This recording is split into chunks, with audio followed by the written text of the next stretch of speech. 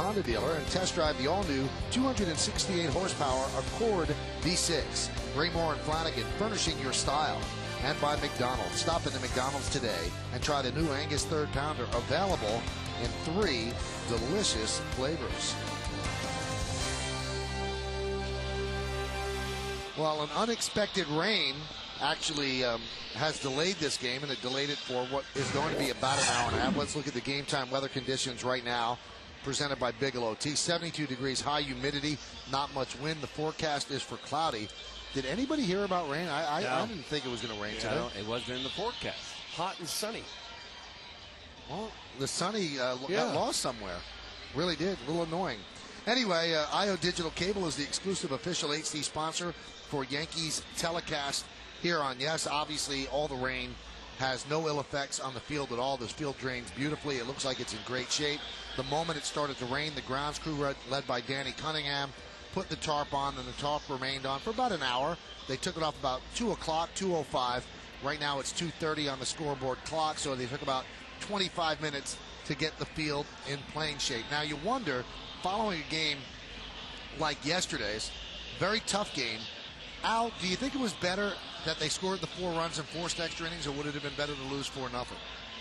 You know, I think anytime you have your players and you kind of lie over and die, and Roy Halladay was pitching fantastic, was lined up for his 10th career shutout, and the Yankees rallied back to tie up, and then as it ended up with Greg Zaun's home run, it probably is more demoralizing when you do fight back and then eventually lose the game than just at 9 innings. But when I say that, even as I'm looking at you, Bobby, you still don't ever want to roll over and die. No, you don't want to do that, and you know, at this time of the year, what wins mean so much to you. I mean, they mean a lot to you in the beginning of the season too. But you got a lead in the American League wild card. You don't give up, and I think that's the real big asset for the Yankees, is that they didn't give up, even though Halladay had owned them the whole game. And all of a sudden, he began to lose a little bit, and the Yankees took advantage of that. And I think that's more of an inspiration for this game today than it is so much a detriment. Well, you see the Yankees have taken the field, and because of the rain delay, we'll get the opportunity to listen to both national anthems here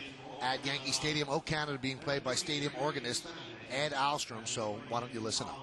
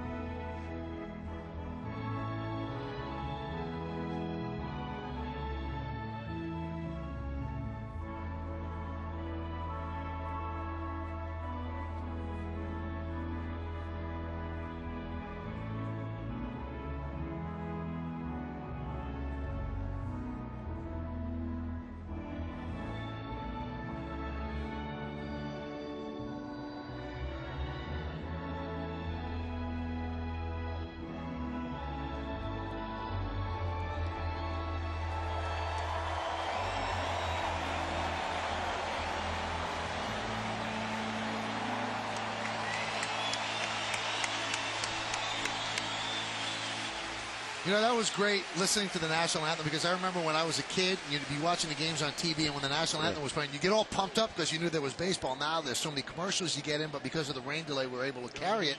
Made me feel like I was a kid again, Bobby. You know, it's a great feeling being at Yankee Stadium, and you don't look like a kid, but as long as you feel like one, that's all right, too. But being here, there's going to be another packed crowd, another sellout crowd, and Yankee baseball at Yankee Stadium, and there's that crowd again. They've had how many sellouts? 47. Wow. Well, the president of Panama, Torrijos Espino, throws the first pitch to Mariano Rivera, one of the more famous residents of Panama, and he bounced it. Rivera couldn't come up with the scoop, but a nice moment here at the stadium. President Martin Torrijos Espino, the president of Panama, and he gets a nice hand here at the stadium. Speaking of being a kid, Phil Hughes is certainly a kid. Let's take a look at the Blue Jays starting lineup that he is going to face, and it is presented by Rico. Reed Johnson's in right field leading off, batting second and playing first base, Matt Stairs. Alex Rios in center field is going to hit third. Batting fourth and DHing Frank Thomas, Aaron Hill, the second baseman, will hit fifth. Batting sixth and playing third base, Russell Adams. Adam Lind in left field will bat seventh. Batting eighth, really slumping. He is 0 for his last 22. The catcher, Curtis Thigpen. Greg's on day game after night game off. Ray Olmedo, the shortstop, will bat ninth. And on the mound is the young right-handed pitcher, 21-year-old Phil Hughes. He'll be making his 12th major league start. You see, 11 starts now with a respectable ERA. He came off his first big league win here at Yankee Stadium against the Orioles. Pitched very well into the sixth inning. Not too bad strikeouts to innings ratio, and the walks are down. Let's take a look at the Land Rover pitching scouter report. 49th. This will be the 49th time the Yankees have had a rookie to start for them this year. Only the Nationals and the O's are for more. Auditioning, well, take a look and see what happens as the season plays out here. But anytime you come into the end of the year and you're a guy that may or may not be a postseason starter, you certainly want a good impression on the coaching staff. And rotation shuffle, well, Ian Kennedy was supposed to pitch today, and then it was Roger, and now here is Phil Hughes, and he is on normal day's rest with the off day. Well, let's take a look at the Yankee defense behind Phil Hughes this afternoon. Matsui will play left field this afternoon. Cabrera in center field, Abreu in right, then Cavich over at first base. What a solid first baseman he is. Cano, Jeter, A-Rod around the horn, and Jorge Posada gets the starting assignment behind home plate. 85 team errors this season by this defense. Let's take a look at the umpires today. Angel Hernandez is behind the plate. He's always good for some sort of altercation. Should be interesting. Darrell Cousins at first, Ted Barrett at second, and Rob Drake is at third. Angel is a good umpire, but he always seems to be in the middle of something that happens, so we'll keep a close eye on that. Jorge Posada will get the start day game after night game. He's been indefatigable so far this year. They run him out there almost every single day. Yankees against the Blue Jays, second game of a 4-game set. Let's do it here at Yankee Stadium. Reed Johnson will dig in. The Blue Jays won 3 in a row from the Red Sox and took the first game of the set last night against the Yankees. And Phil Hughes deals. Pitch is high. The one thing with Phil Hughes, and we've seen it throughout his young major league career, he does have some issues early in the game. Then he settles down and really pitches lights out. So they have to figure out why, and they have to figure out how they can avoid that. What is the why on that, Al? Well, I would say this. Most of the time, especially any big league pitcher, but, you know, for a young guy, you're kind of trying to find your way. And there's definitely nervous anxiety and excitement that comes to a big league start. You have 5 days waiting for it. There you see Ron Guidry, the pitching coach. And then there's a feel effect. What pitches are working? He's got an excellent curveball. He uses his changeup not as often, but a pitch that he uses during the game. There's that big curveball. So it's a matter of getting in the rhythm of things. But once he does, he settles in. There's some numbers right here to substantiate what you're saying, Michael. His first 15 pitches got an almost 11 ERA, 3.45 batting average. And then after 30 pitches, he goes down to 3.65. So it does drop off greatly. And I would say it's mostly because of nerves and trying to get in the strike zone early.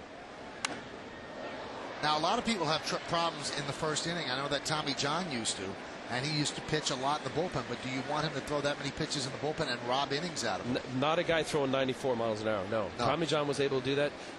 Tom Glavine was another guy who struggled in the first inning, and he also wanted plenty side days, 2 side days in between each start to get a feel for the ball. Check swing. Did he go? Did he go? No, he did not, said Darryl Cousins. The reason Tommy John used to like to throw a little bit more in the bullpen was because Tommy was a dead sinker ball pitcher. And Tommy always felt like that he was too strong when the game started, so he wanted to kind of weaken himself down, throwing more pitches in the bullpen. So when he got out in the first inning, you know, he wasn't as strong. And the sinker ball would sink a little bit better for him. 2-2 to Johnson. Grounded foul. Yankees baseball is broadcast in Spanish. That's right. It's available by hitting the SAP button on your television. SAP is brought to you by Toyota. A smart way to keep moving forward. It's amazing. An hour and a half rain delay and no one went home. I know the tickets are expensive. You don't want to go home, but as usually people do, this place is jammed right now for the start of this game. The 2-2. A slow breaking ball grabbed there by Hughes, and there's one away.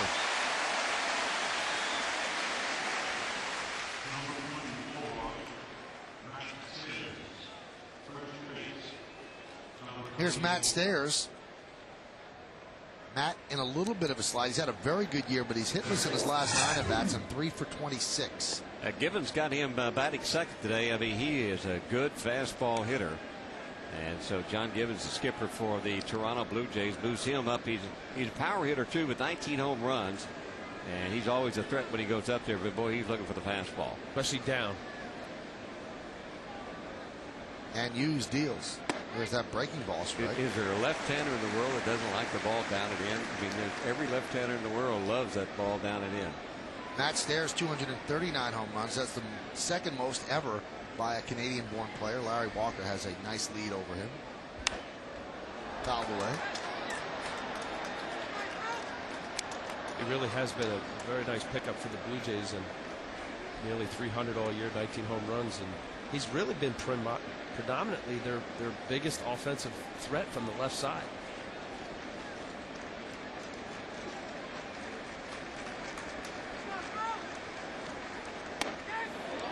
Good crackling fastball, but just missed inside. Good 0-2 pitch.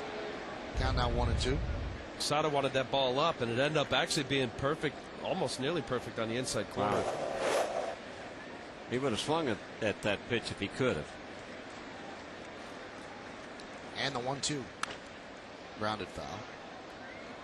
Tougher on a young pitcher, Al, to have a rain delay than a veteran? Maybe, depending upon how Phil Hughes is able to handle his nerves, but there's no doubt about it. You know, as you get a little more veteran status, you feel more comfortable and you can handle getting out of your routine. Some of these young kids now, Phil Hughes, 21 years old, we've seen what Job has done. They have the presence and the makeup of veteran players. They got a look and the demeanor and disposition are very calm. I think it depends on if they threw pitches before the tarp load was put on the field, and then you have to wait, you know, maybe 45 minutes to an hour, and then warm up again. So to be 2 warm-ups that you would be dealing with, I think that would be more of a little bit of a problem than just knowing that you're going to be delayed for a little while. 1-2. Strike 3. Stairs down looking. 2 outs.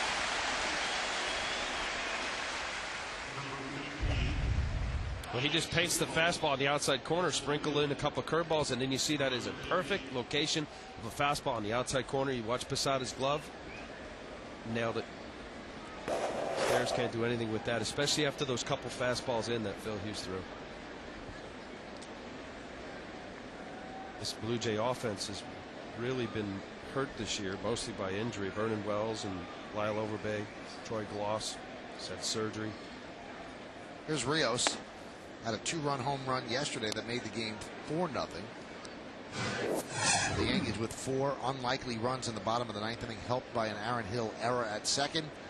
They tied it. It went 14, and then the home run by Greg Zong.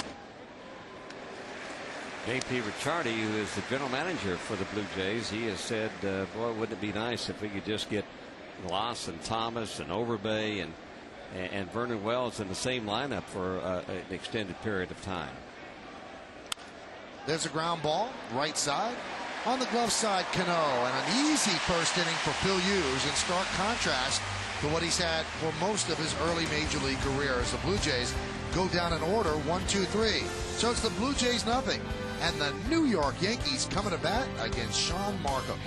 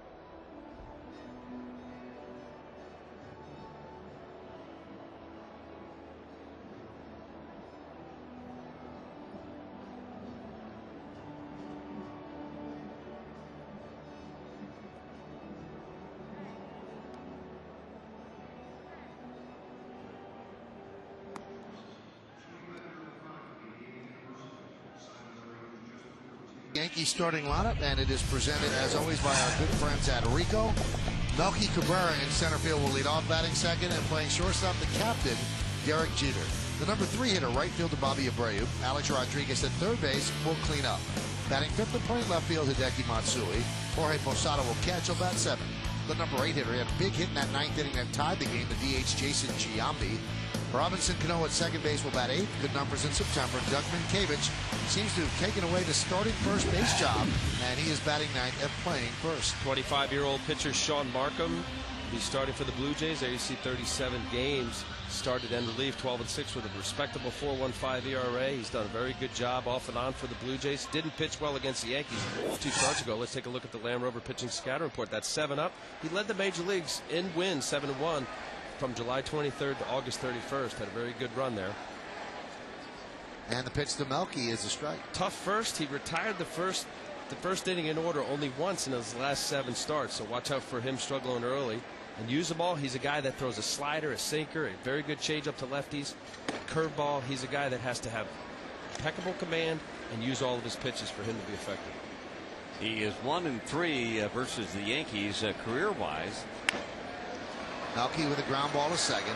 Aaron Hill to Stairs and 1 away. And he's one of those pitchers that is always around the strike zone. So he's not wild, doesn't walk many guys, and he's 0-2 against the Yankees this year. And I think one of the reasons the Yankee ball club gives him a little bit more of a problem is because left-handed hitters. The Yankees have a lot of left-handed hitters. They don't have hitters that try to pull the ball all the time. They hit the all fields. The left-handed hitters I'm talking about.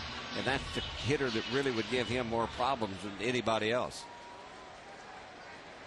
Here's Derek Jeter. He carries an 8-game hitting streak into this game. He had 2 hits yesterday.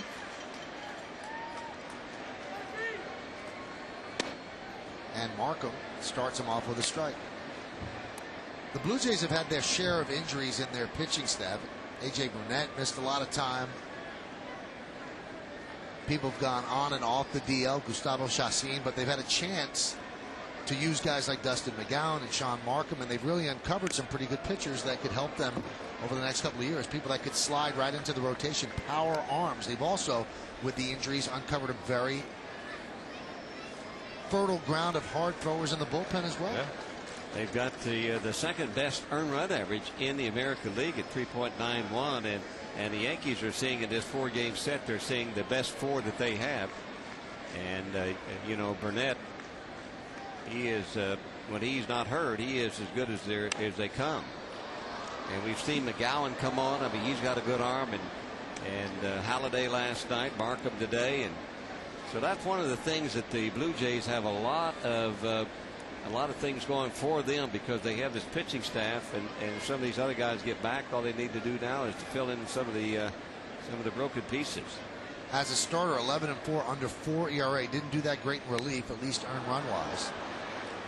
Jeter stays alive with the foul tip. It just shows you what pitching does for teams and helping them. It kind of takes you back to the old Dodger days where it was all about pitching and defense. But the numbers that Bobby just recited there, their bullpen is second in the American League. Their starters are second in the American League in ERA. They've done a nice job. Jesse Litch has been a starter for this team. Brad Orangeburg's done a nice job with this pitching staff. They're not household names, but they're front end of the American League in pitching. Swing and a miss on an off-speed pitch. Jeter down on strikes. 2 outs. That's the reason they could become spoilers down in this final stretch of the season because of this pitching staff. We're going to take a look at this breaking ball, and a good one as Derek swings over the top of that one. And then conversely, their offense, because of injuries, and really Vernon Wells has been their MVP candidate kind of player, and he's going to have shoulder surgery, but they're 12th in the league in batting average, 11th in runs, 13th in stolen bases, 12th in on-base percentage. So they just haven't done it offensively, and here they are at 78 and 75. So you can do it with pitching. There's a strike to Bobby Abreu.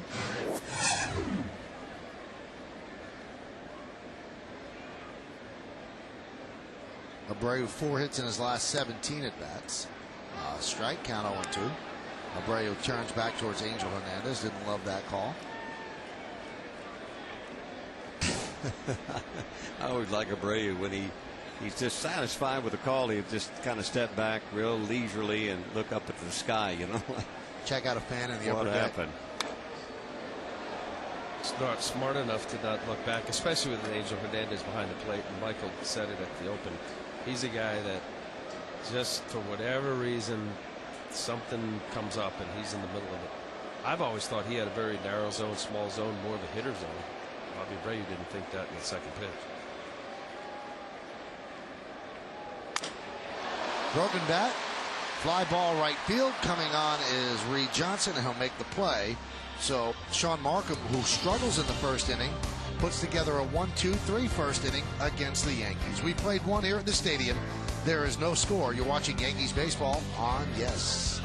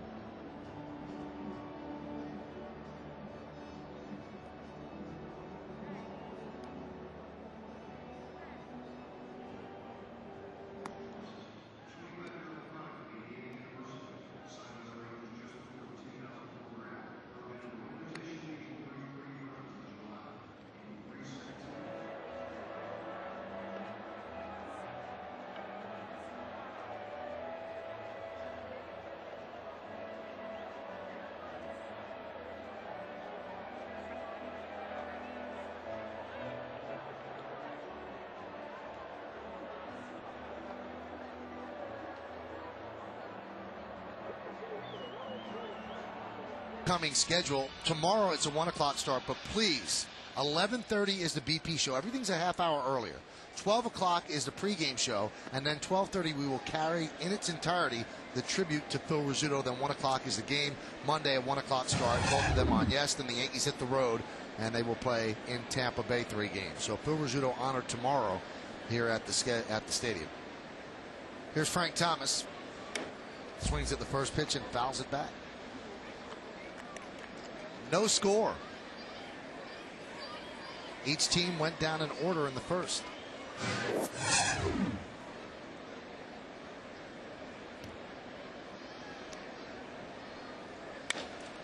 Ground ball up the middle, a base hit for Frank Thomas.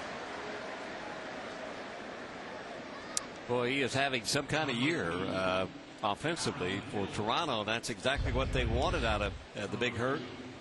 So singled here, but he's added the long ball and he's driven in 91 runs for them already this year. So signed him to a 2-year contract. The designated hitter is got an option year on the 3rd year if he has enough plate appearances the year before that. So all he needs is 1,000 over the first 2 years, and then that kicks in automatically, a guaranteed $10 million. Yeah.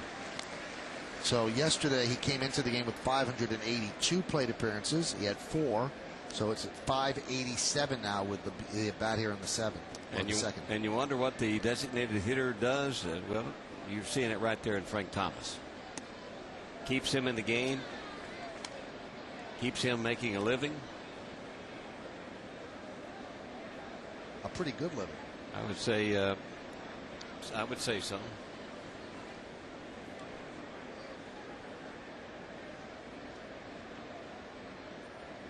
You know, speaking of possible designated hitters, it was announced yesterday by the San Francisco Giants that Barry Bonds is not going to come back. They want to start and be younger and free up that money to do something else. And Barry's skills have somewhat eroded out in left field. He seems to be a perfect DH. He can still hit. You look at his numbers, he's had a pretty good season, an extraordinarily high on-base percentage, and you wonder what team's going to take a chance on Bonds. Yeah. It comes with a package. There's no question about that. But look at those numbers. He says he still wants to play. Yeah. Well, he wants 3,000 hits. I think he's 70 some odd hits short. Which is the reason why I like the DH. Not for the American League rules and offensive minded game it is, because I do like the National League better, but I think it's good for the fans to be able to still see the great players down their latter years, whether it was a Paul Molitor or Dave Winfield or Cal Ripken, and so on. It will be an interesting decision by a team, because although Bonds can obviously still hit, as Bobby just said, there's baggage there. Lots of baggage. Do you want the baggage to go along with the 470 on base percentage and maybe 28 to 30 home runs? You don't know. It's going to be interesting to see which team bites. It depends on what you want in your clubhouse and all the distraction that goes along with it, with the controversies, and also the fact that Barry has been hurt a lot this year, and he's not a young guy. He's over 40 years of age, and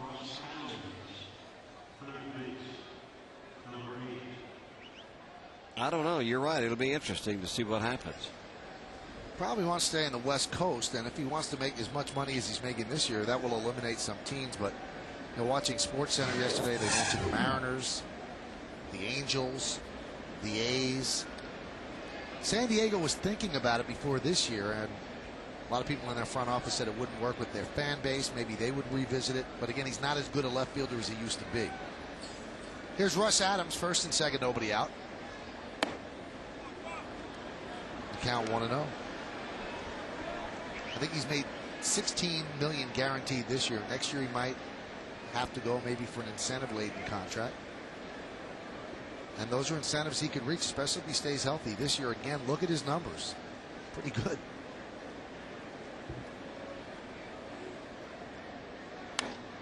And what makes the numbers even more impressive, good catch by a fan in the stands, he really doesn't have anybody batting around him. Yeah. I mean, it's easy to pitch around him. Yeah, you're going to have protection for him, and like you were saying, I think the possibilities for Barry Bonds signing with the ball club is pretty limited. There's just not too many teams around that can really afford to pay him that kind of money. Russ Adams with a high fly ball to right field. Bobby Abreu there. Tagging is Frank Thomas. He'll go to third.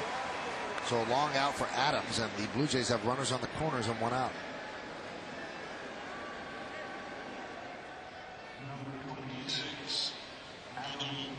So first real jam for Phil Hughes early in the game. And here's Adam Lynn.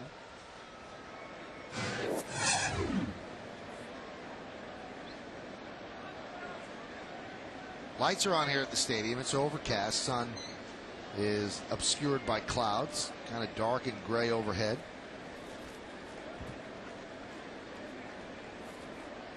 Start of the game held up by about an hour and 30 minutes.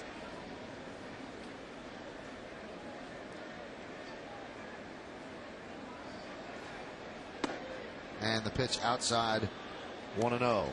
Today's closed captioning is brought to you by your New York, New Jersey, and Connecticut Lexus dealers.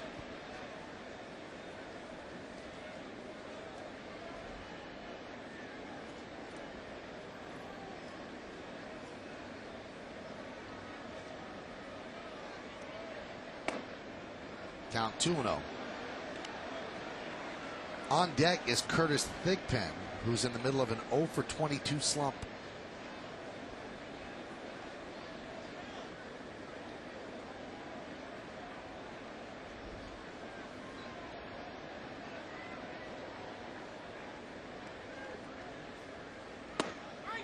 There's a strike. Cubs leading Pittsburgh in the 7th, 7-3.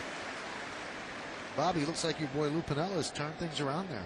Well, he certainly hopes so. I actually had a chance to talk to Lou when I was down in Houston for treatment down there. They were playing the Astros. And a chance to speak with him, and he's pretty confident right now.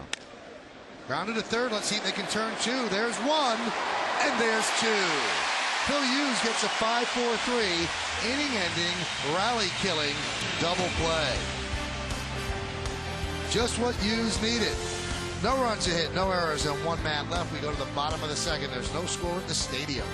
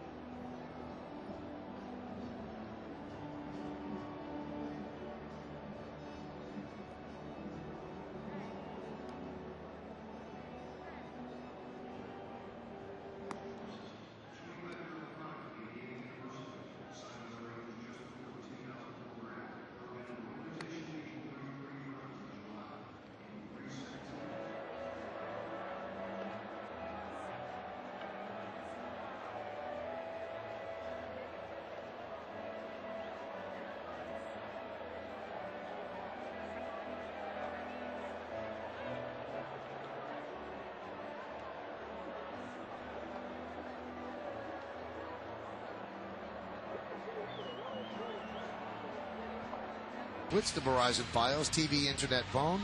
Dustin McGowan will go for the Blue Jays. A good season, good ERA. Mike Messina, 2 very good starts for Mike. 10-10 with a 5.01. Batting practice show starts at 11:30. Please put that in your mind. 12 o'clock is the pregame. 12:30 the Phil Rizzuto ceremony here at the stadium. And then right around 1:07 will be game time. Here's Alex Rodriguez.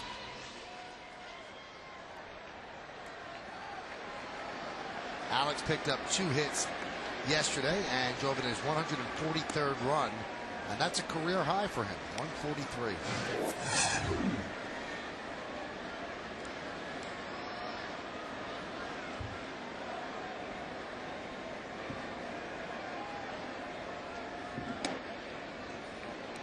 The count 2-0.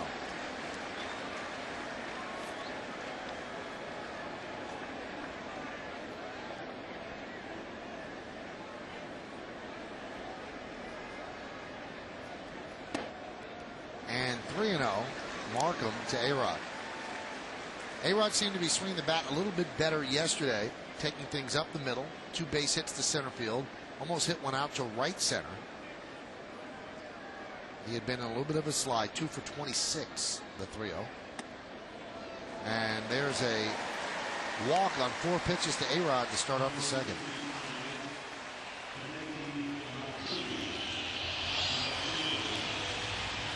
Something unusual for Markham because he normally doesn't walk too many hitters, but of course with Alex Rodriguez and the numbers that he has put up this year and the home run power that he has, he wanted to pitch him very carefully. And it'll be tough for Alex now, even though Matsui is sitting behind him. Matsui is not swinging the bat that well at this particular juncture, but to be patient from Alex and not swinging a lot of bad pitches just because they're trying to make perfect pitches on you all the time.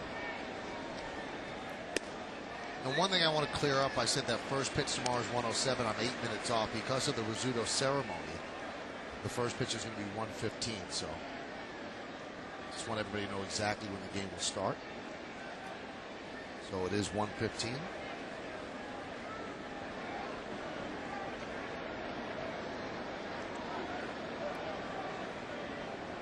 The 1-0.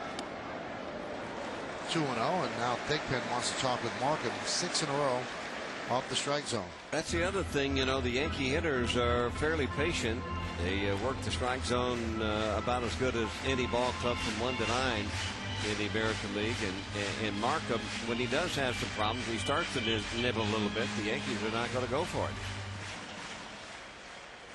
Well, Markham has done well against A-Rod, 188, 3 for 16, and also Matsui's 077 for 1 for 13. Not a huge body of work with 13 at bats, but still feels comfortable facing these guys. couldn't get the question out in time, Bobby, but the guy throws 6 straight balls. Catcher goes out. Are you sitting there waiting for a fastball? 2-0, I am. Yeah. You bet. You bet. And so is Matsui. He just was a little bit too quick on that. That ball would have been out of here easily. Yeah, 2-0. I mean, that's a hitter's count anyway. Markham got it. He elevated it a little bit inside, and that quick at the bat and just pulled it foul. He had a good swing. I used to think the same thing from hitters when a pitching coach would come out struggling with your control. Hitters knew you could throw a fastball. Now, because of that, just the flip side of philosophy, if you've thrown all those balls in a row, Al, 2-0, are you not going to throw the fastball because you know the guy's sitting on it? It depends on who the batter is and where I was in my career. When my velocity lessened into the upper 80 number, yeah, pitching coach, I was very mindful of thinking all I have to do is throw a little breaking ball or something off speed for a strike. A false start by A-Rod. A bluff at first, and the count now 3-2. And then there's certain hitters that will still be very selective and choosy and take their pitch and not be as aggressive. I never did like that from a hitter standpoint, what A-Rod did there, you know, with all that faking stuff over there, because I thought it was a distraction for the hitter at home plate, because peripherally he could see you out of his right eye. And sometimes if they think that you're going, it's just that one millisecond of a distraction that bothers you and you can't swing at the pitch the right way. With less than 2 strikes. Yeah, it was a 3-1 count. Yeah. It was 3-1 pitch. And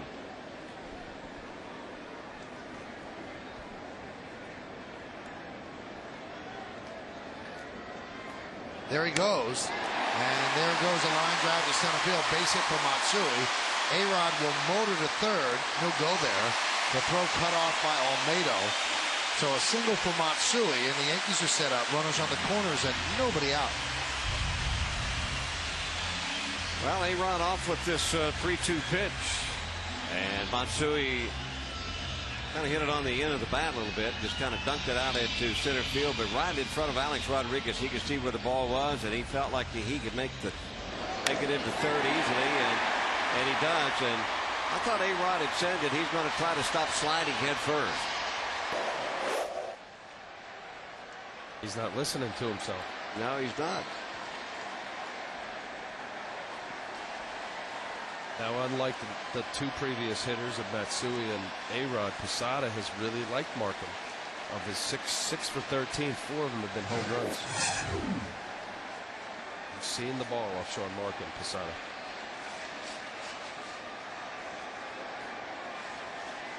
Posada 11 hits in his last 33 at bats. Off speed pitch is upstairs 1-0.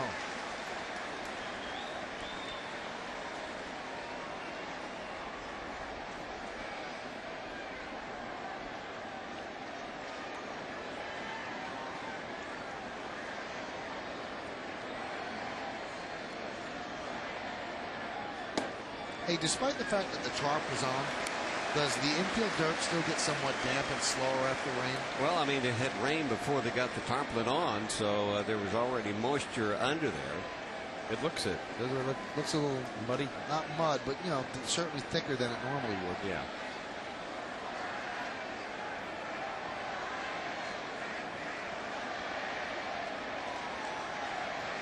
(2-0).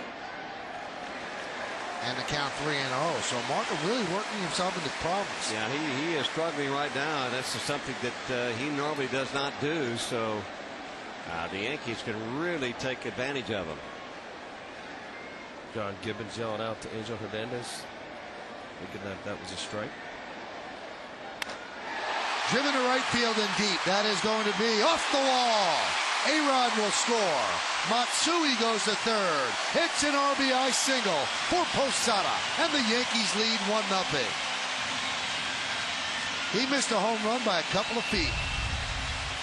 You got the hottest hitter of this Yankee lineup right now, Jorge Posada. He gets the chance to swing 3-0. A lot of guys don't like to swing 3-0 because they feel like that if they don't succeed on a 3-0 pitch and they make an out, that they failed, and they don't want to fail. So a lot of guys just go ahead and take the 3-0 pitch.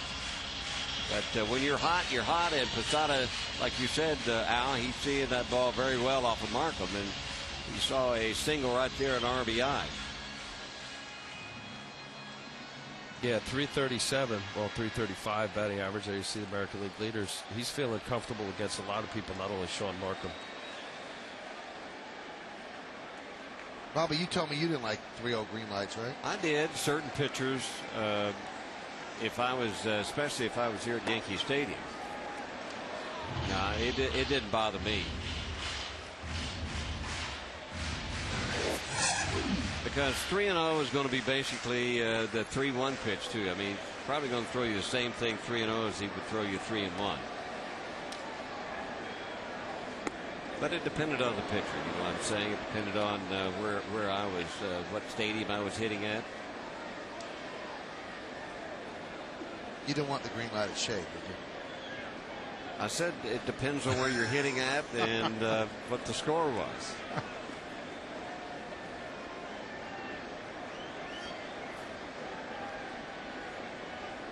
Swing and a miss. Giambi upset with himself because he chased a pitch out of the zone. And that's usually not his way. One down.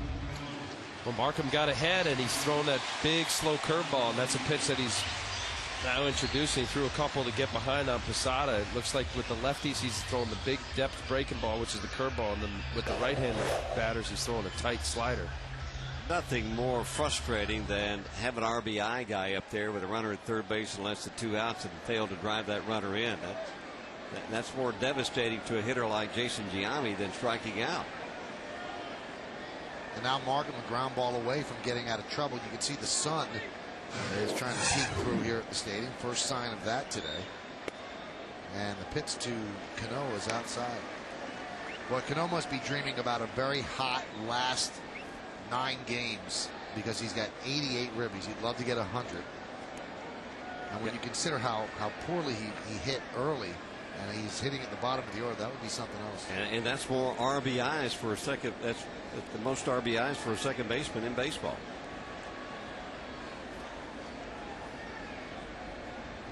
Everybody you talk to in baseball says this guy's a 3-hit. Oh, we haven't even seen the potential that the numbers that this Robbie Cano is going to put up. Gavin Long works with these guys on a daily basis, and Robbie is he is surrounded by a lot of veterans that are great hitters, and they're teaching him, and they don't allow him to get lackadaisical. Now the 88, the most in the American League. Only Chase Utley has more, and he's a pretty good player too. Yeah, Chase Utley's got some swing. Boy, if I was modeling the swing from the left side, Chase Utley would be the guy that I would model. And he missed about a month, and he's still, I think he's got about 100 ribbies. Well, for as much as everybody says about Cano being a 30 home run guy, when he does get in trouble, for me, it looks like that's what he's trying to do. His best swing is that over the shortstop, left center to right center. I think he's got a chance to hit 30 home runs, but he's tapped slowly to Markham. He's going to come home. They have Matsui in a rundown, and a bad rundown because they let him go back and let the runners move up. Big Pen messed that rundown up. He has to run Matsui over to third. And you know what? The runners did move up. I looked up. I thought that Posada was at third, so Matsui got in a rundown all for naught. Posada should have been at third. I mean, Matsui did exactly what he was supposed to do, is stay in this rundown long enough. And Jorge Posada just decided to stop that. Now, that's when he should have been going to third base right there. So Matsui did what he was supposed to do, go on contact and get the rundown if that's what you have to do to allow the runners to move up. Great hustle by the left fielder Adam Lynn. He was the next guy in the rundown. He had run all the way out or in from deep left and was actually part of that rundown if they had to go back to third base. So it's 1-2-5-1, I believe, is the scoring. 2 outs, and here's Minkiewicz, a little bit low.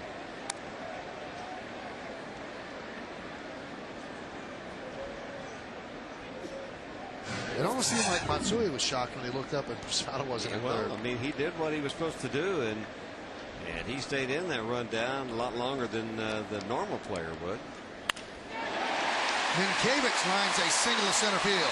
Here comes Posada. He'll stop right there. Rios has a good arm. Throws it into home plate on one hop. Rios with 11 assists, and normally Rios is playing right field. Vernon Wells is out at center field, but since Vernon Wells is on the disabled list now, Rios is the guy that they're playing at center. So if you're playing right field, that means you got a pretty good arm, and we see what that good arm is. 11 assists by Rios, and don't think Larry Boa doesn't know that. Now, if Posada had done what he was supposed to do on that rundown, that would have been another RBI and another run for the Yankees.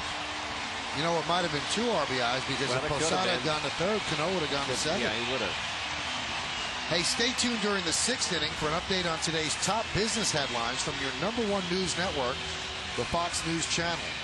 So Arnsberg goes out and talks with Markham because he is teetering now on letting this game get blown open. You know, those are just little things, and but they're big things. You know what I'm saying? Just little things in a game. Well, why didn't he go to third base? But you're right. I mean, if he got men on second and third, that's 2 runs for the Yankees. So they're leading 3-0. And if he gets Cabrera out right here with 2 outs, he can get out of this jam with only 1 run. That would be a heck of a deal for Markham.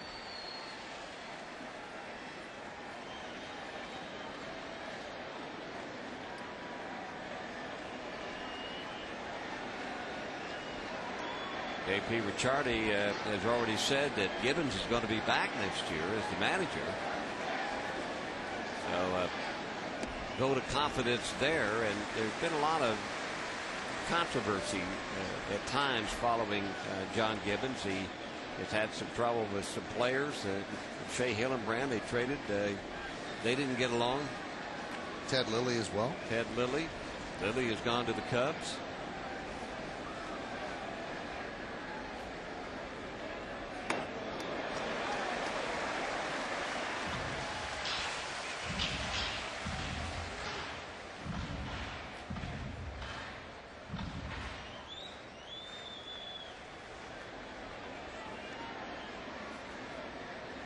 To Cabrera.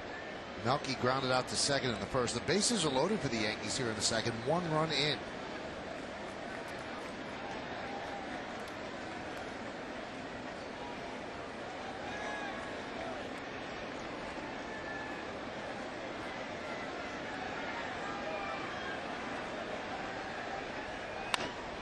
Grounded to first. Fielded there by Stairs. He flips to Markham. All things considered, the Blue Jays right-hander gets out of it with a minimum of damage.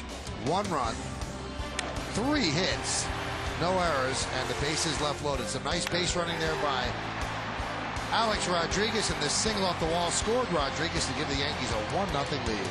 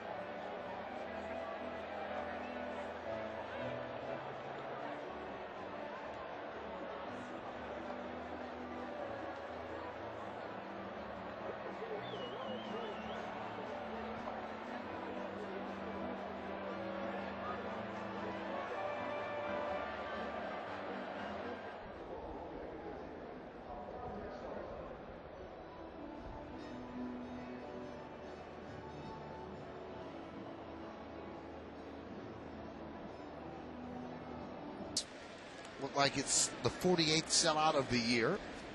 A 1-0 lead for the Yankees, and Curtis Thigpen digs in against Phil Hughes, and there's a strike, so the third inning is underway. Thigpen is hitless in his last 22 at-bats.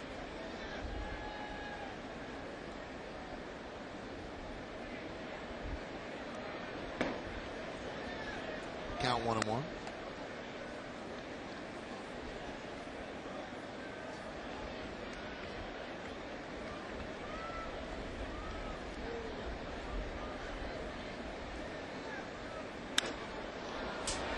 Fly ball right field. Abreu retreats. 1 out.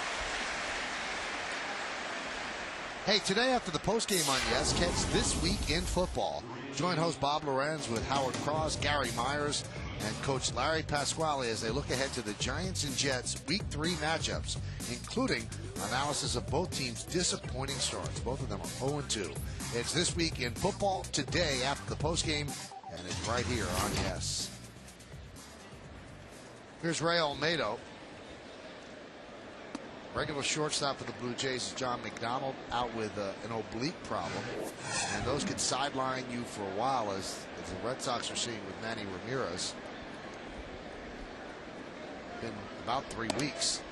And there's a strike. And I think this is, one of the things that J.P. Ricciardi and the Jays organization is looking at is to try to strengthen themselves up the middle. They got Vernon Wells in center field, but I think they need to, they need to look for another catcher. Greg Zahn is up in years behind the plate. He's a switch hitter. I mean, he's a veteran guy. He's a good player, but I don't think he's an everyday catcher. You got McDonald at shortstop, and even though he's hurt right now, I mean, he was a utility infield. And Aaron Hill is solid over at second base, and so to build that strength that they talk about when you have a good ball club up the middle, I think maybe they need to take a look at some things about shoring some of those positions up too. 1-2. Little humpback line drive caught by A-Rod. 2 outs. Well, especially Bobby, if you're looking at the middle diamond for defense, and a lot of general managers will be more concerned about catcher, second, shortstop, center field for defense. You're right about that. Aaron Hill, very good offensively. He's on the verge of breaking all the Blue Jay records at second base with home run and doubles to beat out Roberto Alomar. They like John McDonald's glove at short, but if they're not going to get enough offense, and they've showed this year that they're at the bottom of it, they're going to need some offense. They really do love McDonald's glove, and talking to Brian Butterfield, the third base coach who works with the infielders, he really thinks that John McDonald is the Gold Glove winner in the American League this year. He said probably won't win it. He doesn't hit enough, but he can pick it with anybody. And Derek Jeter is the 3-time reigning Gold Glove winner at shortstop. So if that's the approach of defensive minded, you're going to have to get an awful lot more offense out of your corners, first and third and left and right.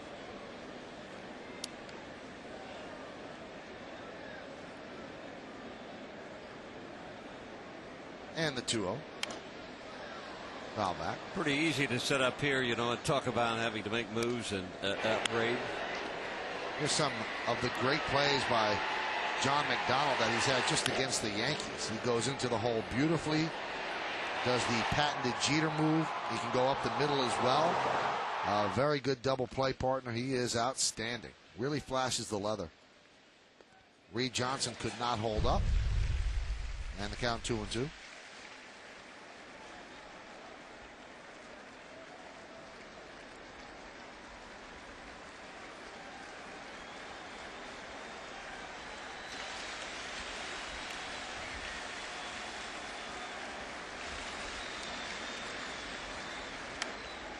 Popped up. Cano and Minkiewicz. And the ball drops when Minkiewicz falls down. And Reed Johnson goes to second. And Cano finally picks up the baseball. He tripped over Cano's foot. That's what happened. Cano got too close to him there, right behind him. And I'm almost positive that Minkiewicz stepped on Cano's foot and fell down. Right there. Well, from the looks of that, normally you see at least that. Well, I see Minkiewicz saying, I got it. Oh, he bumped it. And they're going to give an error to Robinson Cano. Minkiewicz is saying, I got it. Obviously, Robbie didn't hear it. The ball actually went off the stomach of Robbie Cano. That's how close it came to him. 13th error for Cano. And Stairs right back to Hughes. So no harm, no foul with the E4 as Hughes picks up his teammate. No runs, no hits, one error, and one man left. We go to the bottom of the third. It's 1-0 Yankees on yes.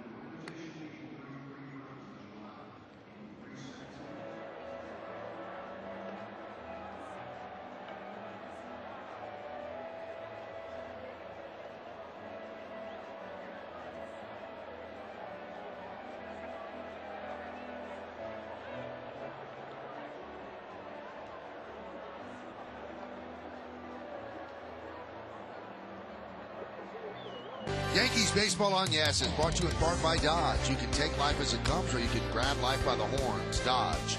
IO Digital Cable, the leader in HD, and HD is free with IO. And by StubHub, where fans buy and sell tickets. We go to the bottom of the third inning here at the stadium. Yankees lead 1-0. Derek Jeter will lead off against Sean Markham. Jeter struck out in the first inning. Pitches inside. He has an 8-game hitting streak, and 5 of those games have been multi-hit games, and during the streak, 14 for 38. He also has 56 multi-hit games this year, and that's in the top 10 in the American League. Grounded to third, but a foul ball. Bob Shepard is not here again today. The PA announcer, legendary PA announcer for the Yankees, been missing in action because of laryngitis. I had a chance to talk to him before today's ball game and find out how he was feeling. He's feeling pretty good. He's still bothered by a little bit of laryngitis and going to see a doctor, and he's hoping he'll be back pretty soon. So get well, Bob. We need you here. Yeah, the stadium, no offense to Jim Hall, who fills in, but the stadium doesn't sound right without Bob Shepard. You know, I was thinking the other day, once we abandoned this stadium after 2008 and moved over to the new stadium, if you walked into this stadium and nobody here, I think you could just hear Bob Shepard's voice echoing all through this Yankee Stadium area. He's just so much a part of this. Yes. Well, Reggie Jackson, when he was playing for the Angels, had quite a surprise. It was and he's in his 57th season, Shepard is. And Reggie was with the Angels, and the Angels were playing in Boston. And Bob was in Boston for some reason or other. I asked him to secretly announce Reggie on the loudspeaker. So Reggie, number 44, Reggie Jackson. And Reggie stepped out of the box and turned around and looked up and couldn't believe it. But Shepard had come to Boston to do that. There's a base hit for Jeter, so a 9-game hitting streak.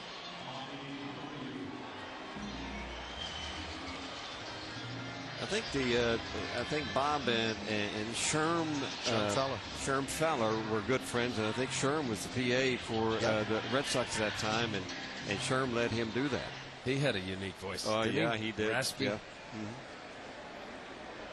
And an incredibly different cadence, because he used to sit in it. I mean, he and Bob Shepard could not be less alike, because Sherm would sit in the booth without a shirt on. If it was a hot day, you couldn't picture Bob Shepard doing that. No.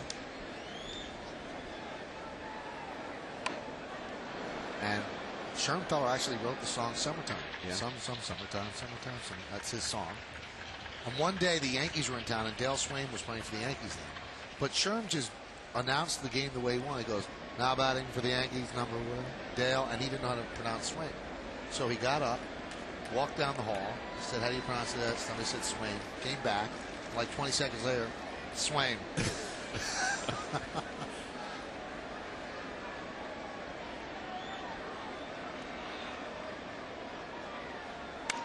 That one is driven out to left field. Adam Lind is there, and he'll put it away. Abreu gave it a good ride the other way for the first out of the inning. Jeter jogs back. Well, we were talking about off of Markham, you know, he's the kind of guy that's got that power sinker from the left side. You got to think about hitting him the opposite way and using the whole field on Markham.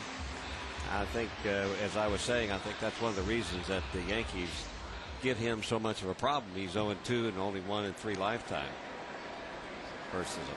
And what Markham is doing to the lefties especially, and I saw it with Halladay last night, they like to throw the Blue Jay pitchers a backdoor slider or a backdoor breaking ball. Basically, it's a give-up pitch on the left-handers, and that even more so to stay on the ball and go to left field if you're left-handed. Big healthy cut by A-Rod, count 0-1.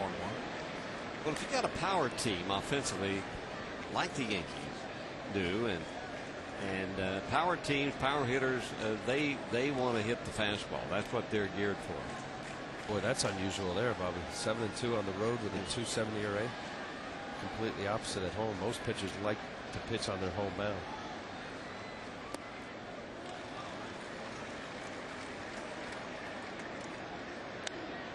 And that mound in Toronto, I've never seen a mound more lovingly cared for than that. It's almost an obsession. It's almost a little unnerving. I mean, that guy takes hours to work on that mound. Yeah, beautiful. To watch him do what he does. It's a man who takes pride in his craft. Was he there when you were there, Al? Yes.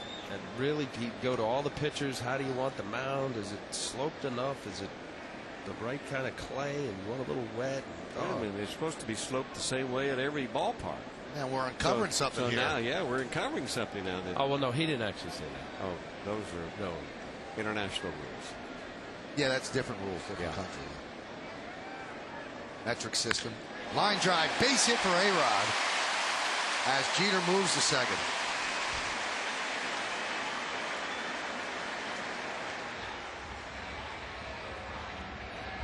Well, Alex finally got one of those sliders. He hung a couple sliders. The first pitch was even better than that, but you see Alex's head down. That ball spins middle of the plate. And for Sean Markham and the Blue Jays, they're lucky that Alex didn't hit that in the seat. That ball was down the middle.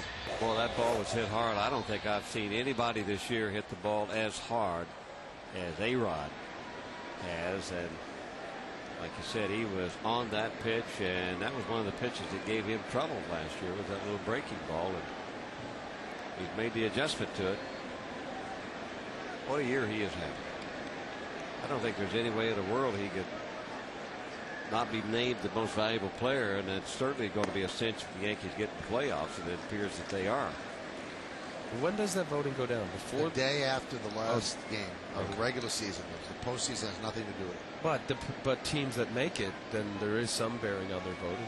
It's if the vote is when it's official, who's in. Yeah, but I mean, he won the most valuable player award in 2003. Texas Rangers finished last. So I mean, if it's close between two people, and I guess the team that gets into the postseason, but what you do in the postseason has no bearing on the award. And I never understood that. Why do you penalize a player because he happens to have a poor team around him and he could be the best player in the league? You know what? I think it's just the wording. I think if it was the most outstanding player or the best player, people would look at the award differently. Matsui with a fly ball to center. Rios is there for the second out. I think people debate what valuable is. Well, how could you be valuable if you're on a last place team? If you weren't on that team, they'd still be last place. That's the argument. Andre Dawson won it on a last place Cubs team. A-Rod won it on a last place Texas Ranger team.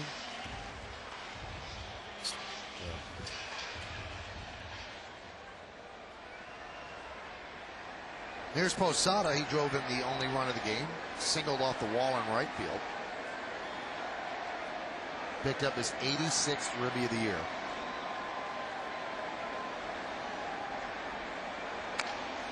Tap back to the mound slowly. Markham fields and throws, and they get him. So they waste 2 base hits.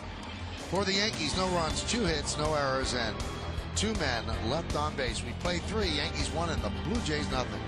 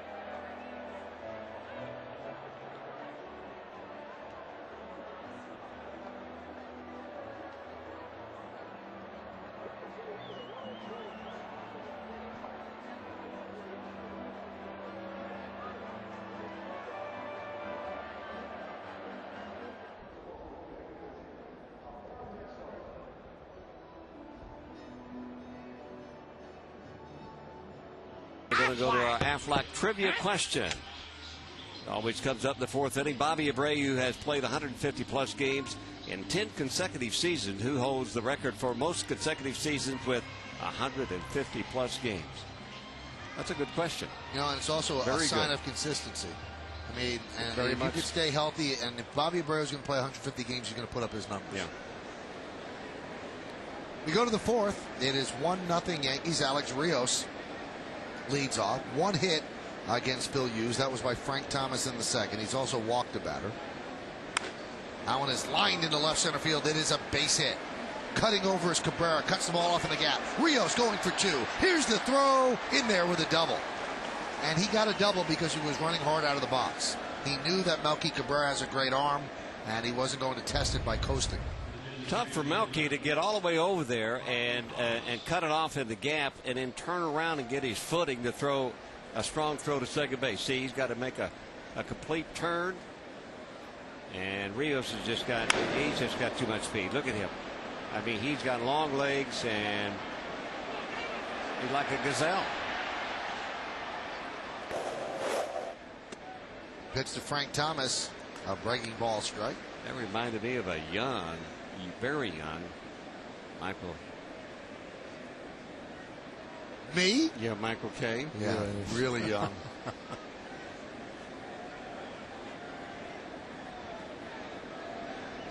The 0-1. There's a strike. You used to run like that, right, Mark? You could fly. I was little short steps. It's about how you get there. Yeah, I was quick for 60 yards, but after 60 yards, if there was dust on the track, I'd choke to death. They'd come flying by me like you couldn't believe.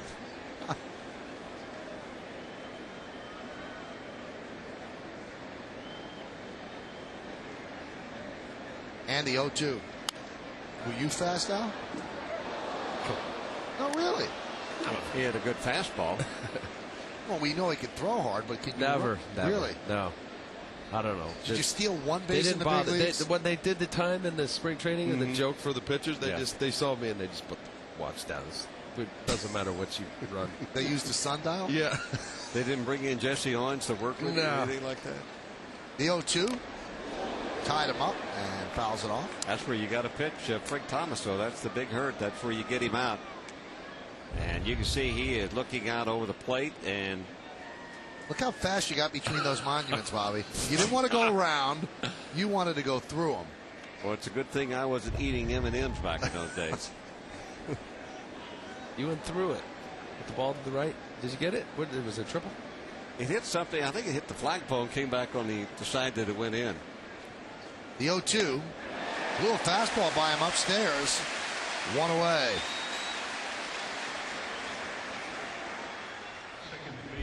Well, after a curveball and a fastball away, and that good fastball that was up and in, that ball is up in the zone, and that previous pitch was an area where Frank Thomas historically wasn't able to get to it. As that ball rode it high through the zone, you saw it take off. That's an explosive fastball that Phil Hughes shows. Here's Aaron Hill. He walked in the second inning. Runner at second base with one out. Yankees lead 1-0. And the pitch. Pitch is high, 1-0. Hill is their hottest hitter right now. He's working a 7-game hitting streak into this game. Got 2 or 3 hits last night. But you can just see by the way hitters take a ball. He stood right there. He saw that ball all the way.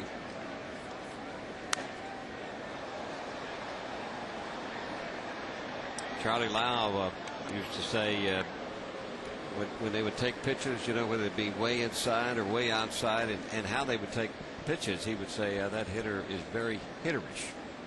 It was a late Charlie Lau term.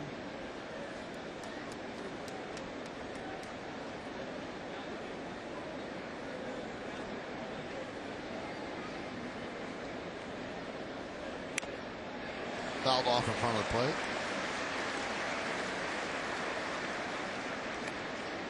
Not bad. They have the bullpen up. The left-handed Brian Talent. Markham doesn't look like he's coming out of the game. He will if he keeps chewing on that finger right there. I always see those pitchers chewing on their pitching hand, you know, the first finger, the second finger, and thinking, man, oh man, you're going to pull that skin off of there. Next thing you know, you're going to have a blister or a sore spot. They're biting the nail, Bob. Is that what they're biting? I think so.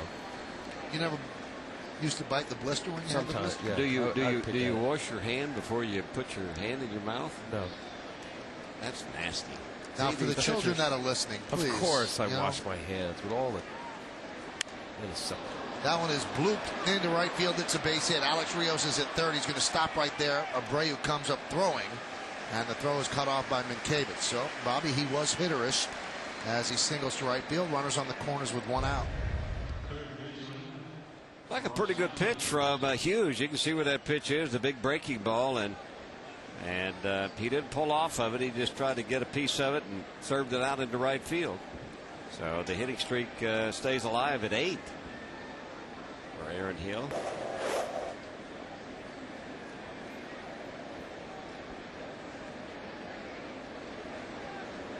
Here's Russ Adams. He has a 3-game hitting streak.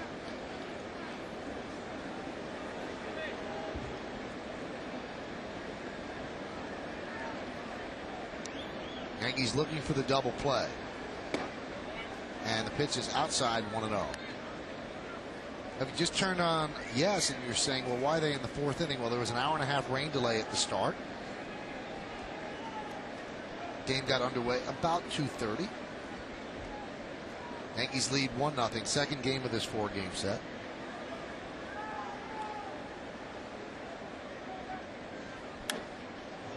Right in on the hands, count 1-1.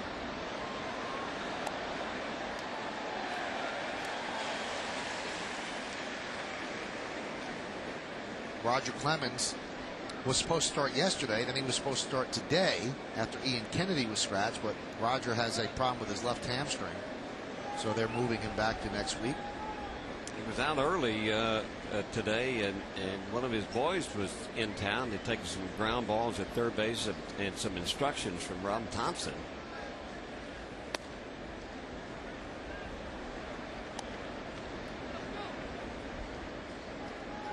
So the count now 2-1 on Adams.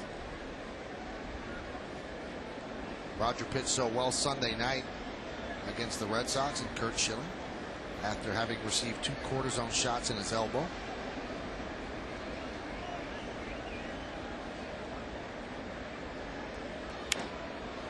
That one is blooped into short left. Jeter is there, so Rios cannot score.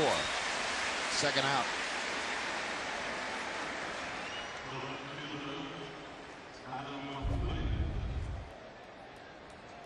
Off the end of the bat, and a big out for Phil Hughes. Good pitch moving away from the left-handed hitter, and hits it off the end of the bat and doesn't drive that run in.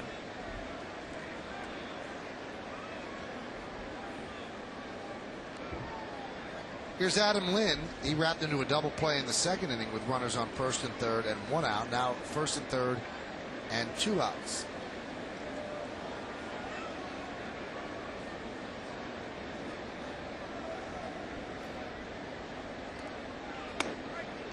Pitches inside.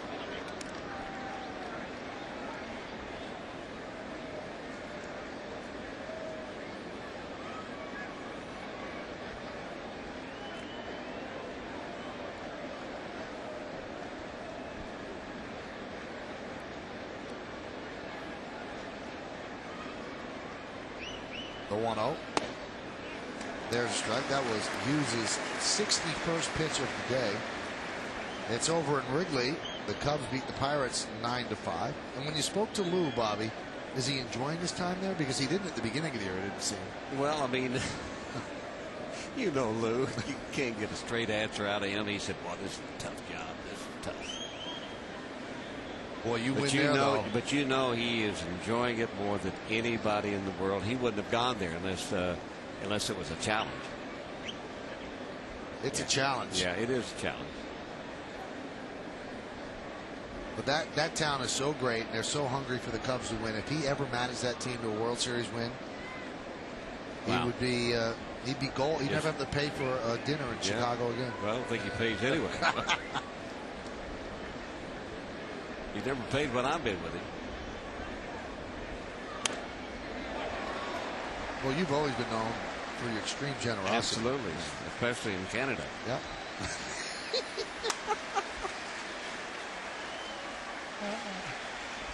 What do you mean?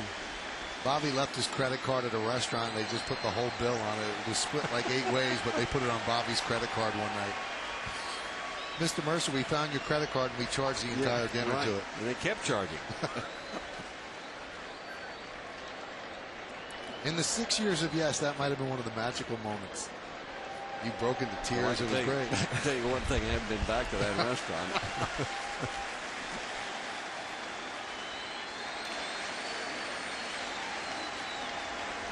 1-2. Well, at that restaurant, Al, Bobby's last words were, just give me the check. I'm never coming back here again. He's a man of his word. So they were upset with Bobby, or Bobby was upset with that. I think it worked both ways.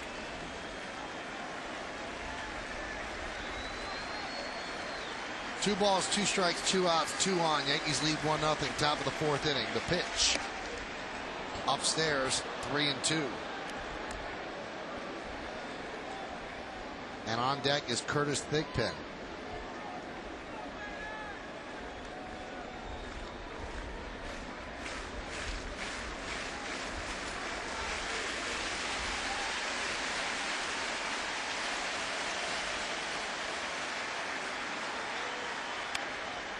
Fights it off, goes the other way. If it's fair, it's trouble. It's fair. It bounces into the seats.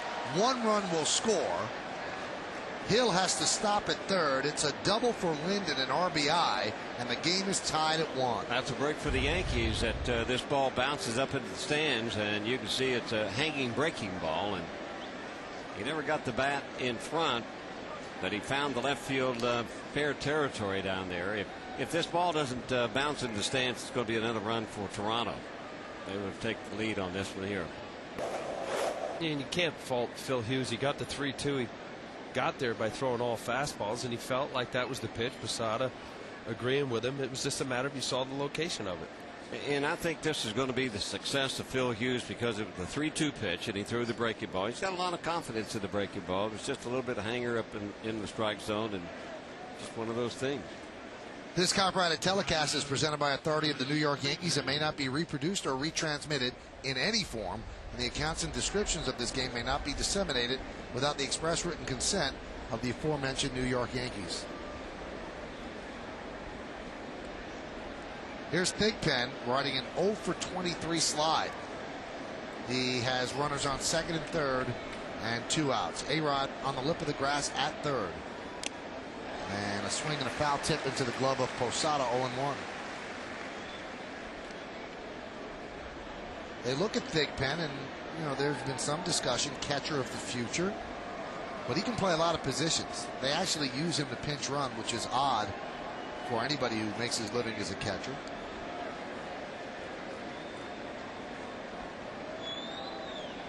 And the 0-1. 0-2. Hughes dialing it up just a little bit with the fastball in a big spot here.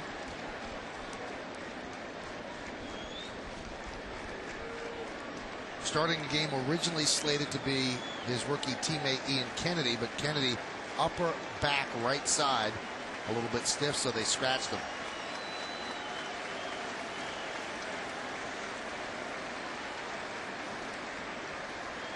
And the 0-2 popped up and out of play. And Posada will go out and talk with Hughes. Joe Girardi was saying the other night, Al, that he would actually limit the trips to the mound. Would you agree? I was listening. Yes and no. I think it's not that prevalent around baseball that you have catchers that are going out all the time. And if it does seem to be an issue, there's people at Central Baseball looking at it. I just don't really think that there's that many catchers that are out there often. We've seen a lot of it lately. I know we have, but if over the body of all Major League games, I don't think it's an issue yet. I think it's appropriate at times, that the catcher or the pitcher go out there and remind that the pitcher and get on the same page, like right now. Well, that was a good visit, Bobby. It's an 0-2 fastball. He threw 2 fastballs by him. Thigpen is obviously showing that he's not getting around, and he's got an opportunity to expand the zone. He throws a 0-2 fastball down the middle. Posada coming out to saying, look, that's obviously not where you want to throw it. Let's go. And then get on to the same page as to what pitch. Just a reminder. Yeah. Man at second, so they're going through multiple sets of signs right now. And as Phil Hughes gets more mature and knows, it's about executing quality pitches. When you're 0-2, even if you get a foul ball or a swing and a miss, you don't want to throw that ball in that location, even with a positive result. And the 1-2 just missed outside with the fastball. 2-2. Munson used to take another look at this pitch here, and that's a good 0-2-1-2 pitch on the corner, seeing if the hitter will fish. You get out there and shake him off a few times, and he'll make one visit with you and tell you, look, you don't want to throw anything, throw whatever you want, I'll catch it. You just make it up, you throw it. That's demoralizing. And he would. I'll catch whatever you throw. Yeah. Well, Kitty used to say that he'd stand in the back, wouldn't even give signs, just throw it. Yeah, that's right. Let's go. Kitty wasn't throwing 95 or plus. That was a scary sign because Kitty got into that quick pitch mode that he was for a few years. The 2-2 fouled away. Thurman Munson watching the Bronx's burning, Bobby. I mean, I was such a fan growing up, but I mean, was he that tough? Was he that great a player? I think so, yeah. I mean, he was one of the great clutch players that I've ever seen in baseball, and Thurman, he had a lot of confidence in himself, and I think one of the biggest assets that Thurman had was being able to handle a pitching staff. I mean, we're making light of what we're talking about there, but he was dead serious, and the pitching staff knew that. He took a lot of pressure off the pitching staff. They believed in him. They trusted him. So whatever he put down, they didn't shake him off. Whatever he put down, whatever location, they felt that was the right thing to do at that time. 2-2. Grounded foul. And if you can take some of that pressure off the pitchers and where they don't have to think a whole lot out there, you know how much better off you're going to be, right? What do you mean? Absolutely. You don't want them to think, right, Bob? Well, take it the way you want to. That's the way I'm taking it. There's the captain. There he is, Tugboat. what we used to call him. He had the one of the. Oh, he wanted that hit. He did. It looked like he leaned into it. Oh, he was tough. But you know what? If you're going to have a collision at home plate, that's the way you ought to do it. That's the way you ought to approach it if you got enough time, because that one is looped into shallow left. That is going to dunk in for a base hit. 2 runs will score. It's a 2-run single for Thigpen. He snaps an 0 for 23, and the Blue Jays lead 3-1. Well, it's a little bit of a hanging breaking ball, and it's right off the end of the bat. And Thigpen's going to break out of it, and it's going to be a big hit because he's going to knock in 2 runs to put the Blue Jays in front. He was 0 for 23 before that hit there. Well, it's not how hard they hit it, but where Adam Lind hit a hanging curveball the opposite way. Hit it very hard. You can't. I mean, those things are just going to happen. That could have been a little bouncer back to the home plate area, or it could have been a miss.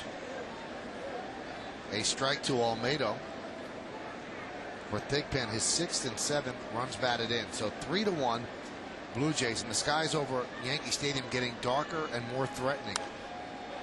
That one's fouled back. And not only is this inning extended by that base hit, and the Yankees 1-0 lead is now a 3-1 deficit, but there are more pitches on the arm.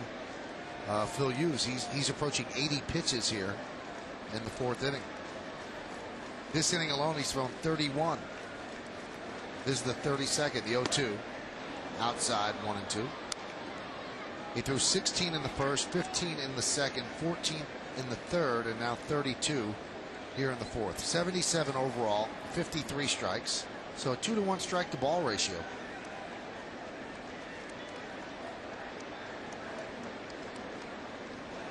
Runner goes. Breaking ball is high. Throw to second is not in time. A stolen base for Thigpen. So he's in scoring position. We told you he's a catcher with speed. This Blue Jay team doesn't run. They're 13th in the American League stolen bases. There's the sharp super shot. Curtis Thigpen, catcher or not, he's a good base runner. Back at stolen base for Thigpen.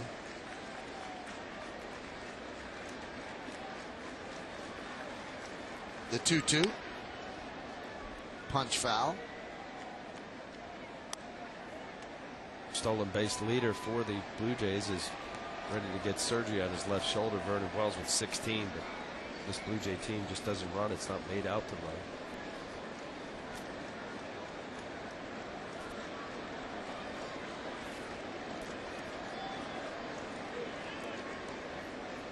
And the 2-2. Grounded to second base. Cano gobbles it up. And that'll do it. 3 runs on 4 hits, no errors, and 1 left. Adam Lind with a base hit to drive in a run. Then Curtis Thigpen boops one into left for 2 ribbies. It's 3-1 Blue Jays to go to the bottom of the 4th.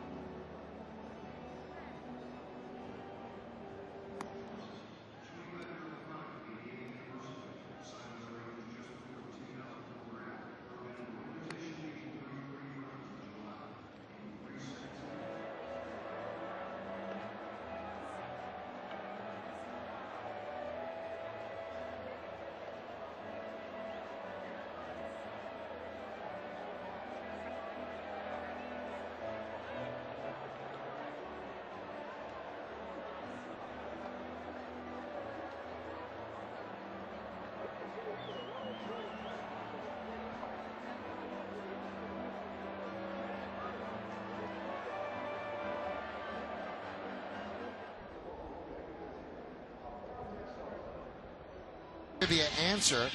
Bobby deemed this a good question. Bobby Abreu has played 150-plus games in 10 consecutive seasons. And the question is, who holds the record for most consecutive seasons with 150-plus games? Maybe Cal Ripken because of the record? Let's see. Willie Mays. Wow. How's it not Ripken? You talked about consistency. But it has to be Ripken. Anyway, the Blue Jays make the call to the bullpen. Brought to you by McDonald's. Stop into McDonald's today and try the new Angus third pounder. You won't believe your mouth. Brian Tallett comes in, and that means Sean Markham cannot get the win. That means starter has to go 5 innings. Probably that Sean Markham may have hurt himself. Well, you know why it's not Cal Ripken? Our brilliant producer Kevin Smolin just told me. Strike year, because it played 112 games. That broke the streak. Strike year, what, 1994? 1994. 94.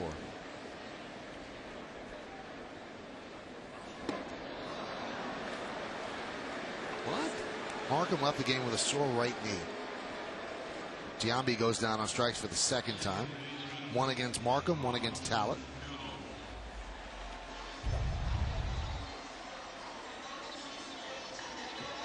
The same pitch, 0-2.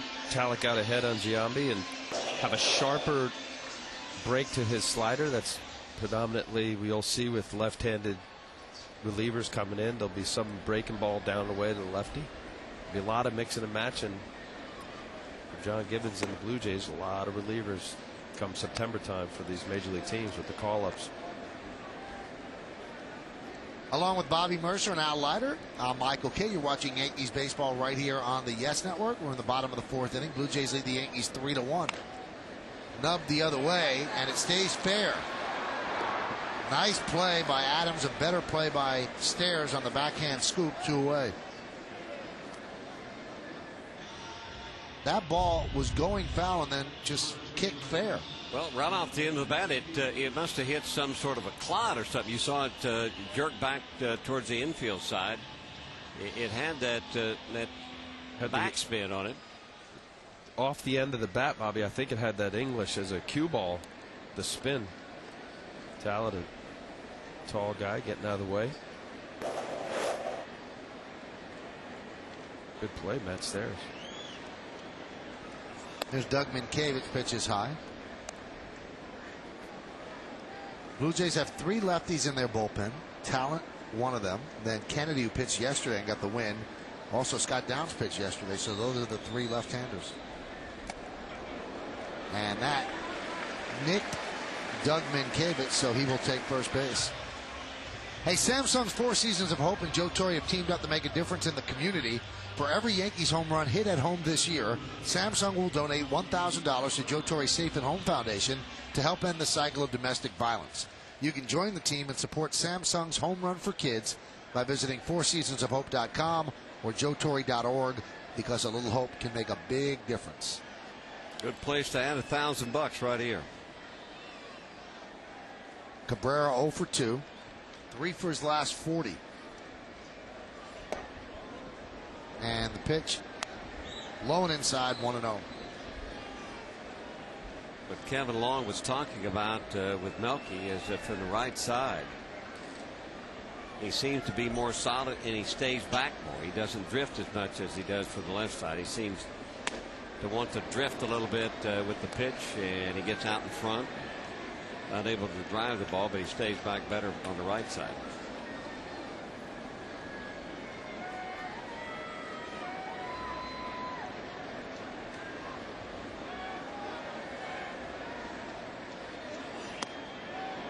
I wonder when you go into a slump as a switch hitter if it's tougher to come out because you've got to work on 2 sides.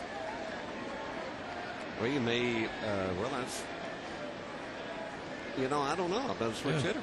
I don't know. That'd be well, you go to your natural side. Good question for Singing. Ouch.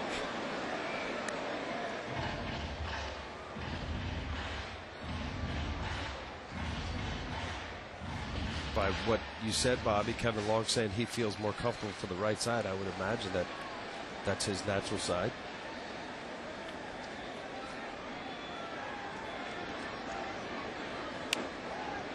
Popped up the other way and out of play. Well, he's a left-handed thrower. So, but you know, Brooks Robinson, he was left-handed, played baseball right-handed. He was left-handed.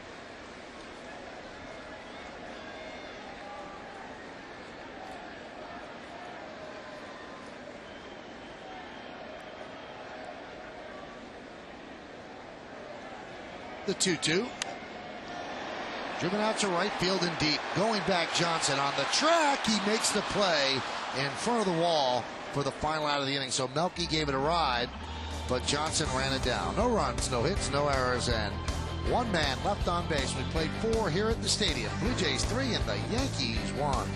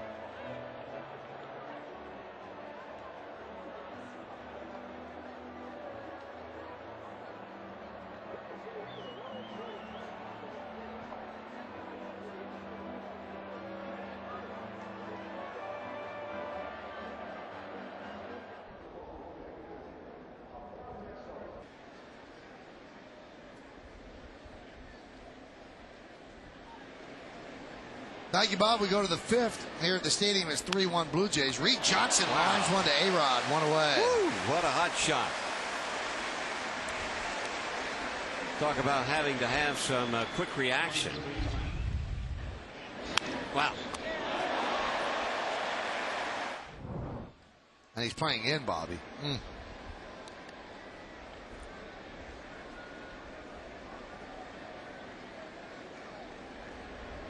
Hot corner.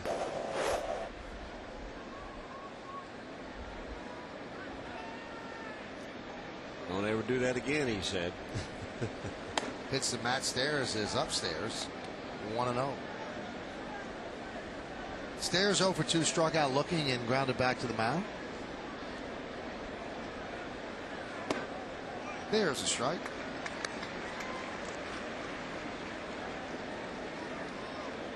Michael, I got something I want to ask you. What, Bob? I know, or I've heard, that you're going to be in a play tonight. Right. Place that Ray Negron's play, the Boy of Steel, which is based on a book that Ray wrote. Right. And you're going to be a part of that play. I didn't know you were theatrical. I didn't know it either. Now, how did you find this out? How did you find this out, Bob? Well, you know, it's all over it's all over New York. Right. I see you looking. Are you the lead? No, I'm not the lead. You're not the lead. No, are you the Boy of Steel? I actually play the role of a doctor. Well, that's scary. Yeah. I have a lab coat. I have 3 lines which I have not yet remembered. The play starts at 8 o'clock, so I'm hoping for a very long second rain delay. Well, in between innings, you can practice with me if you want. Okay, you could read the lines. Matt Stairs boots one to left field. Coming on is Matsui. He cannot make the play. So Stairs with a bloop single.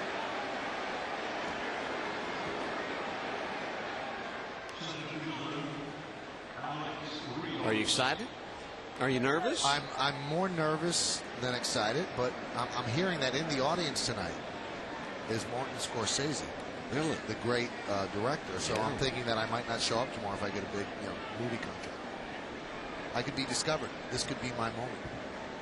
I saw that you read about that in page 6, where I was mentioned in page 6 in the Post. Right. I always wanted to make page 6 for, like, I don't know, canoodling with Jennifer Aniston, but yeah, you get in for being in the boys' being a thespian. Being a thespian, you're right. Page 6 says that the headline was "We hear." They heard correctly. I am having a hard time remembering the lines. Well, that means you'll be here tomorrow. Then Scorsese won't. He won't go for that. But I'm very, very good with improv, so I might roll that way. But think of this here: doctors always walk around with a clipboard. Right. You can put your line right on the clipboard. Don't think I haven't planned that. And then I'll look down at the clipboard, in a somber way because I'm giving bad news. Sure. Oh yeah, I got it all figured out. But I have a pretty good feeling I'll be back here tomorrow. It still sounds that way, yeah. What doctor are you playing? I'm actually playing the Yankees team physician, Dr. Hershon. Really? Yeah. Does he know that? I don't think so. I think he does now. But see, now there's another role in the play, and it's the role of George Steinbrenner. And I really didn't want to mess with that role. You mess that role up, you could get in trouble. Who's George? Scott Clark, WABC Channel 7 TV. Sportscaster. Yeah. Malone and Ollendorf. Darryl Strawberry's in the play as well. Plays a very big role. Darryl plays himself. The 1-2. Snap throw. And Stairs is back. Well, I've read the book. It's a great book and very touching. And so it should be a wonderful play tonight. And I wish you all the best. Where do I send flowers? What, for the end of my career? Don't you get, I mean. Supposed to break a leg or something, right? There's a good chance that'll happen.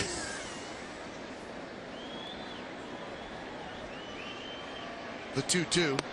Strike 3. Rios down looking. Nice pitch by Phil Hughes right on the inside corner. 2 away. I wish I could make it. You can, Bobby, if you really want. No, I can't. Okay. Painted fastball in the inside corner, just locking up Rios. It has enough velocity, see right over the inside corner. Nice pitch from Phil Hughes. Perfect pitch.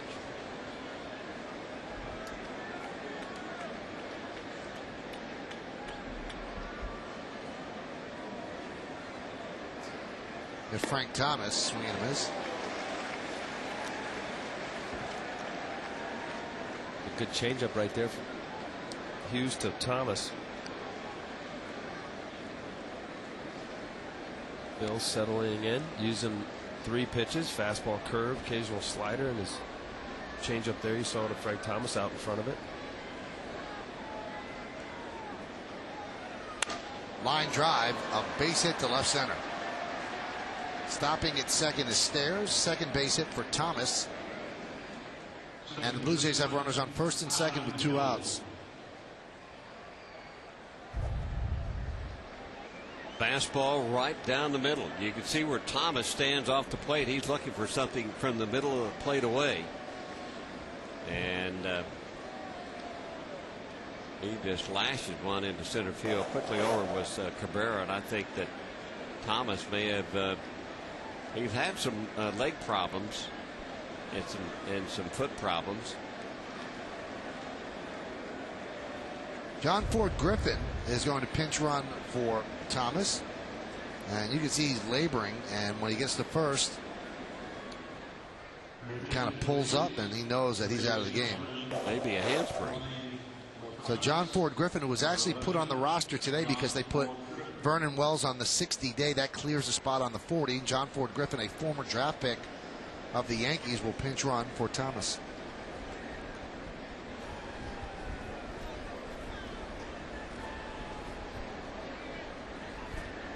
Thomas in his first at bat, he had a single. He was at second base, and he was tagging up to go to second and third after a fly out to Abreu, and he bothered it at that time.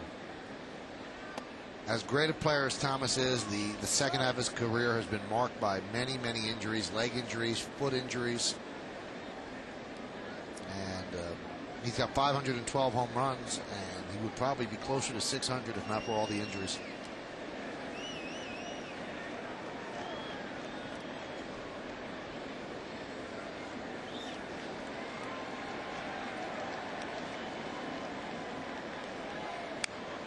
Hill fouls it back.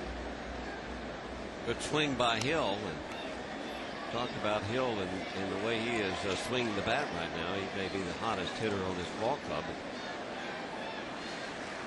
I think Hughes got away with one there. Yes. It's a big thing for pitchers. It's about where and what you're trying to do with the pitch, not necessarily the result. I know that's what they get paid on. I have heard that a lot of pitchers, they can tell a lot by the way the hitter swings, and gives you some indication, I guess, of what that pitch was or where you need to pitch him. Well, you could see that, but you notice what a swing or a path of a swing based on a quality pitch, not the pitches that are hittable, because major league hitters will hit the balls down the middle, hanging breaking balls, fastballs down the middle. But the quality pitches on the corner, that's where you can really see what hitters are trying to do. When they wrap and pull a ball on the inside part of the plate by getting the barrel out, not pulling their hands in, do they stay back and keep the lag of the barrel of the bat on the outside corner, pitches going away, do they pull off it? You can see a lot how late they are on fastballs that are either mediocre or a little bit better than average fastball. Then it comes down to exploiting the weakness and executing the pitch. So earlier with Adam Ling getting a double, Curtis Thigpen fighting off a few pitches and getting a single. It wasn't how hard they hit it, was where they hit it. The 1-2. High fly ball center field. Melky Cabrera. And that's the final out. So Phil Hughes has thrown 99 pitches over 5 innings. No runs, 2 hits, and 2 left. We're halfway through. Blue Jays up by 2.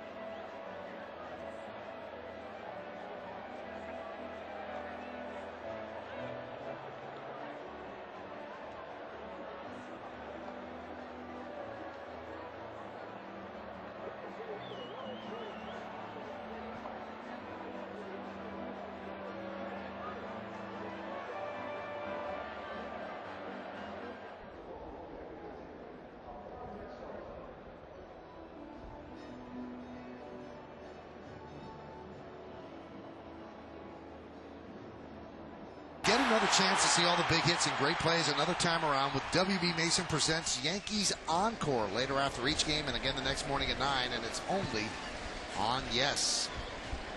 Yankees down 3-1. Derek Jeter will lead off against Brian Callett. Callett in his second inning of work. Sean Markham started, went 3 innings, check that, and left because of a sore right knee.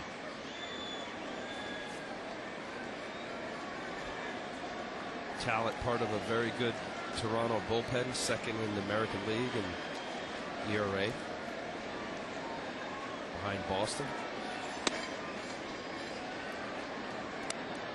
Since the All-Star break, the Blue Jays ERA as a pitching staff, not just starters, bullpen as well, 3.35. How good is that? It's the best in the major leagues. Second best during that time since the All-Star break, Cleveland at 3.54. And the thing that makes that all the more impressive to me, Al, those are American League teams. Yeah, you see team ERA in the threes for the American League. That's sometimes you'll see league-leading ERAs in the American League in the mid-fours, low fours normally year in year out, but that's phenomenal.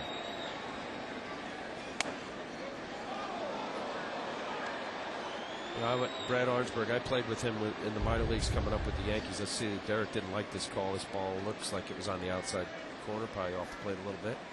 The way Thigpen received that. There's Brad. Played a little bit with the Yankees, played with the Texas Rangers. He's really about finding what's good in the pitcher and make them feel good and confident in themselves. He's really into the psyche of allowing a pitcher to feel good about something, even if it's a bad performance with a lot of crooked numbers. You know, what did you do well today, and let's pull that out. And he plays with the psyche of these guys, and this pitching staff, they trust him in a big way. Swing and a miss. Got Jeter on a breaking ball, and there's one out. Hey, if you get a chance, stop by and visit our friends at J&R Music and Computer World.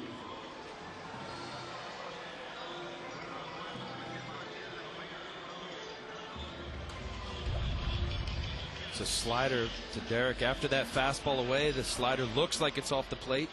It's got good tight spin, and hitters can't identify that dot that they'll talk about. Couldn't lay off, and at the point of that swing, you just hope as a hitter, Derek was hoping he'd foul it off.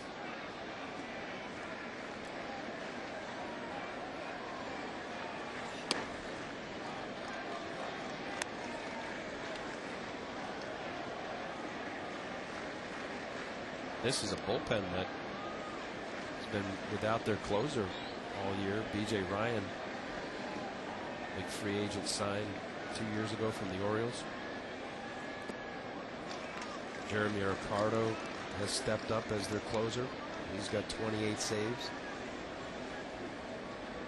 We have a lot of quality arms and guys that have an idea how to pitch and manage a lineup and know which guys you can pitch to and give into or not. Certainly shortens the game.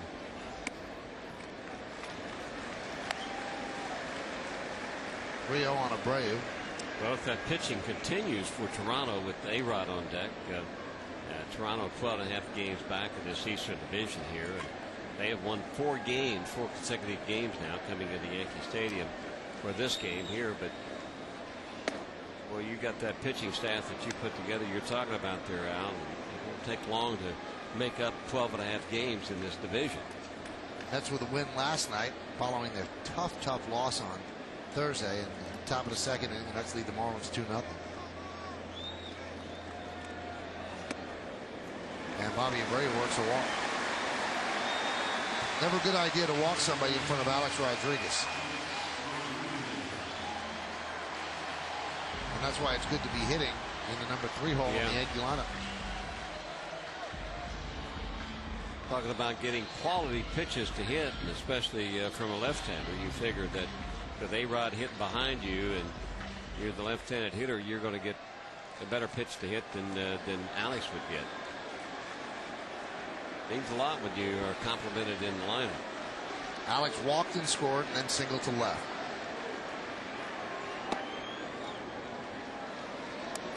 Count 0-1.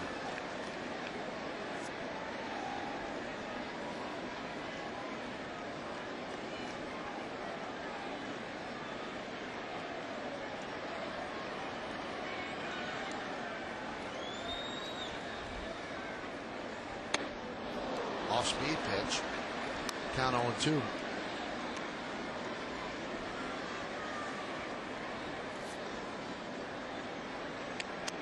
Brian Talent, 6'7", big old tall pitcher coming off a tall mound. That was a good changeup. See it dive down the way from Alex.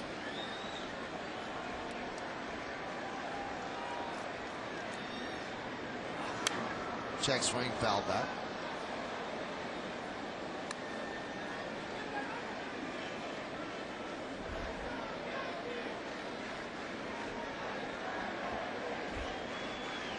Sellout crowd, very, very quiet here at the stadium, looking for something to cheer about. Hasn't been much offense. In fact, for the Yankees, except for the bottom of the ninth inning yesterday, there hasn't been much to cheer about against the Blue Jays. The 0-2. 1-2.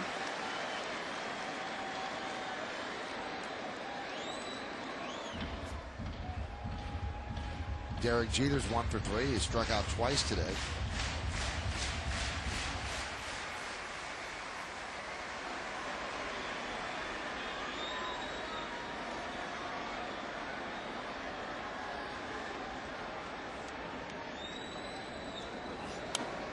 Runner was going, the ball fouled back. Dark clouds over the right field grandstand here at the stadium. It rained at the start of the game, delayed the first pitch by an hour and a half. And the lights have been on since the very first pitch. Game started at 2:30. The exact time, if you're keeping track of these things and getting it notarized, 2:37.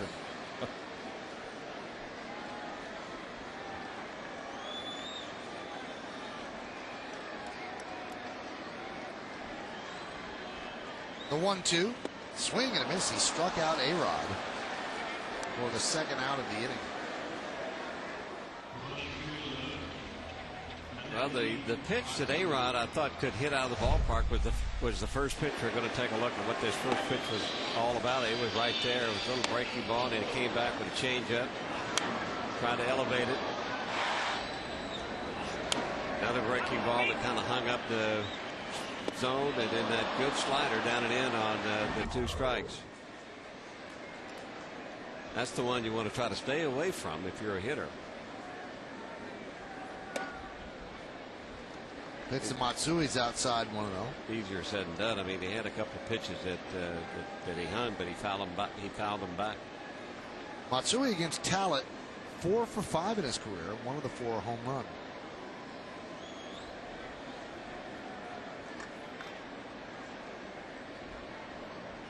And the 1-0. Strike, outside corner, 1-1.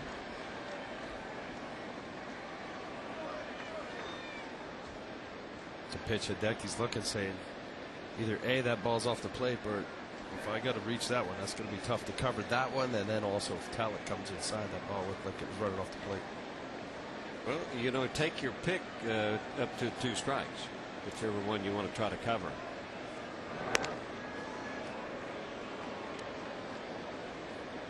You got to give yourself some sort of a chance when you go up there, because it's a game of failure anyway from the hitting standpoint.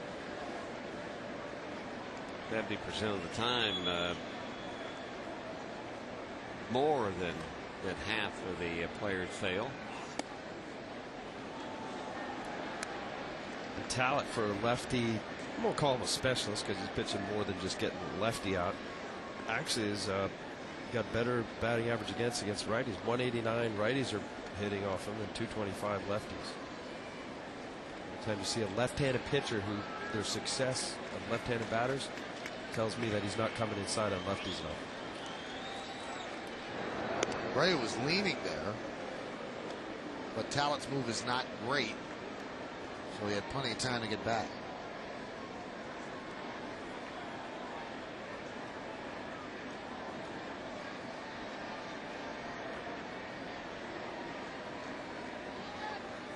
And the 1-2. Line drive, base hit, down the right field line. It goes into the corner. Playing it off the wall is Johnson. He bobbles the ball. Abreu rounds third. He's coming home. Matsui goes into third. He has an RBI. Yankees are trailing 3-2.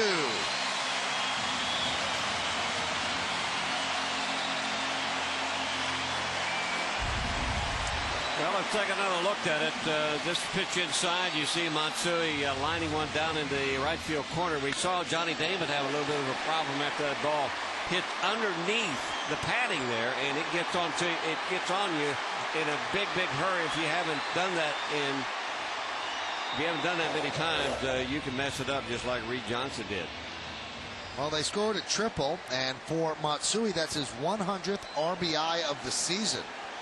So he reaches that magical number that all hitters want. And now the tying run is at third base for Jorge Posada.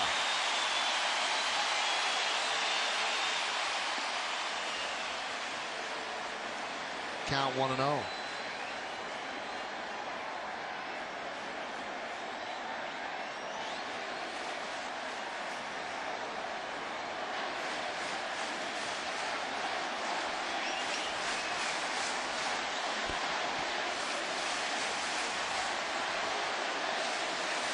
Posada today is 1 for 2.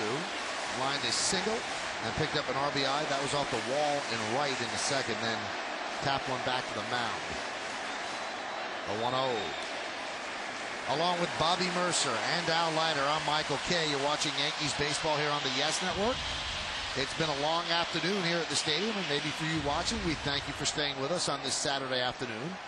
We're in the bottom of the 5th inning, and the Blue Jays lead the Yankees 3-2.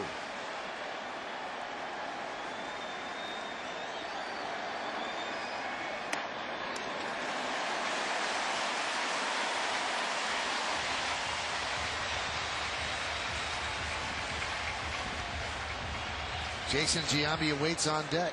It's a 3-0 count on Posada. Giambi has already struck out against Talent. This is Posada's first at bat today against the left-hander.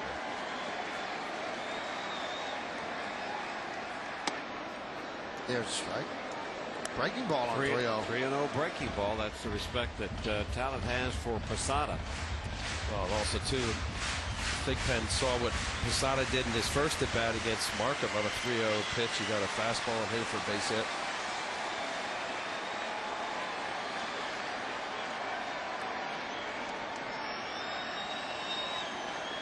The 3-1. Just missed outside. Another breaking ball, trying to backdoor. So Posada walks, and that passes the baton to Giambi. Giambi in the 9th inning of yesterday's game picked up the game-tying RBI to tie the game at 4. And what was interesting about that hit in the 9th inning yesterday, Bobby, he jumped on the first pitch, which he hardly ever does. And the inside out of the ball, you look like he was trying to hit the ball up the middle the opposite way, and that's what he did. He's got so much strength, in the upper body and in the forearms and in the hands there. It got in on him just a little bit, but his strength was able to help him lift it over the shortstop's head into left field. But sometimes you get jammed like that because you're trying to stay in. I mean, that was a tough left-hander. You're trying to stay in that hitting area as long as possible, not bail out.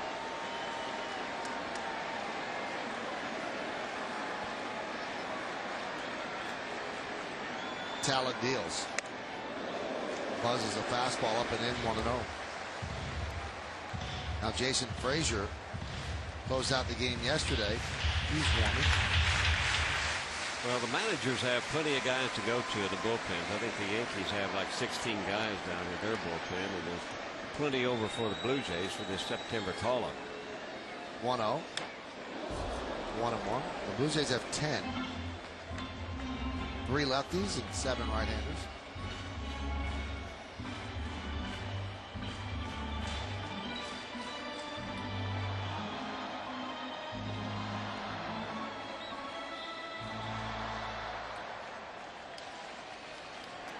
Runners on the corners with 2 outs.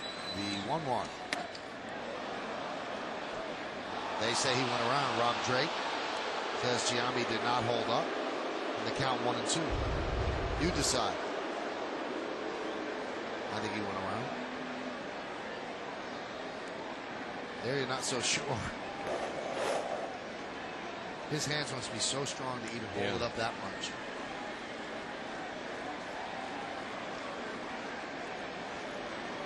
Al, as a pitcher, every check swing was a swing, right? Absolutely.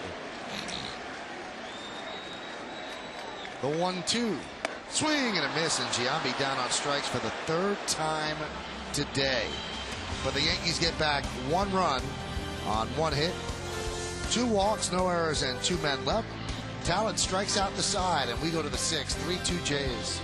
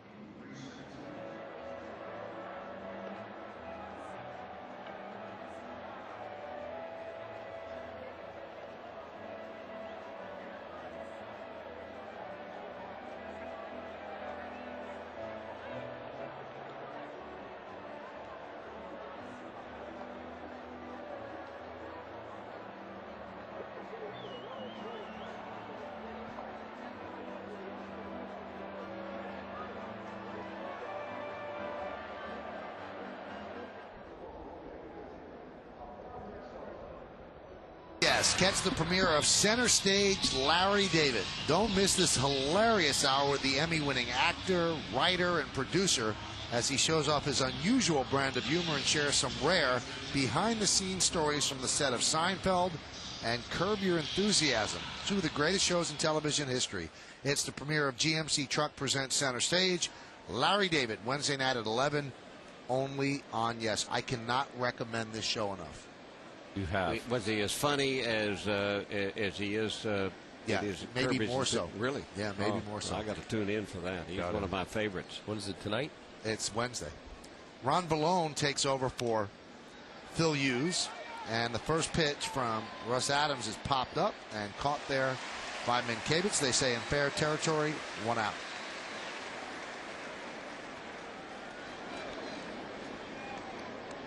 So 1 pitch, 1 out.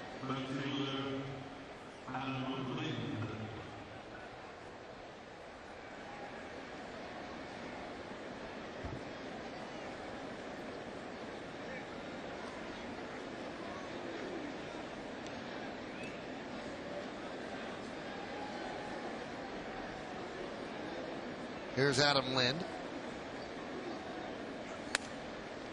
Pitch is a strike.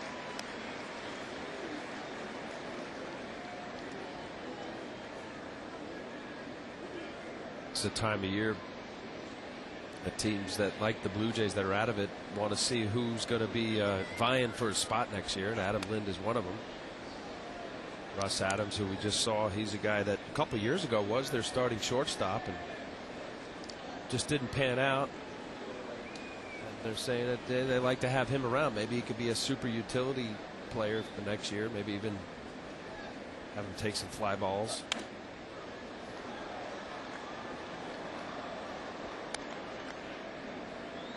Curtis Thigpen's in a position too. They want to see what he can do behind the plate. So we always get an opportunity to see the teams that are out of it, to see what they feel and where they're trying to line up for the next year with their young prospects and future big leaguers.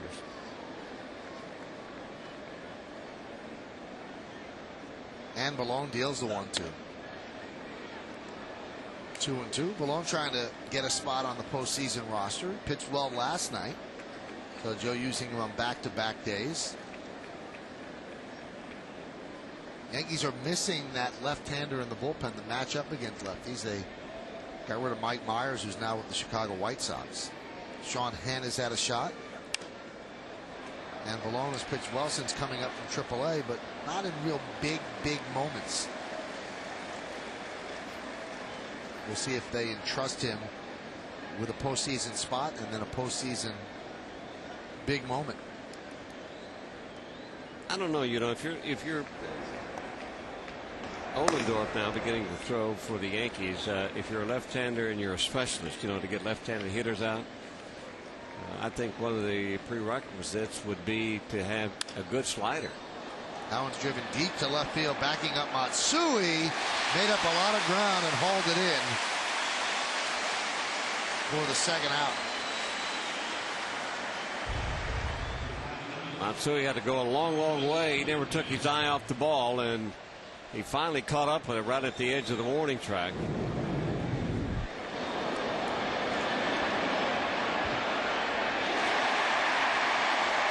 that's from a guy that's been bothered with some sore knees. Well, Joe Torre will take the ball from Ron Balone, and he's going to start mixing and matching here to hold the Jays at 3-2. So he's going to call in the rookie Ross Ollendorf. It'll be Ollendorf against Thigpen. 2 outs in the 6th inning. Top of the 6th. Blue Jays lead 3-2. You come on back.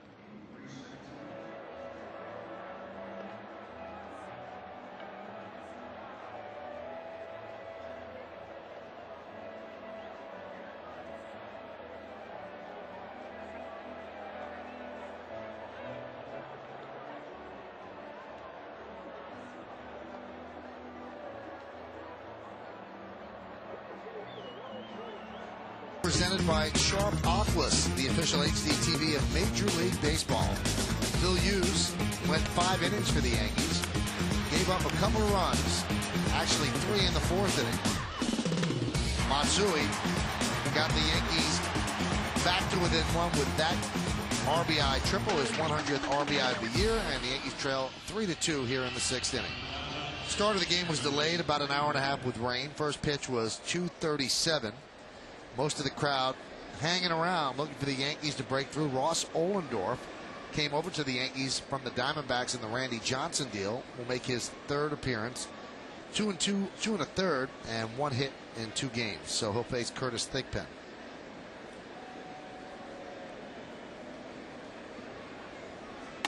And Thigpen with a big 2-run single in the 4th inning. That put the Blue Jays up 3-1. Ross Ollendorf, good fastball, had touched it into the mid to upper 90s. He's got a spike curveball, slider, as you just saw there, first pitch to Thigpen. What's a spike curveball? Like a true 12-6er, coming out of the hand like a fastball and just drops. It's got a called a spike. It's just spike it in the ground. It's that good. When his curveball's on, it's plus major league pitch. Like a lawn dart. Like a lawn dart. 1-1. That one is driven into center field. Melky's right there, and he'll put it away for the final out of the inning. So the Blue Jays go down in order 1, 2, 3. We go to the bottom of the 6th. The Blue Jays 3, the Yankees 2. And now, here's a word from our friends at Fox News Channel.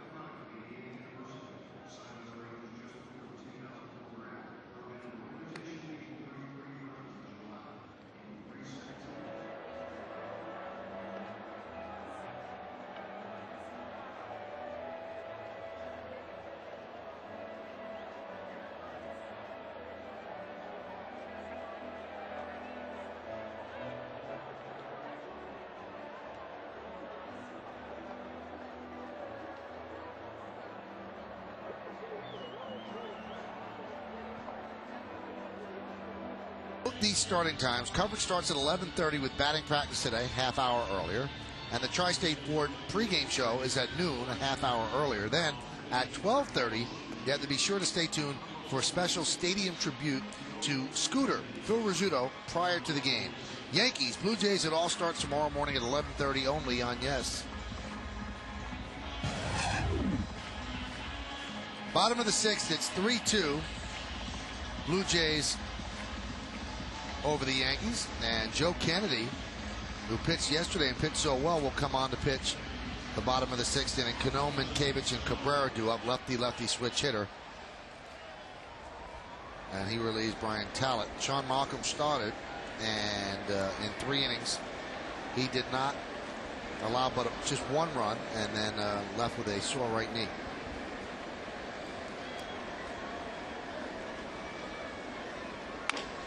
Cano swings at the first pitch and grounds it up the middle. Hill, one away, 1 pitch, 1 out. Hey, Hill is pretty solid over at second base. We've seen him make just about every play there is to be made over there. And that was not an easy play. Got a lot of topspin on that ball, and you can see having to try to get his weight shifted so he can throw back towards first base makes it look easy.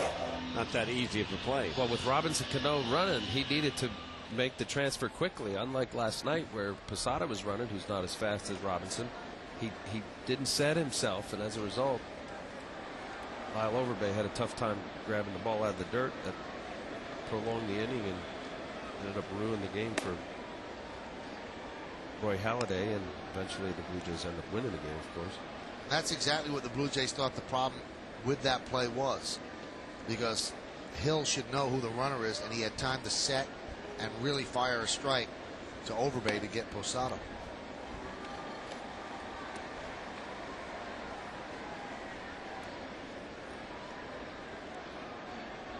Count 1-1 on Minkevich. He singled to center and was hit by a pitch.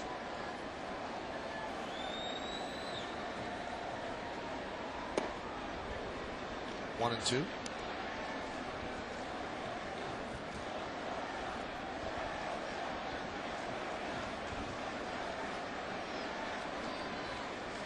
Melky Cabrera on deck.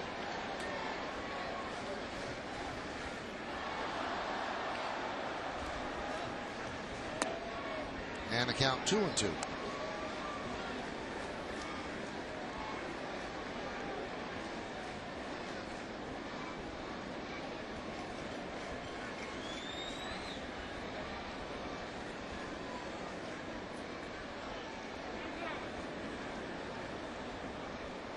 Blue Jays 3 runs on 7 hits. The Yankees 2 runs on 6 hits. The Blue Jays have won 4 in a row. They took 3 from the Red Sox and 1 last night from the Yankees in 14 innings.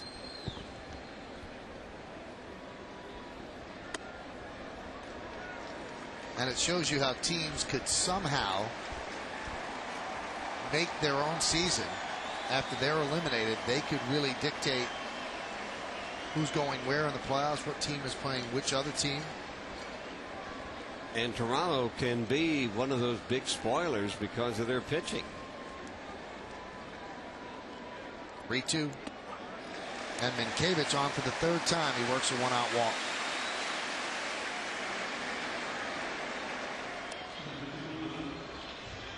Hey, this year, when you're out of town and out of the Yankees broadcast era, you can still watch Yankees baseball. That's right. How do you do it? You log on to MLB.tv. And you can watch the game on your computer via the internet. You can watch it live. For more details, visit Yankees.com, where baseball is always on. Blackout restrictions apply.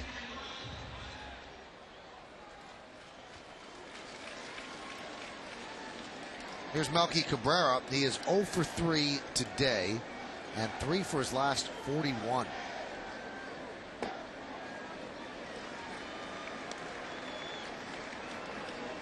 Melky has essentially been the everyday center fielder since maybe the middle of May.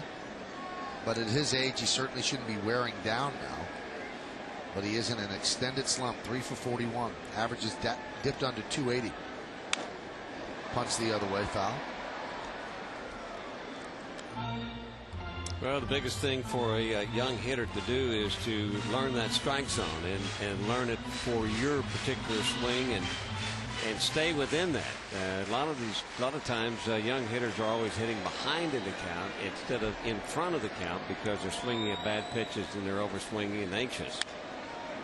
Slow roller, going to be a very tough play. Kennedy makes the play. What a play by Kennedy, and a nice pick out of the dirt by Matt Stairs. Never thought they had a chance at Cabrera, but they get him on the 1-3 as Mankiewicz moves to second base.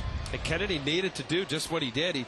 Thigpen has to get out of the way here. You want the ball who's coming to the ball as opposed to away from the ball to feel that ball, and Kennedy getting the slide the way he did, and that one hopper actually helped being able to get the ball quicker. You see Thigpen getting out of the way. That ball's rolling away from the catcher. Let the pitcher feel that ball. Previously with Talent on the mound, Thigpen almost got in the way of Talent. Good play. Well, John Gibbons will go to his bullpen, and he continues to mix and match. He's got a deep bullpen with the call-ups. Now it's Jason Frazier's turn against Derek Jeter.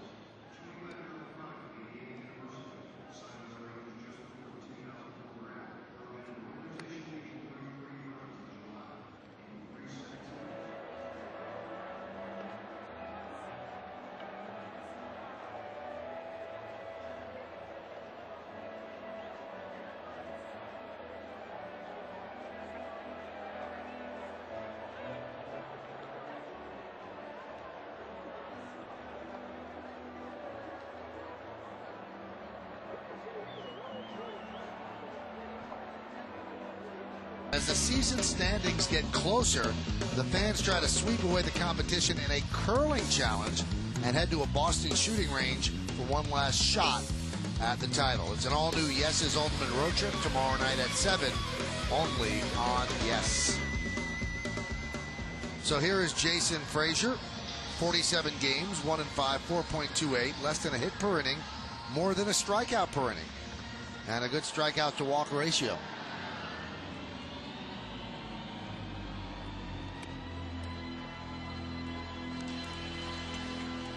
And Frazier's going to face Derek Jeter. Derek is 1 for 10 with 3 strikeouts lifetime against Frazier. The tying run is at second base. We're in the bottom of the 6th inning, and the Blue Jays lead the Yankees 3-2.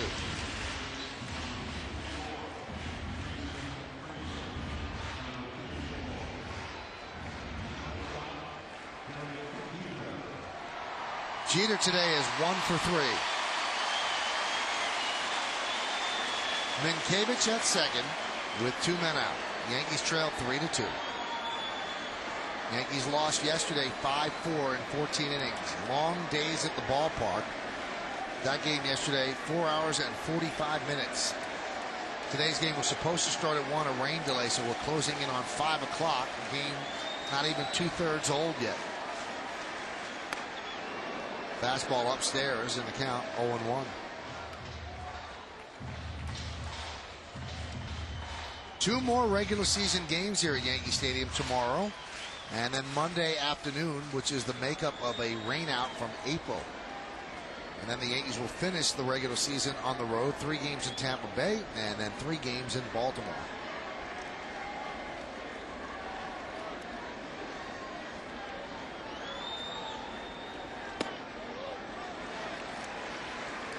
Count 1-1.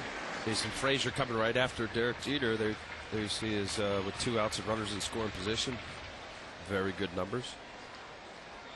Jason Frazier's got a his out pitch is slider. You see these setup guys, late inning guys coming up into closer territory, the middle relievers. They got 2 pitches, and usually it's a slider or a curve. His is slider. There's a backup slider there, stayed on the inside part of the plate. Jason Frazier is part of this Blue Jay bullpen that's been a strength for them all year. And the slider, the reason that it is a very difficult pitch to hit is that it's difficult to recognize because it looks like a fastball, and it is exactly what it is. It's sliding either into you or away from you.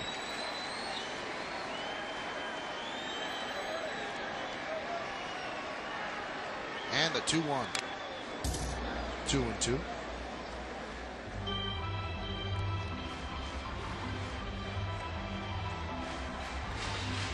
Yankees are 2 for 7 with runners in scoring position.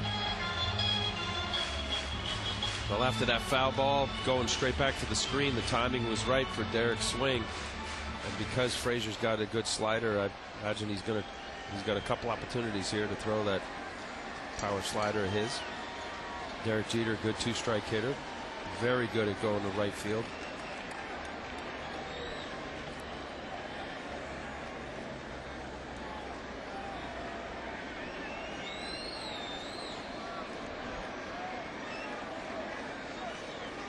The 2-2. Chop, right side, going to be a very tough play. And it's dropped. Frazier dropped the toss from Stairs. And then Kavich will stop at third.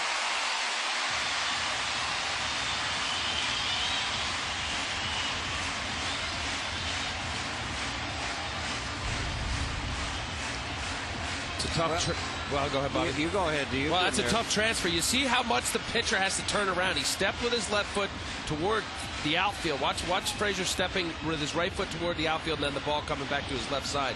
That's a real tough play. Really, it's an in-between play. You want your first baseman to go after every ball. And I think after that play, Matt Stairs was talking to Hill, and that Hill looked like he would have been in position to field that ball had Stairs just gone back to first base. I think maybe Frazier hurt his ankle or his foot because he had it right on the middle of the bag, and I'm not so sure that Derek didn't maybe touch that foot with his foot as he was trying to put his foot on the bag at the same time. So well, he's busting over there. You see out of the box now. It's a matter of find the bag and get ready before he steps, and it's all bang bang. You don't have that much time. It does look like he tweaked his ankle a little bit. But his left foot, by stepping toward the second base, where second baseman would be, he pulled around a little bit. I think Jeter stepped on his foot. He had it right in the middle of the bag, and there was no room for Jeter.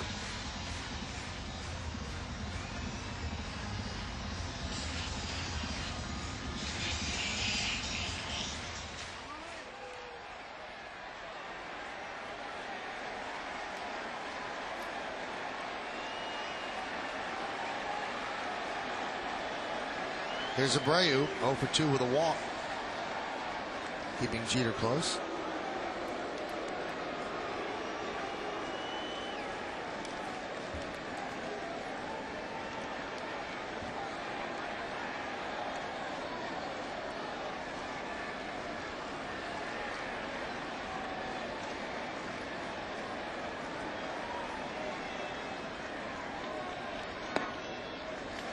Down 1-0.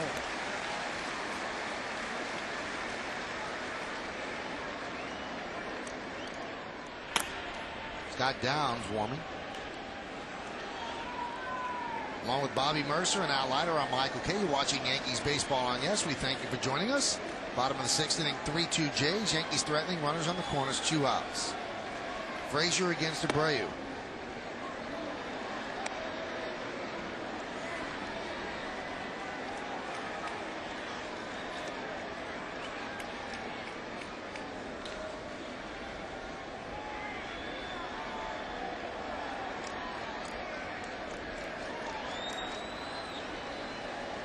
Abreu at 98 ribbies. Matsui's picked up his 100th.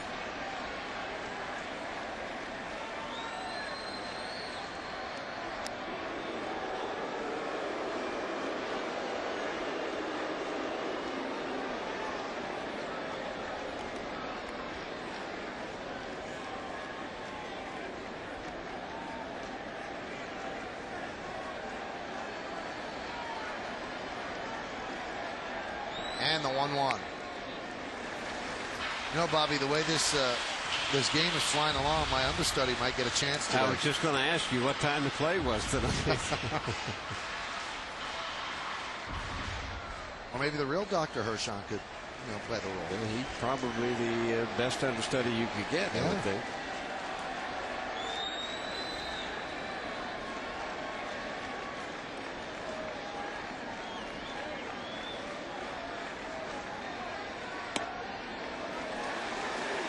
And the count 3-1. You don't want to lose Abreu, and pitch to Alex Rodriguez with the bases loaded.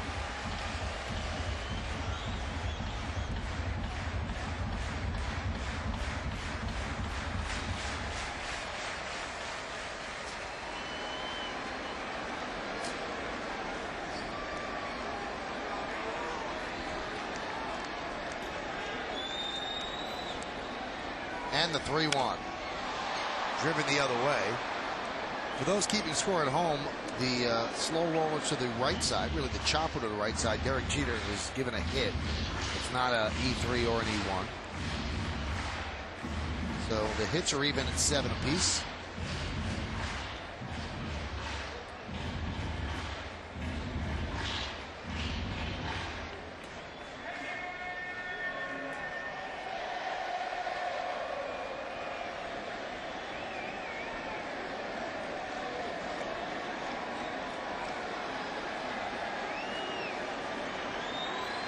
Jeter will be going on a 3-2 and 2 outs. And Cavett stays put. The pitch. He walked him and now has to face A-Rod.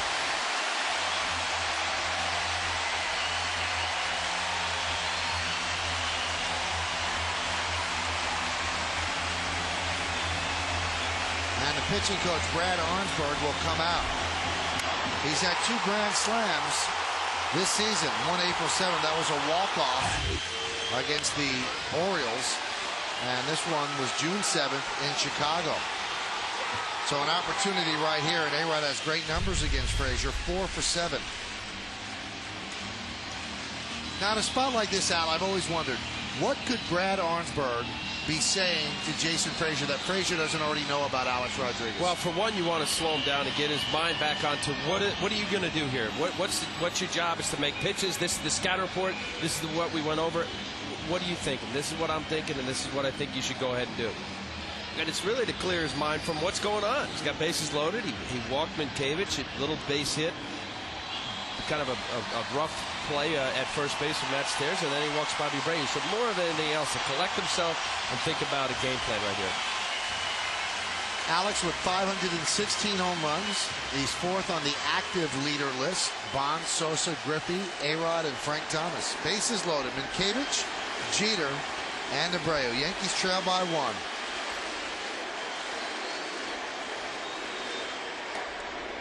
Breaking balls outside. Now Alex already has a career high 143 ribbies. He picked up that ribby last night in the 9th inning.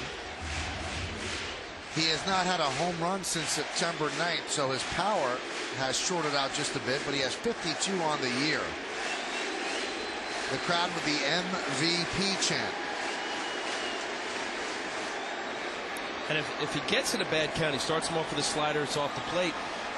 What you don't want to do as a pitcher with as great as Alex Rodriguez is to give in, to think, throw a strike, put it over the plate, make him hit it at somebody in a situation like this. Driven to right field. It is a base hit. It'll go to the wall. 1 run scores. Here comes Jeter. He'll score. They're holding up Abreu. It's a 2-run double for Alex Rodriguez. And the Yankees take a 4-3 lead. Another big hit for Alex Rodriguez. This was a 1-0 pitch. After the slider, look at the fastball right down the middle. Great hitting. His head is down, and he goes the other way. Doesn't try to do too much in the sense of trying to pull off that ball. Hits a line drive to right field. Big hit right there, Alex Rodriguez. And what I mean by not giving in, don't think that you have to be middle of the plate. Still take it as though you have to go for the corners. If you walk them, you don't want to walk them, but you got a lefty in most cases, as John Gibbons doing right now. He's going to take him out. 145 runs batted in this year for Alex Rodriguez. So many of them very big runs. So he's now 5 for 8 lifetime against Frazier, Frazier's out. Scott Downs in to face Hideki Matsui. Yankees up by 1.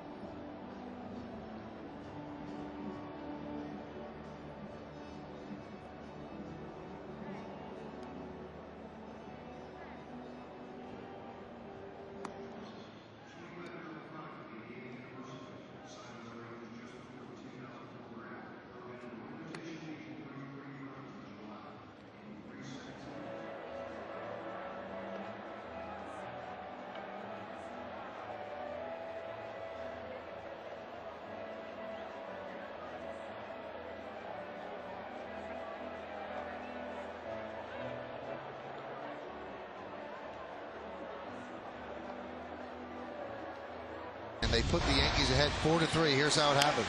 Well, I'm glad that Alex did not let that pitch go by. I mean, that was a good pitch. He fought it off into the opposite field corner.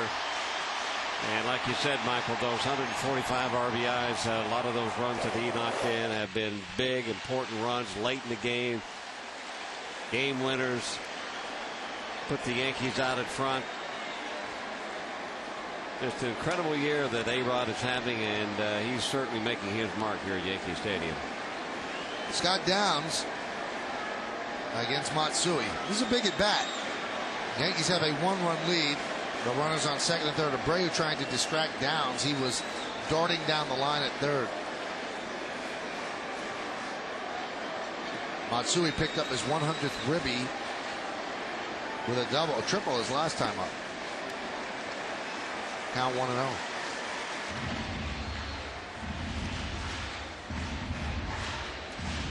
If you're watching a guy out like Matsui swinging at this particular time, would you throw him anything inside? I wouldn't throw him any fastballs inside. I'd make everything be away, and especially breaking balls away, because he's pulling off the ball just a little bit. There's a big breaking ball, just what you said, Bobby. And the ball that he hit in his last at bat was a breaking ball, but Brian Talent just didn't get it to where he wanted it, and it ended up being inner half. But any time that a hitter's struggling, they're usually eliminating the opposite way. They're pulling off. They're anxious. They're pulling the trigger a little too soon for their fastball, and as a result, if that front shoulder flies, you got the outer half of the breaking ball, especially lefty on lefty. And the count 2-1. He's trying to show him the fastball inside and then throw the breaking ball and get him to chase the breaking ball away. But Downs better be careful, because you don't want to miss it side. That's a dangerous pitch now to Matsui.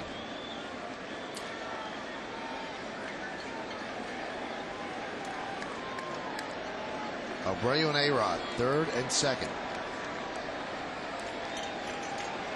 Yankees have taken the lead 4-3. They led 1-0 after 2. Blue Jays with 3 in the fourth. Made it 3-1. Then the Yankees are running the fifth, and now 2 in the sixth. Looking for more. The 2-1. Grounded sharply through for a base hit. Abreu scores. Here comes A-Rod. He'll score.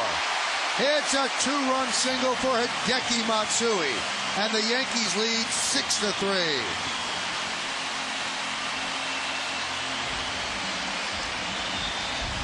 Slow breaking ball. I think it kind of hangs out in the middle of the plate and maybe a little bit inside, and Hideki was right on it, and he pulled it between first and second. Big 2 RBIs. Now Matsui with 102 runs batted in, and the Yankees have taken a 6-3 lead. Now on that pitch, something happened to Downs. The Yankee dugout really happy. The Blue Jay dugout right away concerned with Downs. The trainer came right out. So did John Gibbons. Gibbons doesn't even want to mess with having him throw. He said, just take him out of the game. We'll see if we can pick anything up.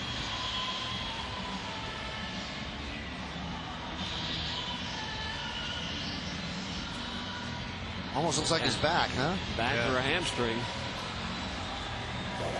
But now as he's walking up the mound, he kind of just stretched his arm toward the sky. You hope it's not anything with his arm. They've used him a lot this year. He's been a workhorse for them. And he gives up a big hit to Hideki Matsui. So the Blue Jays will have to go to the bullpen. The reliever will have as much time as he needs. Big day for Hideki Matsui.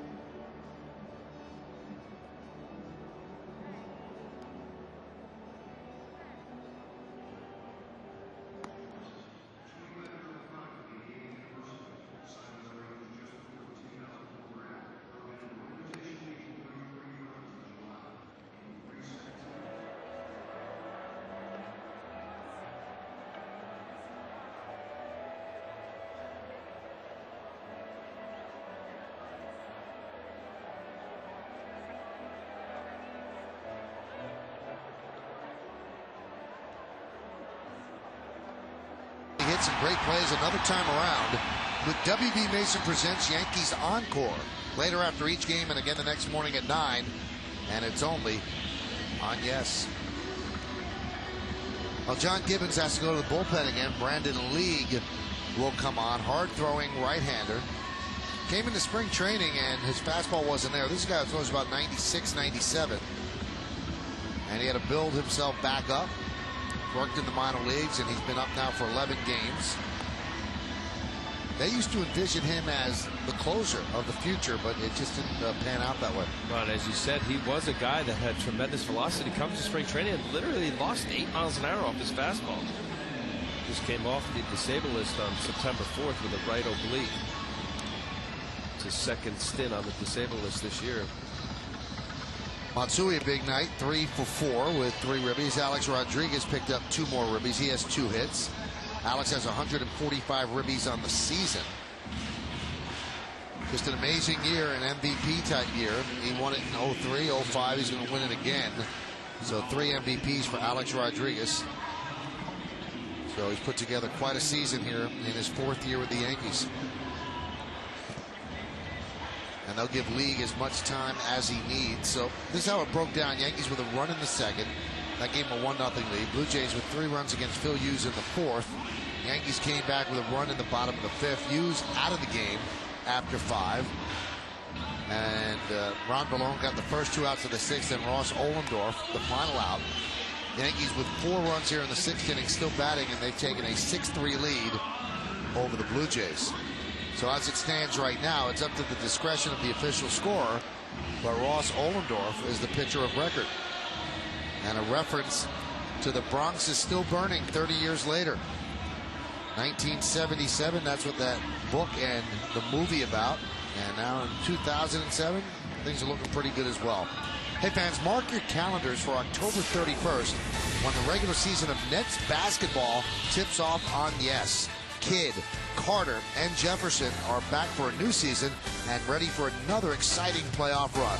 Catch Nets basketball all season long right here on Yes, your home for everything Nets.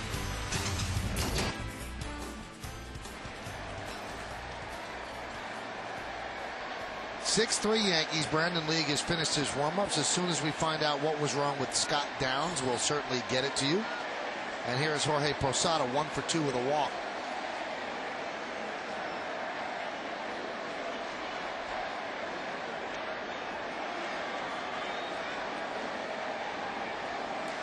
And the pitch. Grounder to short. Olmedo will go the short way and get the force, and that'll do it. But the Yankees get 4 runs on 3 hits. The first big hit, Alex Rodriguez, a 2-run double to right field. Then Hideki Matsui, a 2-run single to right field. All of it adds up to Yankees 6, Blue Jays 3.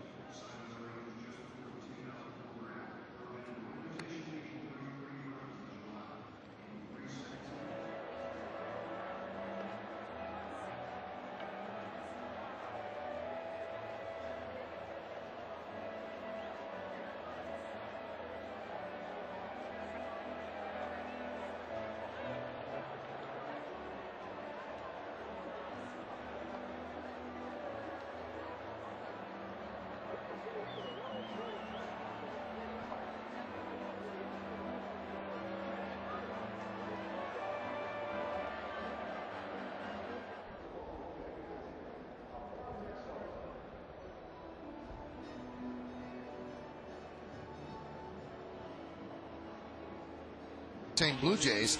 Now the first 18,000 fans, 14 and under, are going to receive a Yankees baseball card set and display cube courtesy of Upper Deck. Tickets are going fast, so visit the stadium ticket window, Yankees clubhouse shops. You can call Ticketmaster at 212-307-1212 or log on to Yankees.com. Well, 4 RBIs right there. Alex Rodriguez gave the Yankees a 4-3 lead with an RBI double down the right field, two-run double down the right field line. And then Hideki Matsui double through the right side, or single through the right side of the infield to make it 6-3. So the offense right there, and Jose Veras comes on in relief of Ross Ohlendorf. Pretty good numbers by Veras in his 5th game coming up.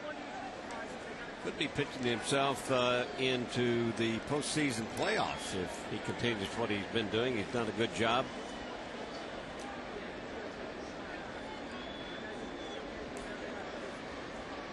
And he will deal to Ray Olmedo. There's a strike.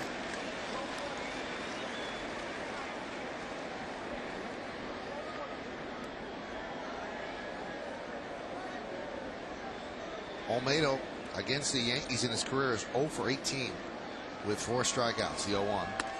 Thought about a bunt, and the count 1-1. Olmedo's 0 for 2 today. And yesterday, he stayed in the whole game. He was 0 for 6.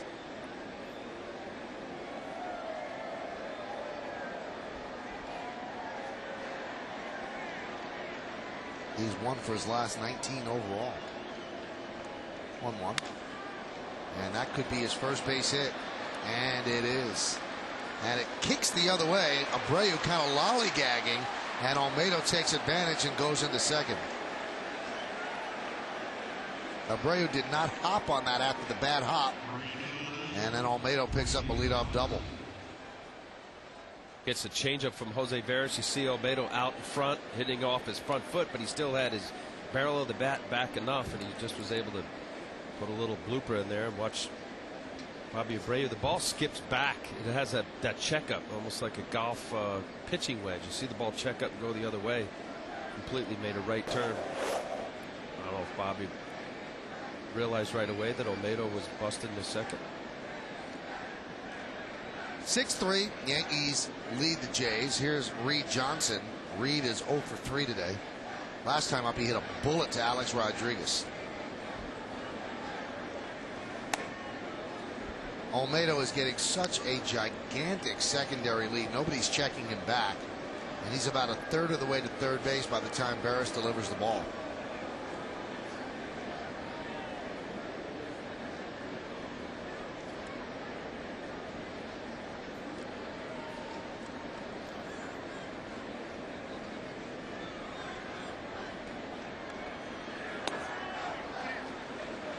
Now 2-0. Well, Michael, you definitely don't want the runner to just be able to get a huge secondary lead and walk into third base. Robinson Cano's got to make a little bit of an effort there to keep Olmedo from not getting a big running start. Also, too, not only did you just get this third with the sacrifice fly, but base hit to the outfield. You want to get a good jump, score from second. And the count now 3-0 on Johnson, and you've got Stairs and Rios lurking.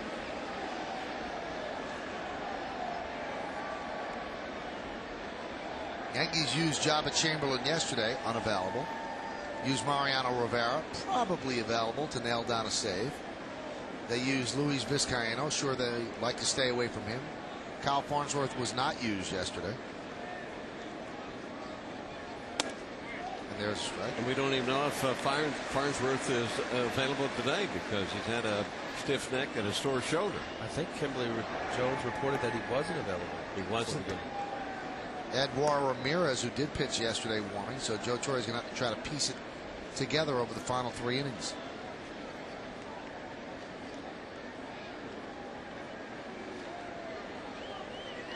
(3-1) and Barris walks Johnson. So the Blue Jays have runners on first and second, nobody out, and Guidry wants to talk with Barris.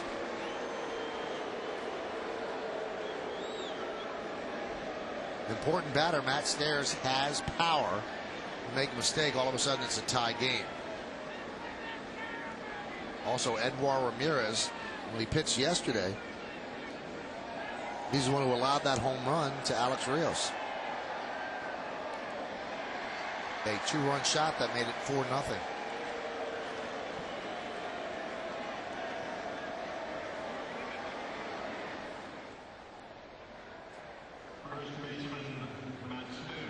Matt Stairs, good fastball hitter. At any time a pitcher struggled a little bit with his command, as Veras just showed there, he's certainly going to be sitting fastball. This is a good opportunity, especially also too, to slow your delivery down, slow your body down to get a breaking ball over early in the count.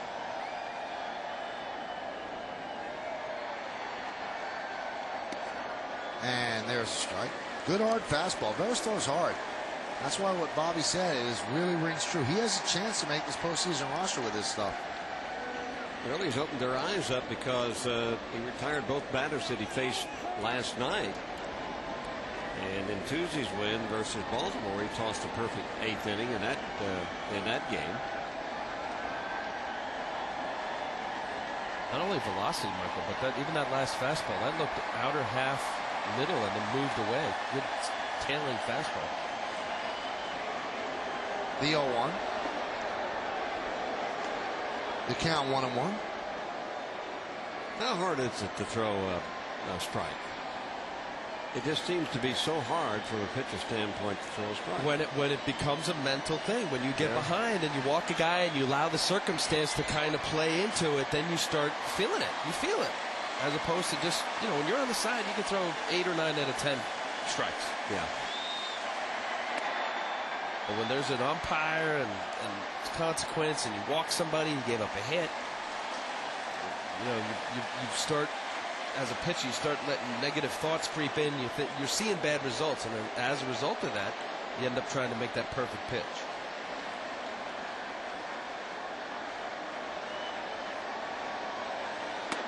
And now it's 3-1. Really working himself into problems. A bloop double, a walk, and now a 3-1 count on Stairs.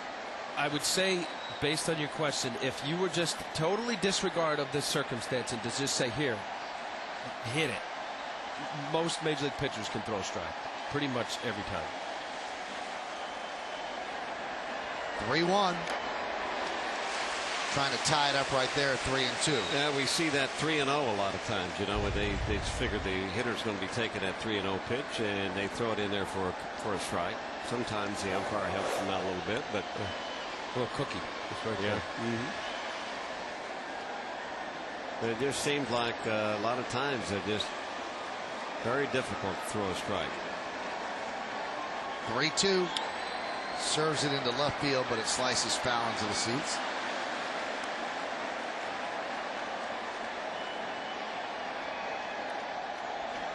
And then it depends on the pitcher. Jose Veras is a max effort, kind of arms and legs kind of guy. You see his delivery at the end. He kind of really gets a little extra hop into it.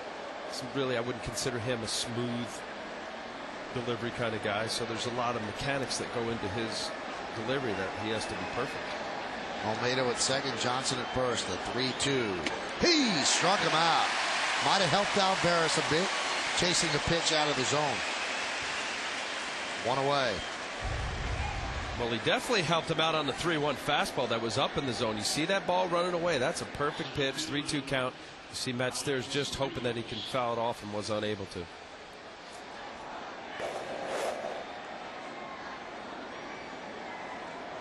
Here's a dangerous Alex Rios.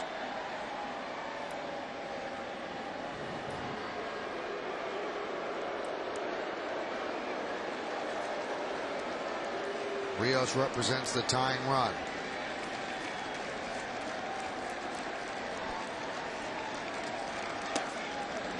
And there's a strike.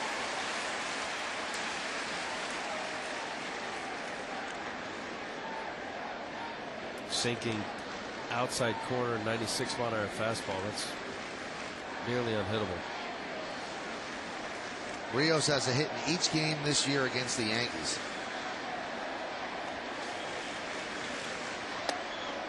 He has a 16-game hitting streak dating back to last year against the Yankees. And he's already doubled in this game. So the count 0-2 on Rios.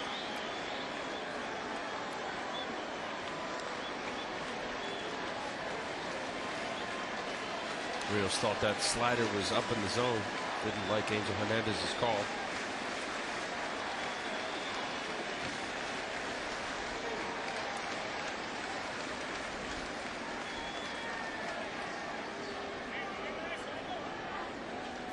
Certain umpires, you know, if you look at them funny, I know we have this QuesTech now, so they're on the computer, but I always thought if there was an opportunity to really upset the hitter based on the hitter looking at the umpire, set up way off the plate about 6-7 inches and just hit the glove foot outside, see how mad the hitter will get after that.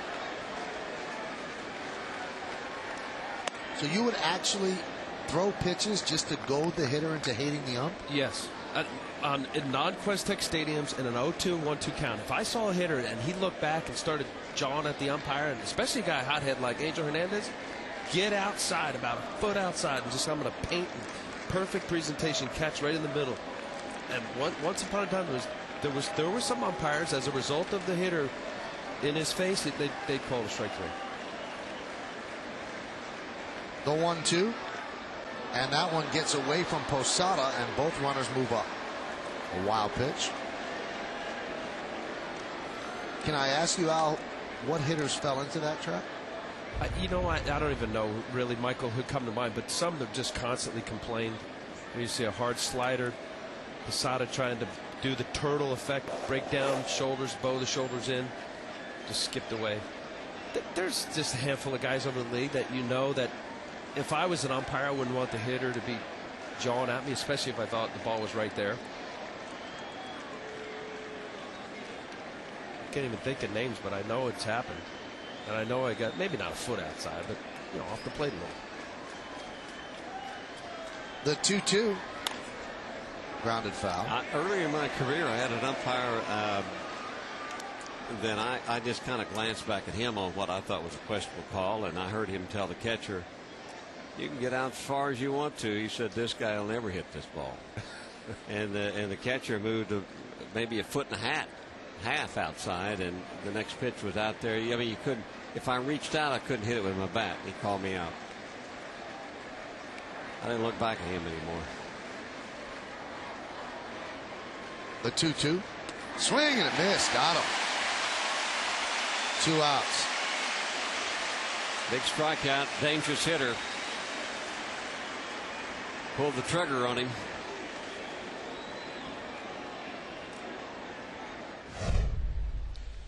See how he went after him. Fastball, good pitch.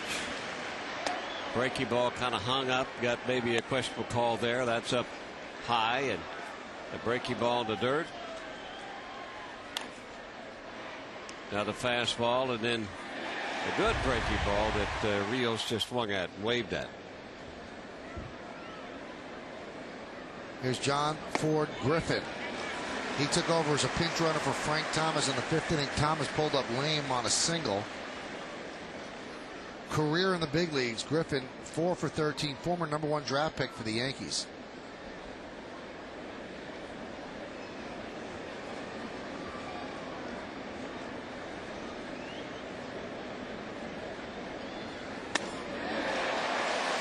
.96-mile-an-hour heat.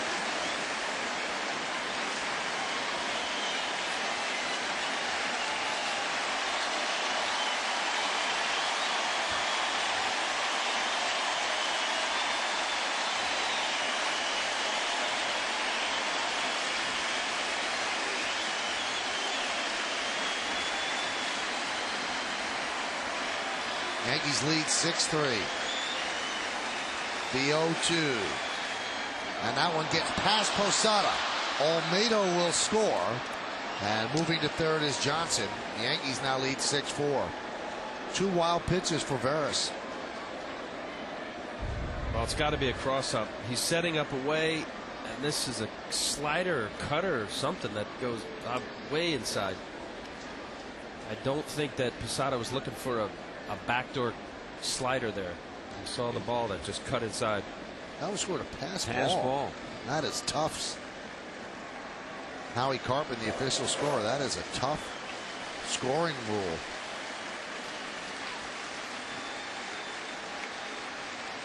The 1-2 outside. Well, the only way you'd call that a pass ball is if you knew that he wasn't crossed up, because normally he'd catch that ball. But Jorge Posada's better than that. He knew a cutter was coming, he'd catch it.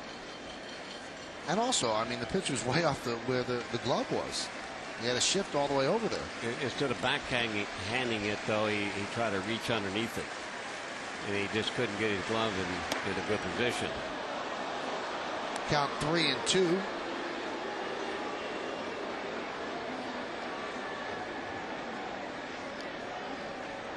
And on deck is Aaron Hill, the second baseman.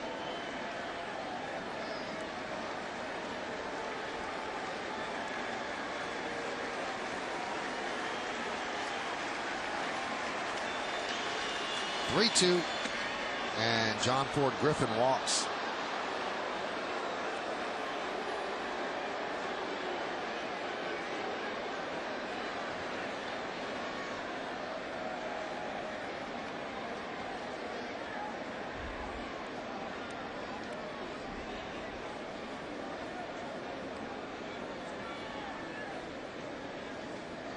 So runners on the corners with 2 outs, and here's the dangerous Aaron Hill. Hill's 1 for 2 with a walk today.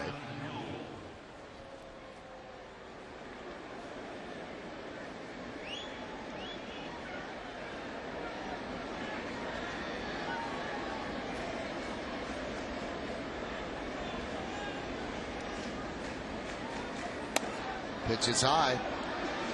Crowd getting restless. I'm sure Joe Torre getting restless as well.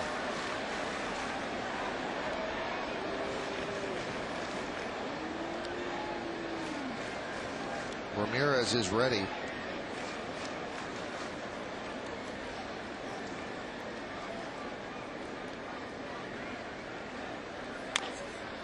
Chop toward third, foul.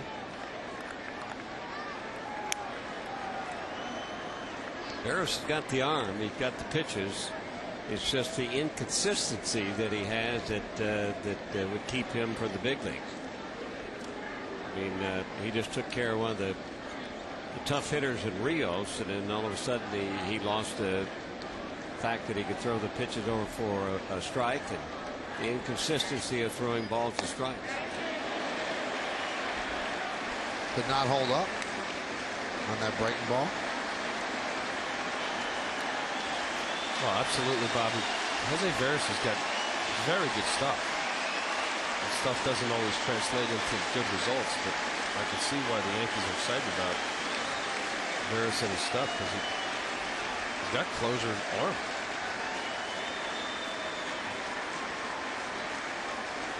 And the pitch. Line to left field coming on Matsui's going to have to play it on a hop. 1 run scores. John Ford Griffin goes into third. He's in there. And Aaron Hill goes into second. And the Blue Jays now trail by 1, 6-5. So it's a single and an RBI, and Hill goes to second on a throw to third. Well, we talked about Aaron Hill and how hot he is, and looked like a pretty good pitch. He's way out in front, but he kept the hands back just long enough to be able to hook it out into left field and find a hole out in between Hideki Matsui. It looked for a moment like Matsui had a chance to maybe catch that ball, and he had to back up right at the last second. So I look like he pulled up just a bit, and we'll take another look at that. Edward Ramirez makes his way in. He'll face Russ Adams. Runners on second and third. Yankees holding a 1-run lead.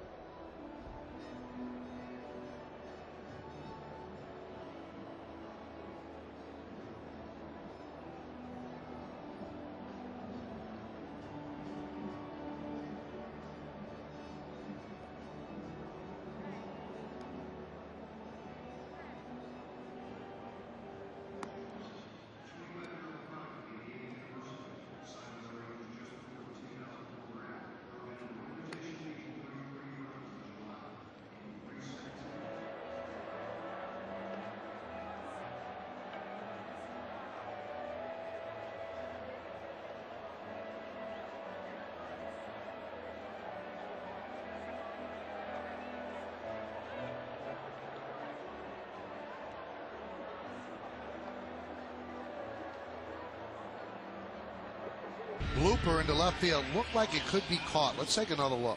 Well, right off the bat, he had a jump. I just think he didn't think he'd get it. Maybe the danger of if he dove and it went past him, maybe for sure that guy was going to score. From the looks of right off the bat, that previous replay, he was off at the crack of the bat.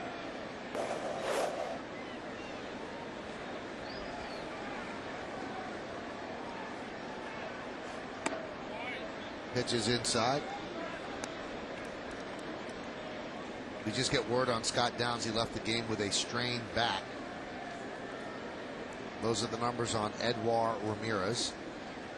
His specialty is the changeup. He's got a lively fastball as well, but the changeup is his out pitch. And there it is right there for a strike.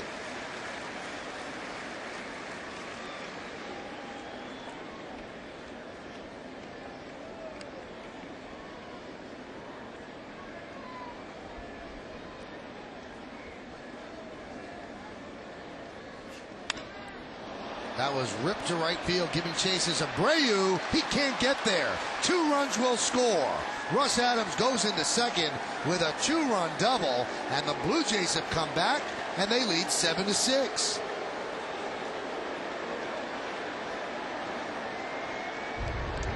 Well, the Blue Jays in this first 2 games, they are getting some timely hits. This is another one by Russ Adams. Like a changeup up in the strike zone, and he just lofts it into right field in front of Abreu, and And the 2 runs will put the Blue Jays out in front. No chance for Abreu to catch up with it.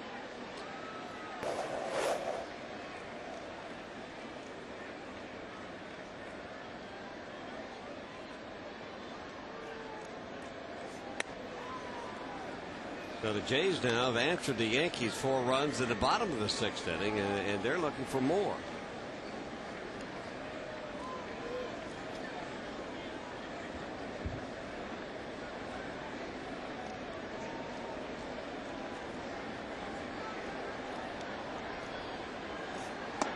Lynn on that changeup, count 1-1. So the Yankees score 4 in the 6th. The Blue Jays score 4 in the 7th to come back. Blue Jays have been very spunky of late. They swept the Red Sox. They beat the Yankees yesterday in 14 innings. And now making it tough again.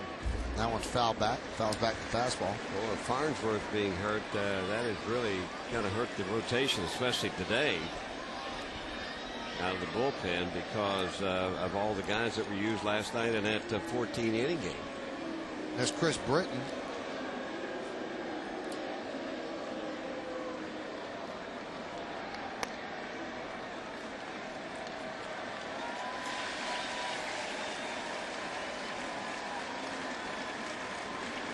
And the 1-2 off the glove of Posada, and Adams will go to third. Rough inning behind the plate for Posada. 2 wild pitches and a pass ball. And remember, he caught the extra inning game yesterday. Not the entire extra inning game, but most of it. See that ball where he's setting his glove up. Obviously, the catchers are trained to see the ball from their chest protector down to the dirt. And you see that often with catchers. Once it gets that high, they lose it the last 10 feet. It's just a matter of hoping that your glove is in the right position. Many times that high, you'll see a catcher actually stand up and catch it. All happens so quickly. 90-mile-an-hour fastballs. It takes a half a second to get to home plate.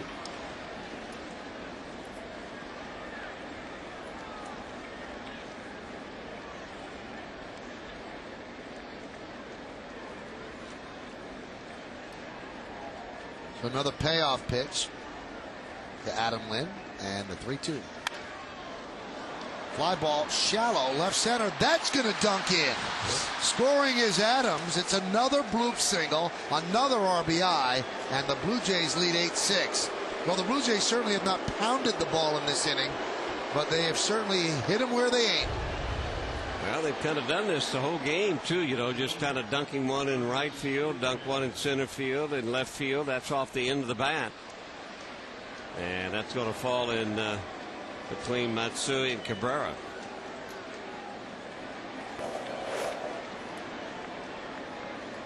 Well, it was a changeup, and Bobby, you could explain better, having been an outfielder, but the outfielders see the big swing and they anticipate it being hit harder than it actually was, and there's that split second of freezing. Tendency to take about a half a step back before you actually recognize that the ball wasn't hit that hard. Big pen fouls it back. But even on that swing right there, that was just a dunker. I don't think anybody could have gotten to that one. But you're right. I mean, it's just the move that you make, because the guy's taking a full swing. You see the ball go up in the air, and you figure you got to go back when you hit it hard.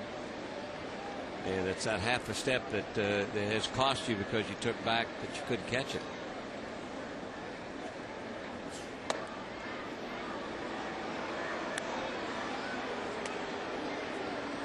And the count 1-1 on Thigpen. Thigpen with an RBI double in the 4th inning, and that broke an an RBI single, I'm sorry, in the 4th inning. That broke an 0 for 23.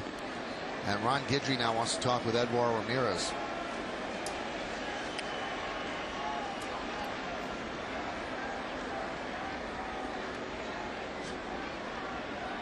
Is this a pick-me-up, Al, because he hasn't been hit hard, but he's certainly given up runs?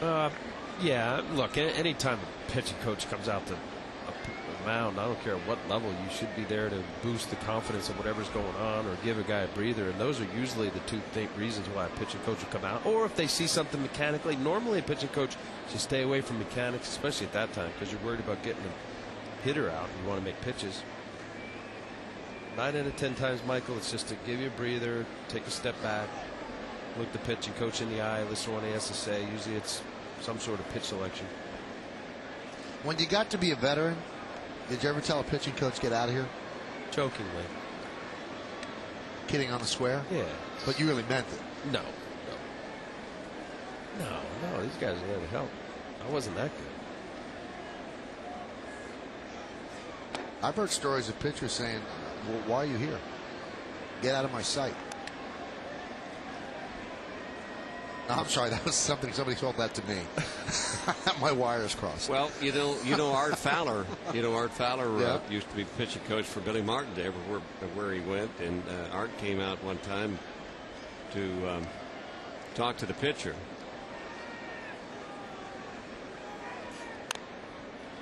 Came out to talk to the pitcher, and Art ran out there. The pitcher was doing pretty good, and Billy had sent him out there for something. I don't know what it was.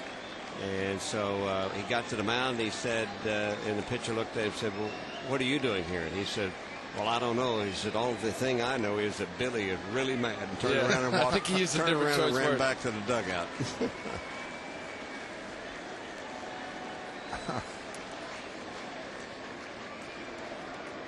Two balls, 2 strikes, 2 outs. Runner goes. And that one's popped up foul behind the plate. I had Art Fowler in 1988 with Billy Martin as the manager, and his thing was he'd come out, and I was really erratic. I mean, more so even than the last few years. Didn't have a clue where I saw it. At least at the end of my career, I kind of knew where it was going. And he would say, "What you doing? Just put the ball over the plate. You got good stuff." And that was it. There was nothing more than that. And he'd turn away and run away and walk in. I think it was Rick Sirota or Joel Skinner. We just looked and said, "Okay. You got good stuff." Obviously, Art was from down south. He's North Carolina. High fly ball, this one to fairly deep center. Melky Cabrera is there, and he'll put it away for the final out of the 7th. But 5 runs for the Blue Jays on 3 hits, no errors, and 1 man left. At the end of 6.5, it's time for the 7th inning stretch. Blue Jays lead the Yankees 8-6. Stay where you are, though, as we honor America here in the Bronx.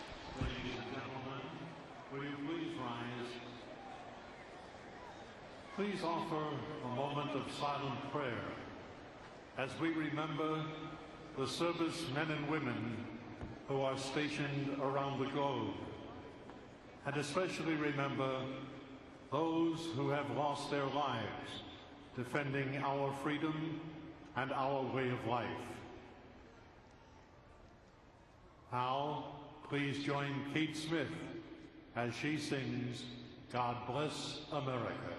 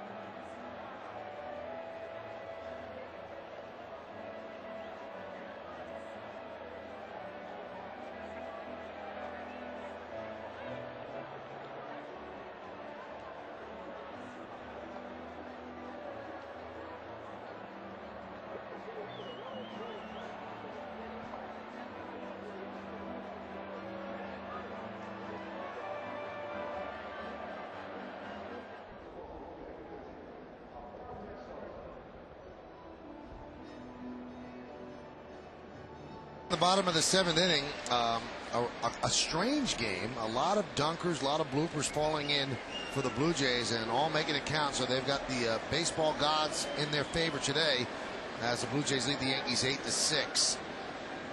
You got Brandon League in now, face the bottom third of the Yankee order, Giambi, Cano, and Minkiewicz.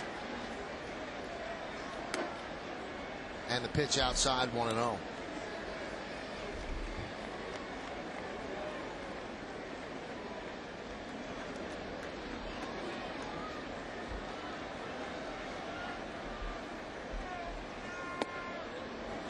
And the count 2-0.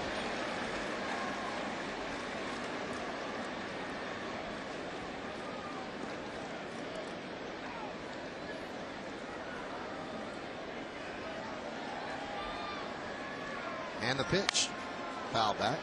Blue Jays have the shift on. Their shift is a little different than other shifts against Giambi, because the second baseman is almost playing behind the first baseman. And the shortstop is playing where the second baseman would play. Playing for the bloop. Now Farnsworth is warming, as well as Kei Agawa. That one is driven into left field. Hit the ball well, but right at Adam Lind, one away. Look at that. Planting straight away at left field, and the extreme pull on the infield. And Jason hits it right to the. You know, you go back there as a player and you say, well, look at all the dunkers that they've got. Now I've hit this ball hard, and I go the opposite way, and it's right at the guy. You know, I'm watching the scout reports and spray charts and all that. I'm a big believer of it now. You know, every one of these at bats are documented and charted and put in some kind of book or computer, and there's rhyme and reason to where the players play, and it could mean the difference between a hit or an out. Hits to Cano, is outside, 1-0. With that, in scouting, your defense is going to play accordingly to who the pitcher is and whether he executes his game plan. And I think over the years, just having faced them, the Braves did it the best of anybody.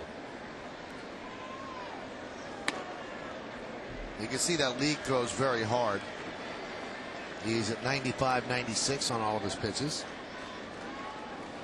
Well, you can see why all the, as you mentioned, Al, the scouting and the percentages, percentage moves, etc. When you are in a game that you could fail 70% of the time and still be at the top of your industry, a little percentage here, a little percentage there means a whole lot in winning a ball game. And over 162 games, when you add all that up, that's the reason those reports are very, very important. Like you say, positioning, pitcher versus batter.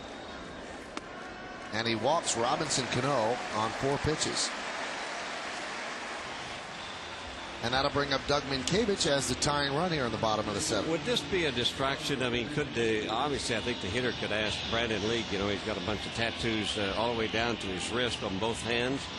I mean, both arms. And if a hitter asked him to wear a sleeve all the way down to the wrist so that he wouldn't be distracted by that tattoo, obviously he'd have to do that, right? I think he was. I don't know how many of the tattoos are exposed, but well, they're on the left arm.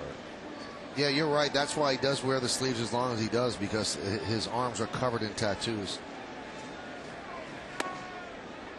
There's a strike. Now that would be distracting when? Because not through the release. Well, yeah, I mean, you can see the ball. If you're trying to see and pick up the ball right out of his hand, you're going to see the wrist too.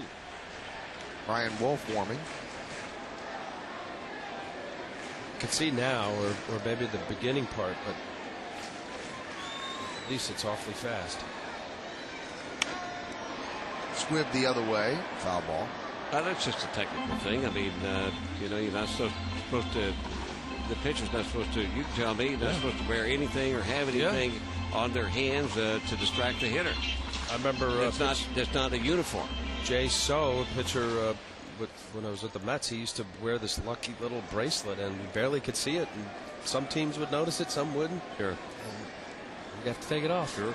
But some games he'd keep it on. Diego Segui. I think it's Diego Segui, the pitcher. Yeah. He had more stuff on him that you could ever imagine, and you talk about distraction. That one is skied to left field. Giving chase is Lind. He can't get there, and it bounces into the seat. So the Yankees get one of those base hits, a double. And moving to third is Cano. So second and third with one out. Well, that's what you're talking about. This is another one off the end of the bat. You can see the ball moving away from Mientkiewicz. And he just lofts it down the left field line. Lind could not catch up with it. Ball bounces into the stands and possibly cost the Yankees a run there.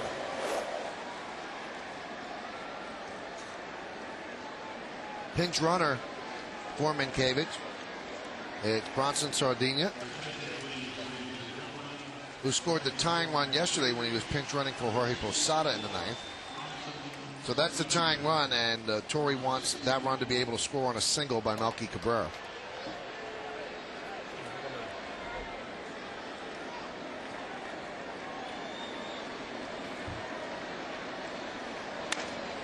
Ground ball through the left side for a base hit.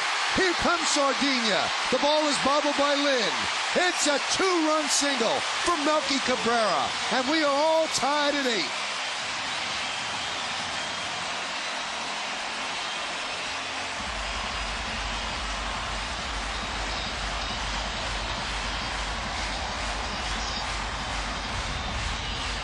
Melky jumping on this sinker, running down and away. Good hitting. Look his head down. Watches the ball, the barrel of the bat hit the ball. Just enough out of the reach of Almeida at shortstop. You see Brandon League obviously not happy with that. A C&I base hit. I haven't seen Brandon League on all the left-handed hitters throw anything inside. It's been everything from middle plate away, and the hitters have already adjusted to that, and that's what they're looking for. They're looking to take it to the opposite way. He's kind of a slinger, and the ball, is sinking down and away from him. I haven't even seen him come inside yet. Here's Derek Jeter. So the game is tied at 8. Strange game. Start of the game delayed an hour and a half by rain that no one really expected. But the sky opened up pretty good.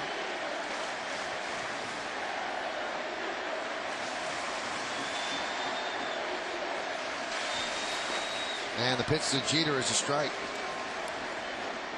And this has been a seesaw affair. Yankees led 1-0. They trailed 3-1. They trailed 3-2. Then they led 6-3. And then they trailed 8-6. And now it's 8-8.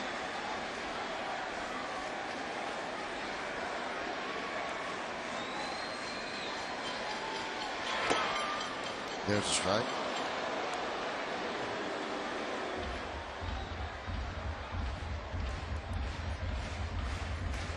Well, anytime that the Yankees could get to the middle relievers of any team, even as good of the bullpen that Toronto has shown this year, that's what lineups will try to do. Don't get to the setup guy closer, get out there earlier. And with Sean Markham coming out of the game after 51 pitches, they're taking advantage of that. Missed outside, 1-2.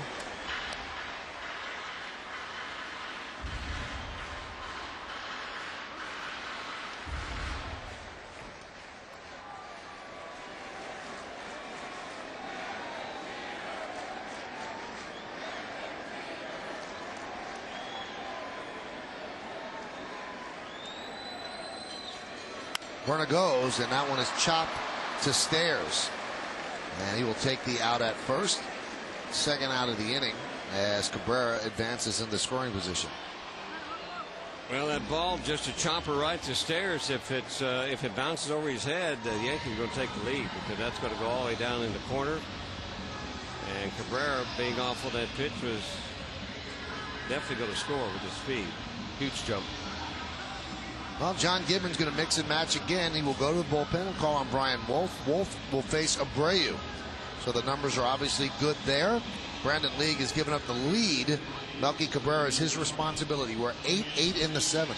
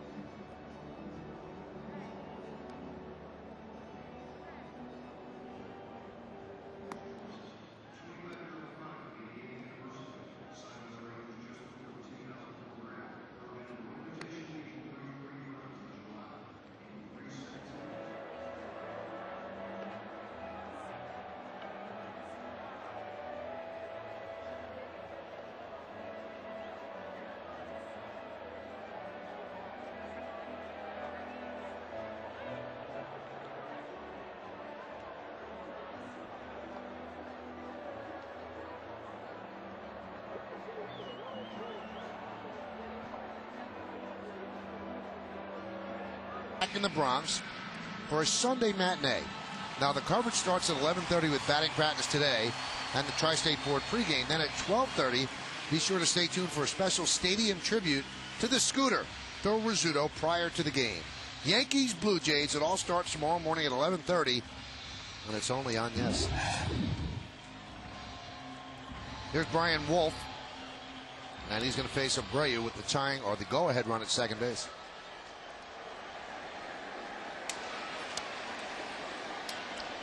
Abreu's 0 for 2 with 2 walks today, and he has scored twice. He's 0 for 2 lifetime, just a couple of bats against Wolf.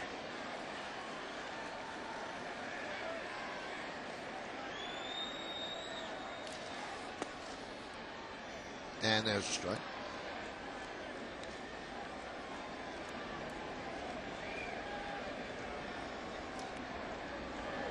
Talking with Brad Arnsberg, the pitching coach for the Blue Jays, said he likes Brian Wolf enough to hope that he gets a chance to win a starting rotation job next year. Check swing, says Rob Drake, the third base ump. Along with Bobby Mercer and Al Leiter, I'm Michael Kay. You're watching Yankees baseball right here on Yes. We thank you for joining us on what was a Saturday afternoon, now a Saturday evening. It's an 8-8 game, bottom of the 7th. Yankees have scored 2 this inning, and there's a runner at second with 2 outs. 1-1. I want to walk Abreu for the reasons we keep telling you, because Alex Rodriguez is on deck. And with that said, Bobby Abreu's a fine major league hitter as well, and it's not an easy guy to just say, here, hit it in a 2-0, 2-1 count as he has right now. Wolf throws a sinking fastball, cut fastball, that last one, a good slider.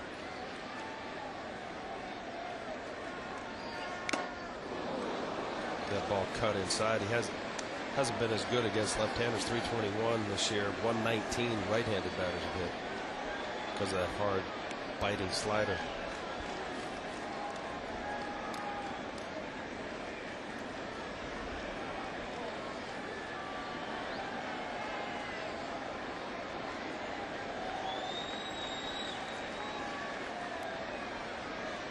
Yankees 6 for 12 today with runners in scoring position, which is excellent. The 2-2.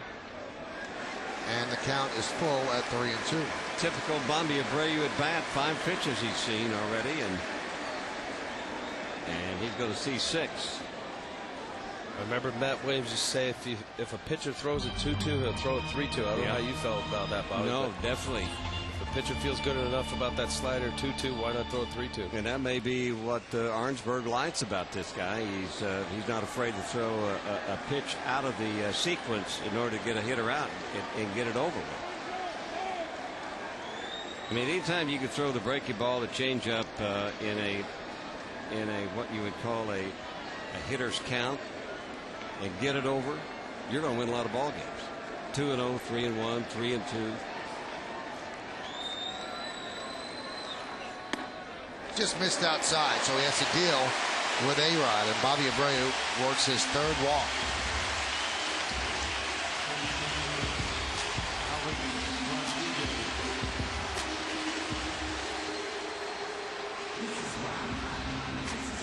Alex Rodriguez, a 2-run double in the 6th inning. 145 ribbies for him. Stayed on that fastball from Jason Frazier, big hit. After walking Bobby Abreu, the same setup. Didn't try to do too much. In a season of big hits, big RBIs, does Alex Rodriguez have it in him again?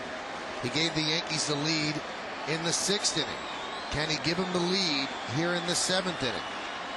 And Wolf deals and just missed him.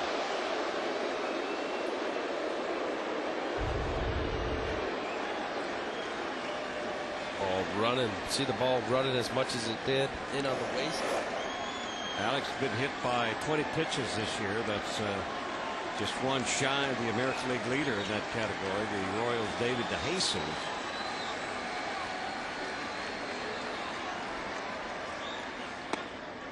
And the count now 2-0.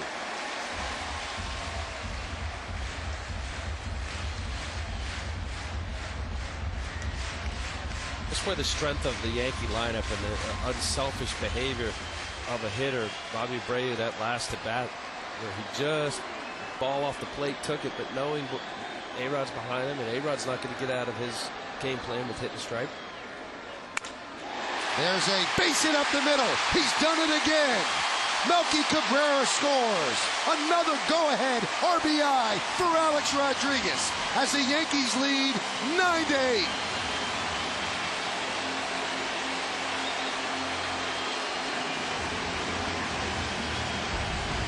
Well, simply incredible, and he hits it where it's pitched. It's low and outside. Pretty good pitch. But Alex hits it right up the middle. He's not thinking home run there. He's just thinking about hitting the ball hard someplace and where the ball is pitched. And that was one of the things that the first game they came out for extra batting practice. Alex was part of that. Jeter was part of it. Posada was a part of that. Cabrera was a part of that. And all they worked on was trying to hit the ball up the middle and to the opposite way. Here is Matsui now. And there's a strike.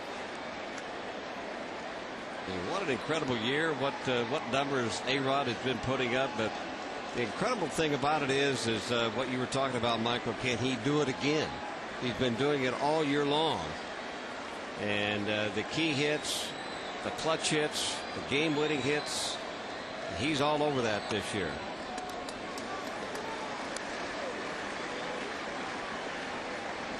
Amazing. He is putting on some clinic.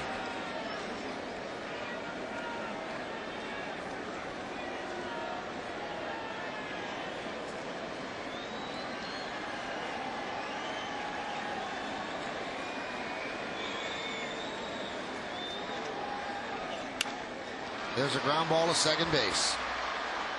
And the out is made, and the inning is over. But the Yankees score 3 runs, and 3 of the bigger hits. Doug Minkiewicz with a double down the left field line. Melky Cabrera with a 2-run single to the left side to tie the game. And then who else? Alex Rodriguez puts the Yankees ahead.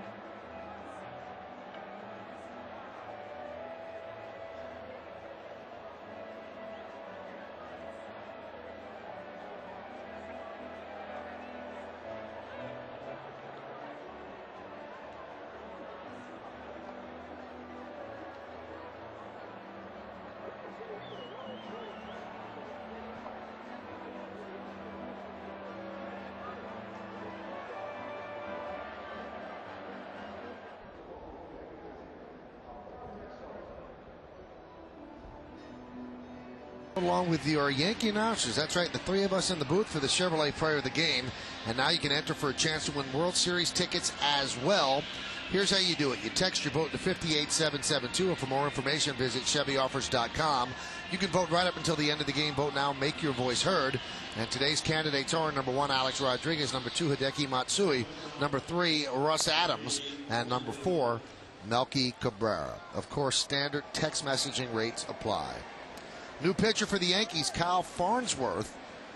And We had heard that he might not be available today, but here he is as the Yankee bullpen is compromised. Job is not available. Vizcaino pitched yesterday, and Mariano pitched yesterday. Well, Farnsworth was not available last night.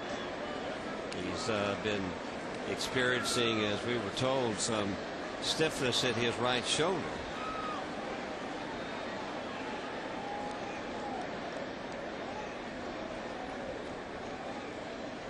The 1-0 to Almeida is a strike.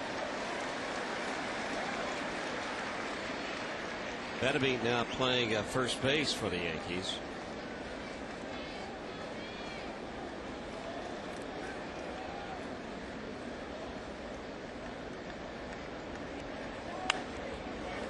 Foul back.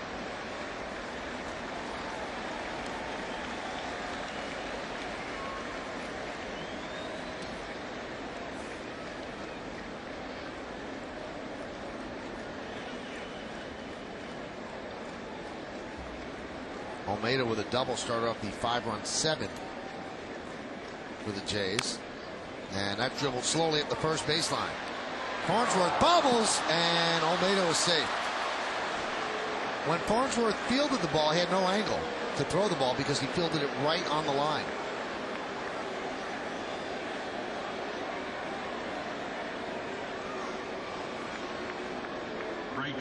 Well, when a ball gets that close to the line, let's take a look. If you have a fast runner, Almeida, you almost want to concede that he's going to beat it out, because what he needed to do, as you say, Michael, he needed to field that ball on the inside and then pull back toward the pitcher's mound and give Betemit a chance to catch that ball. See the runner in the way, and Betemit doesn't know which way to go. If there's a shuffle, then Betemit would also have to get outside. I would have left that ball and hoped that it went foul because Almeida was that fast. Tough play. So a single, and that'll bring up Reed Johnson. Go to first, and Almeida's back. Almeida, one of the few Jays that can really run, so he's a threat to go. Farnsworth is slow to the plate. Yankees lead 9-8. We're in the 8th inning.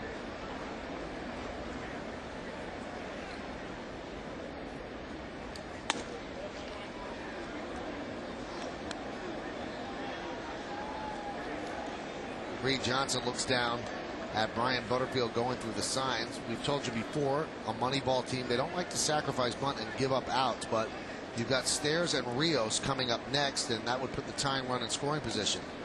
They almost got Almeida, who is really extending his lead.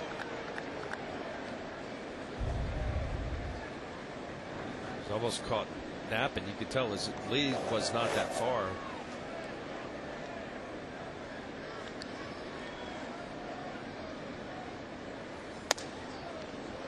Fastball high, 2-0. Blue Jays are just not a running team. They're 13th in the American League, second to last in stolen bases. Their best base stealer, and Vernon Wells, is out. They just don't run.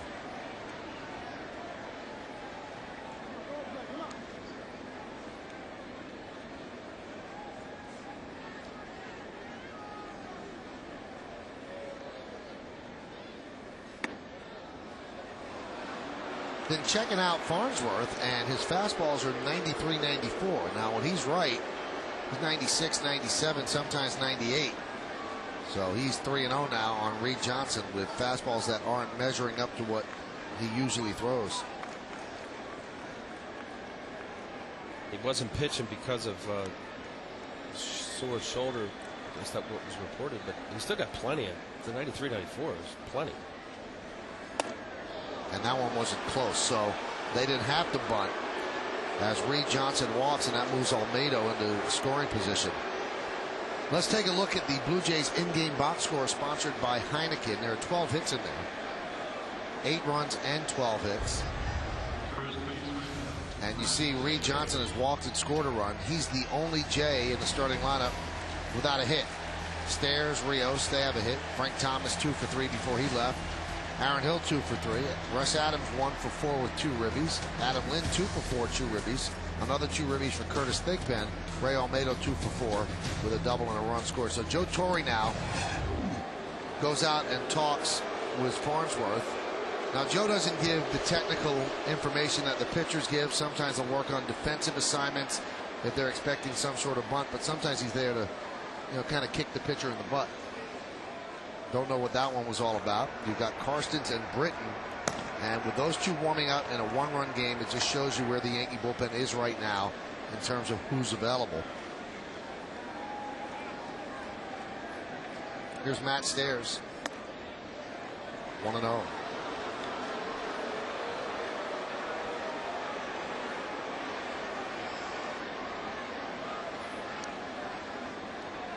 Stairs is 1 for 4. Perfect setup for Matt Stairs. We talked about him being a dead fastball hitter, and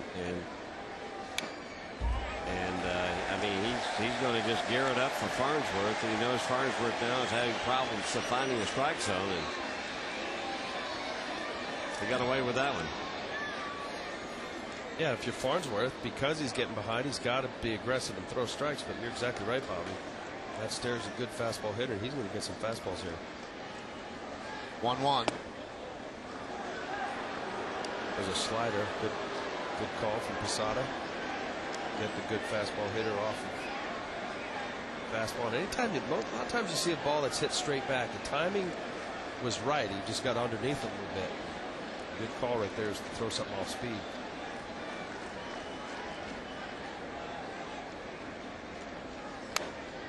Foul back.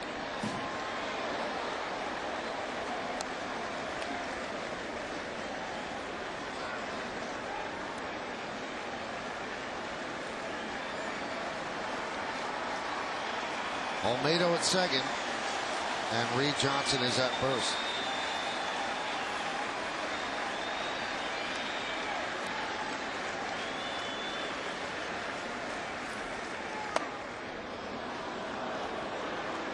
Crowd groaning every pitch out of the zone, which I'm sure is not helping Farnsworth either. He has not pitched well of late at Yankee Stadium, so he's one pitch away from loading the bases. In the 7th inning, Matt Stairs helped out Veras by swinging the pitch out of the strike zone on 3-2. Dangerous pitch coming up. Payoff. Line drive. Caught by Bettamy. Oh, he saved the lead. A beautiful play by Wilson Bettamy. Wow, what a play by Bettamy at first base, and he just started playing there. I mean, this ball is scalded, and it took every bit of inch stretching for Bettamy to come down with that ball, and wow. Outstanding play by Wilson Bettamy at first base.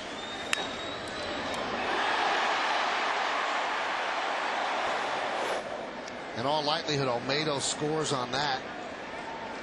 So great play by Bettamy. Minkiewicz started, outstanding defender. They pinch ran for him in the 7th, and so Bettamy took over at first. Here's Alex Rios. There's a breaking ball upstairs, 1-0.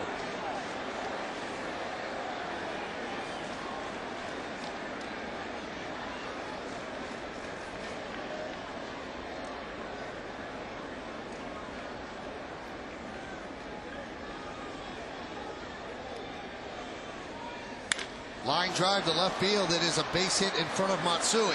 Here comes Olmedo. They're sending it home. No relay from Jeter. It's a tie game on Rios' RBI single. 9-9. And the boos raining down on Kyle Farnsworth. Well, he was bad. Rios was batting .750 going into this at bat. 3 for 4. He gets a fastball, 1-0 fastball up out over the plate. Rios being their best hitter now that Vernon Wells is out, and Troy Gloss gets the barrel of the bat on there. Handcuffing Matsui, wasn't able to get up on that ball. Here's Greg Zahn now pinch hitting for John Ford Griffin, I'm sorry. Griffin walked in the 7th. Zahn hit the game-winning home run yesterday in the 14th. And that was off Brian Bruni. Another hard-throwing right-hander. Pitches outside. That one, 99 miles an hour by Farnsworth. But the 99 miles an hour, I mean, you see the last few hitters, they're right on top of that fastball. He's not throwing a fastball by them.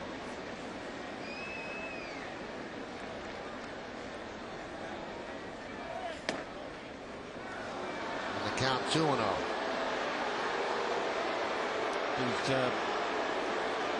When you got a fastball 99, 98, 100, whatever it is, anytime you start pitching 2-0, 3-1, 3-0 consistently, I mean, these guys are going to turn that fastball around because they know you got to throw it right down the middle.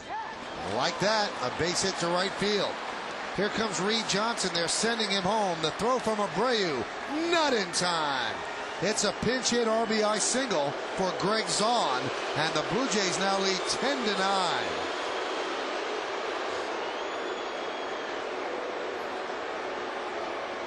Well, as Bobby was saying, doesn't matter how hard you throw this ball down in the zone. Greg Zahn last night hits a home run down in the zone that was inner part of the plate.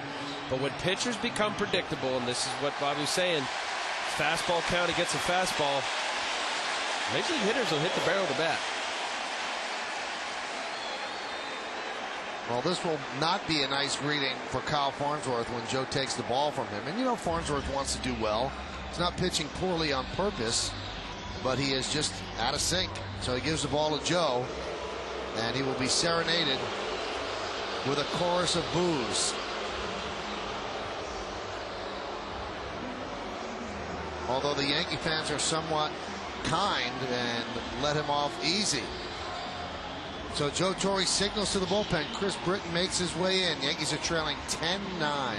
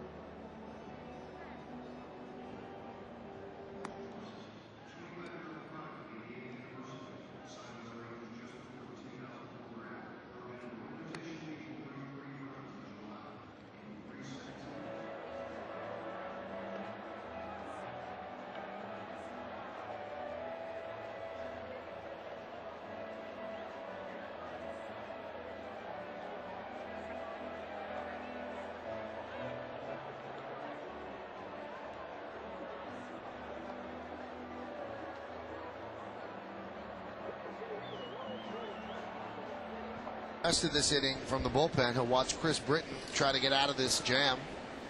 First and second with one out. 2 runs already in as the Blue Jays have retaken the lead. There's Aaron Hill. There's a strike. And a derisive cheer from the crowd. Can Alex Rodriguez do it one more time? He's done it twice today. Going to the well quite a bit. The 0-1. Popped up. Shallow right. Abreu. 2 outs. Tonight, Tampa Bay against Boston. Yankees come into action today 2 games behind the Red Sox in the East.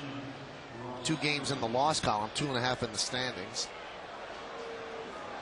And Joe Torre is going to do some mixing and matching. So he's going to bring in Kei Agawa. And it'll be interesting how the crowd receives Agawa. They have not seen him in a while since he was sent down to the minors for the 2nd time. So it's going to be Kei Agawa coming on as a reliever. We'll be back.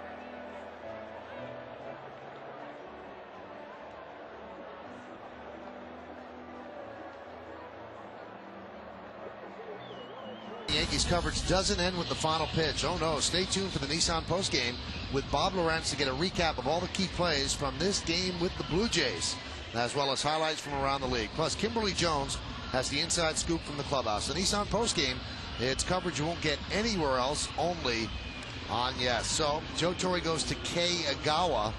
The last time he appeared for the Yankees was on July 26th. That's what he's done with the Yankees in both starting and relief. He was recalled from AAA on September 9th at Scranton Wilkes-Barre, which he was sent down to on July 27th. He was 3-2 with a 3.72 in 7 starts. So let's see if anything has changed with Kei Agawa. He will face the pinch hitter Hector Luna, pinch hitting for Russ Adams. Count 1-0. Kei Agawa's biggest problem has been since pitching in the major leagues that he keeps everything up. His fastball's up in the zone and his breaking ball's up. Can't live upstairs. 1-0. Driven the other way, and that is going to slice foul into the seats.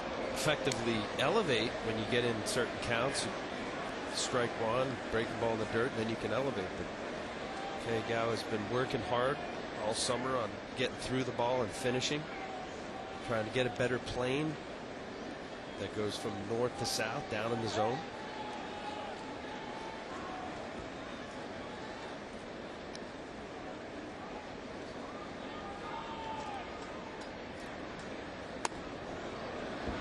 Count 2-1. Has this got something to do, Al, with the mound in Japan versus the mound here at in America? Have you heard that? I don't know, but it might make sense. You know, I pitched in one of those All-Star games over there, and the mountains did seem lower.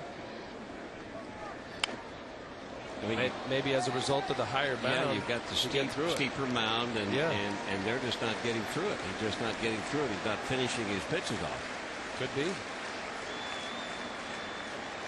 Yeah, I do on certain mounds. I know they're all supposed to be the same, but they feel different. And I know in Philadelphia, it used to feel like you were throwing off a cliff. And it took an inning or two to get adjusted to that mound.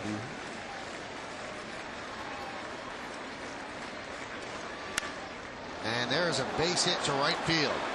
Rios rounds third. Here he comes. Here's the throw, and Rios is in there, and they have Luna hung up. The rundown taking place, and now here comes the runner home, and he is going to be out as they tag out Zahn.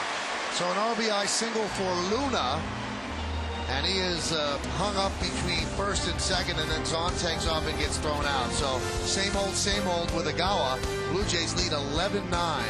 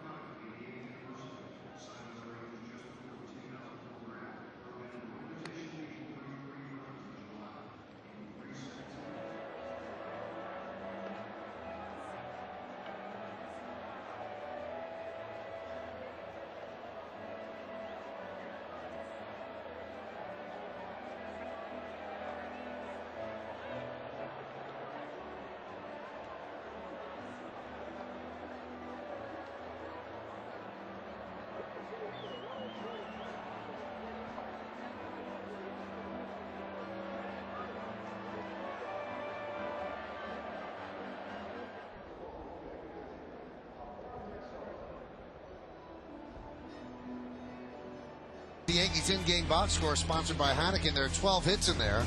Bobby Abreu has walked 3 times. He has not picked up a hit. Jason Giambi is 0 for 4 with 3 strikeouts. Cano 0 for 3, a walk and a run scored. Alex Rodriguez has had a great day. Matsui's had a great day. Jeter, another really good day. He has a 9-game hitting streak. Minkiewicz, 2 for 2, a double and a run scored. But the problem this game, pitchers can't get anybody out. They can't find pitchers to get anybody out. Hector Luna, with that pinch hit base hit, he moves in at third base for Russ Adams. And how many times can the offense pick them up? We're going to find out. Here is Posada. 11-9 Jays. And there's a strike. Let's see, the Yankees take the lead in the 6th. Jays take the lead in the 7th. Yankees take the lead at the bottom of the 7th. And the Jays take the lead at the top of the 8th. Ground ball up the middle. Does it squeeze through? Hill, off balance throw, and that pulls Stairs off the bag. It's a base hit for Posada. That's his 2nd hit of the game. That's the 28th hit in this game. And it's a little squibber off the end of the bat that placed perfectly. Aaron Hill made a nice attempt there, but just no chance.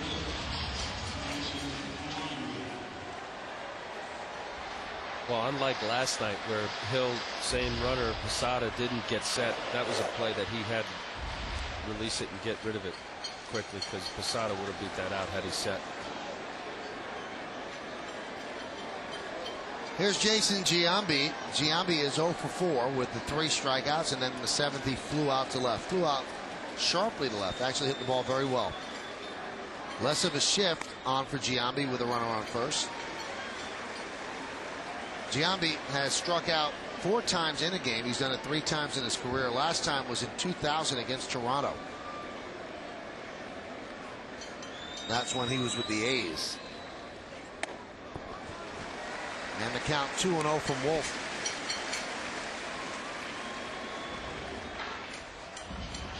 And Brad Arnsberg wants to talk with Wolf. Now, neither team wants to lose this. So they want to try to stop the bleeding somehow and stop the offenses. Because in the last 2 innings, starting in the bottom of the 6th and then go into the 7th, 8th, and obviously the bottom of the 7th, 9, they've scored 15 runs in 2 innings, or 4 half innings of play. 16 runs.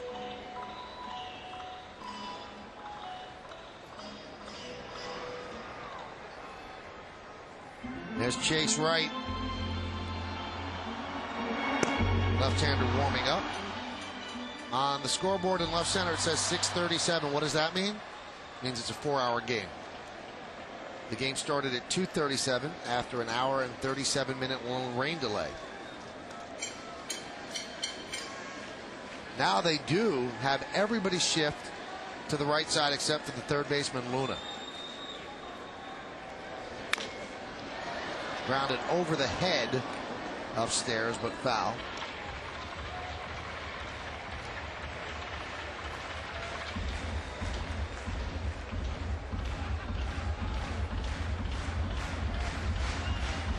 Getting pretty technical, this baseball. I mean, when they got to the count 2-0, they moved him into the shift. Now the third baseman becomes a double play guy at second base.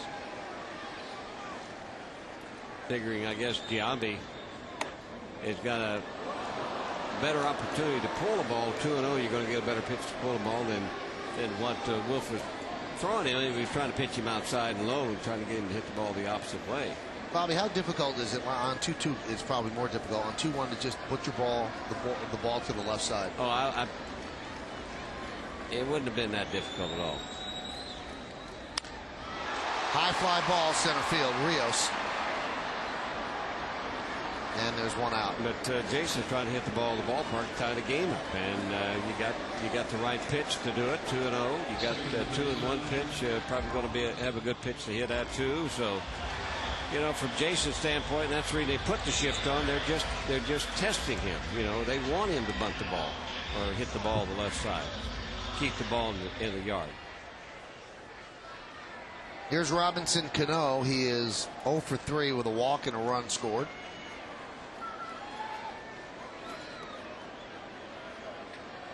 They are not holding on. Posada Stairs playing behind him, close to the line. And the pitch outside, 1-0.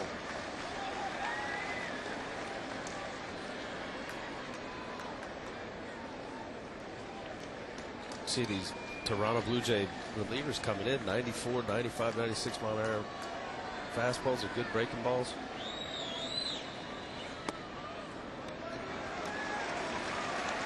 And Wolf, he looks effortless, smooth delivery, ball just shooting out of his hand. Well, this is the bullpen comparison. Each bullpen's given up 8 hits. Each bullpen's given up 8 runs. A lot of walks for the Blue Jays. Yankees 3 walks, 2 strikeouts. And the count 2-1. Crowd of 54,887 here at Yankee Stadium. That is the 48th sellout of the year. Been an amazing year of attendance here in the Bronx. Rain or shine, there's 50,000 plus here.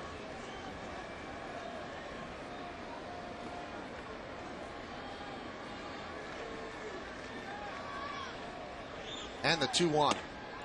Missed outside, 3-1.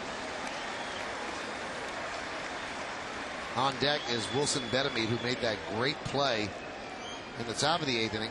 Otherwise, it would have been even more damage. Blue Jays scored 3 runs to come back from a 9-8 deficit. They're leading 11-9. Yesterday, 14 innings. This game over 4 hours old, the 3-1. And a walk to Cano, so the tying runs are on base for the Yanks.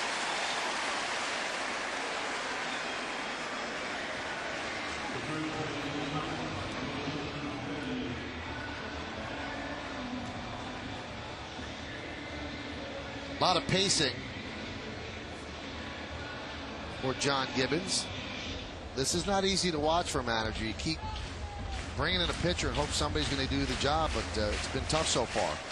So here's Betemit, his first at bat of the game. That's what he's done with the Dodgers and the Yankees. Came over from the Dodgers in the Scott Proctor deal. Wolf trying to overthrow way upstairs, 1-0.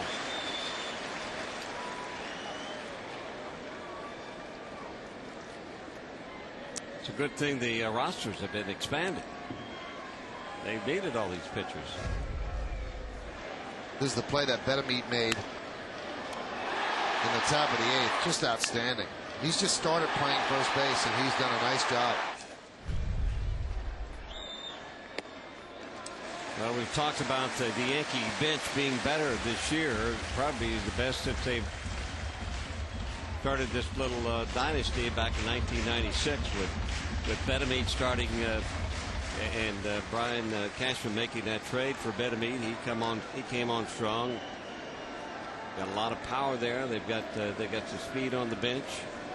They got utility players that can play like Betemit could play almost every position on the infield. He's a switch hitter. Wolf is now 1 pitch away from loading the bases with Melky Cabrera due up. Josh Towers, former starter for the Jays, beginning to throw.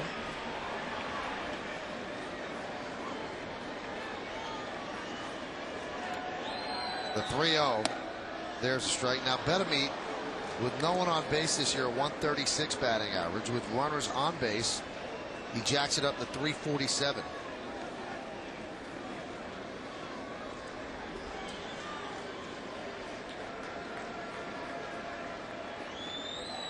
And the 3-1.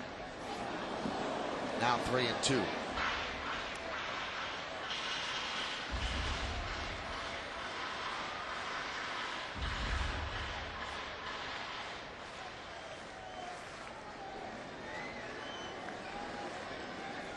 (11-9) Toronto, second game of a 4-game set.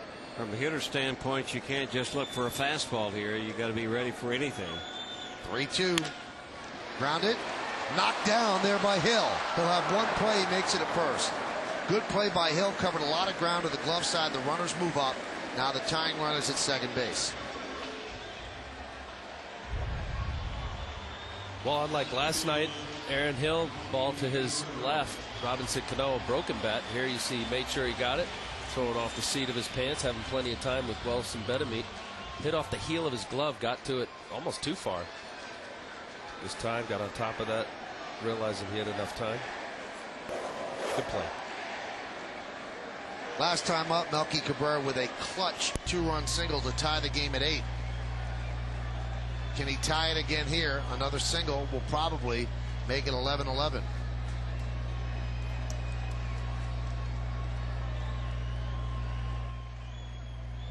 And the pitch. Breaking ball outside, 1-0.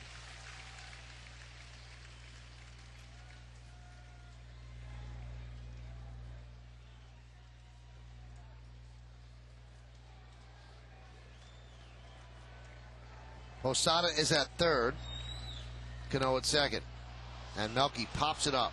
Luna near the seats, leaning. Arm's not long enough.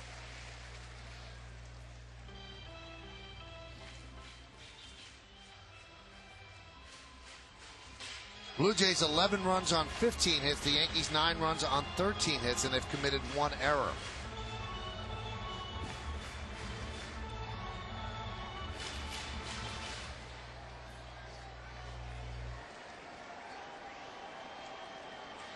One count on the switch hitting Cabrera. 1 for 5 today. And the 1-1. Grounded foul.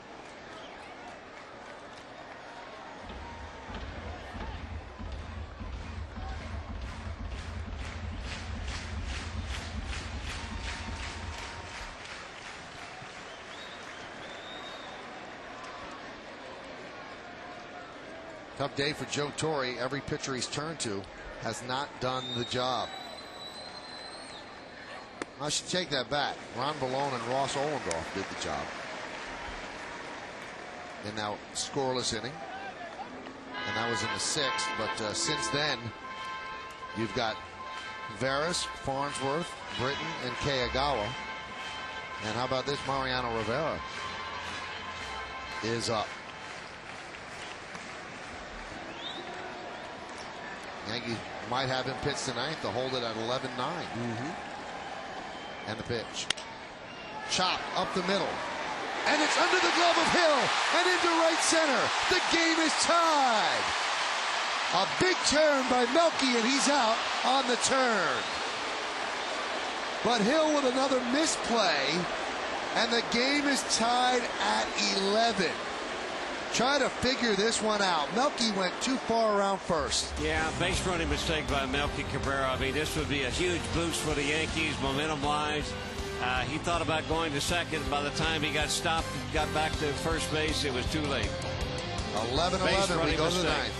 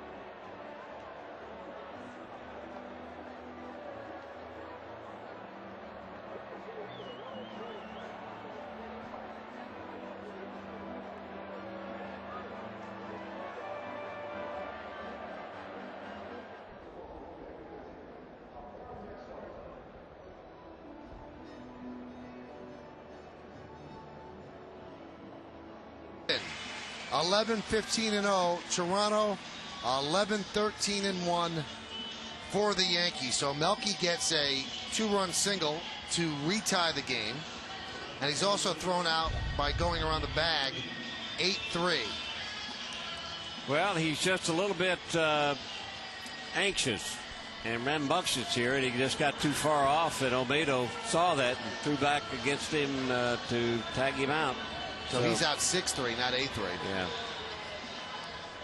Watch a tag from Matt Stairs, tags it up on his hip area, and that was the back, actually back of the back area. That's why Joe Torre was out there arguing. Well, Joe Torre had Kagawa warm up, and the reason he did that was because he wanted Mariano Rivera to warm up in the bullpen. So he had no intention of letting Kagawa pitch in the 9th inning. Now Angel Hernandez is going to go out to Joe and say, listen, you got to make your decision. Mo's just looking right now. It looks like he's warmed up. So they're going to take the ball from Kagawa, and they'll bring in Mariano to face the bottom third of the order: Lind, Thigpen, and Olmedo. So Mariano, who threw 10 pitches in the 1-2-3 one inning yesterday, will come in today.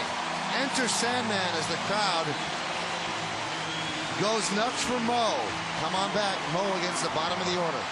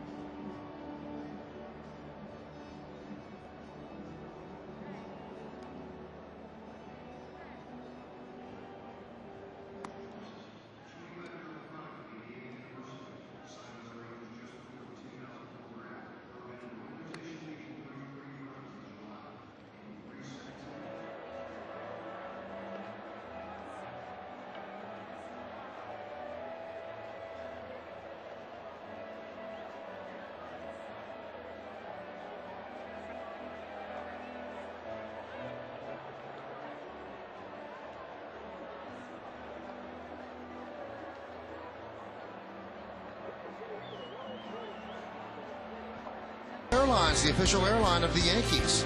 Kia Motors, Kia, the power.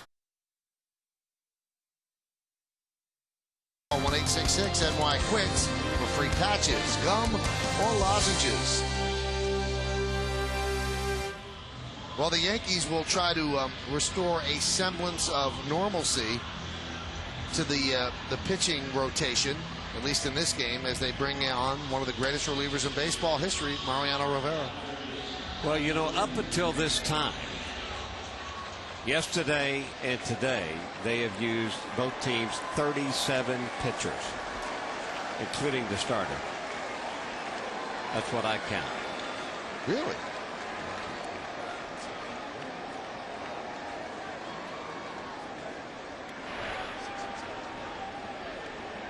Two. 29. And Mo would be 30, I have. I could be wrong. Give or take a couple. It's a lot. And the 1-0 to Adam Lind. There's a strike.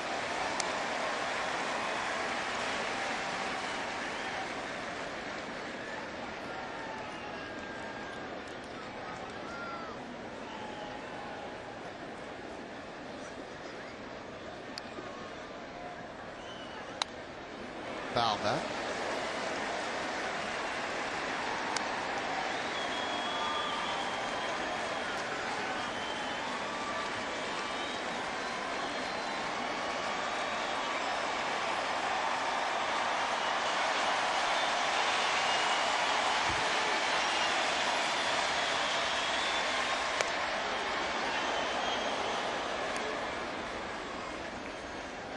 We've all had the recount. What do you have on your recount? Maybe Bobby? I counted some of the pitches I thought should be in here.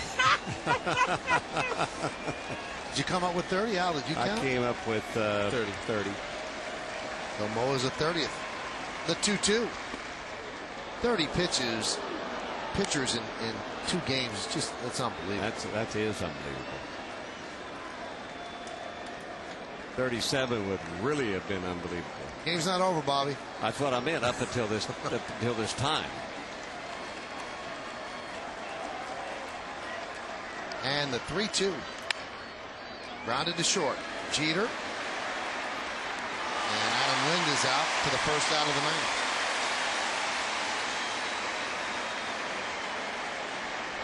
The catcher, Curtis Thigpen. So Mariano will face Curtis Thigpen, who's 1 for 4. The 1 a 2-run single way back in the 4th inning. It's 11-11.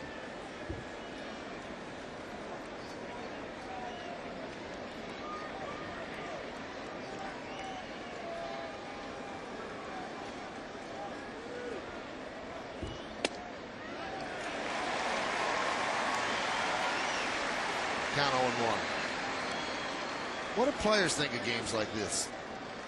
The ones that are still sitting out there? Yeah. Your mind wanders a little. How about the ones that are out of the game? They're watching the game on TV and Yeah. in the bathroom and just being distracted a little.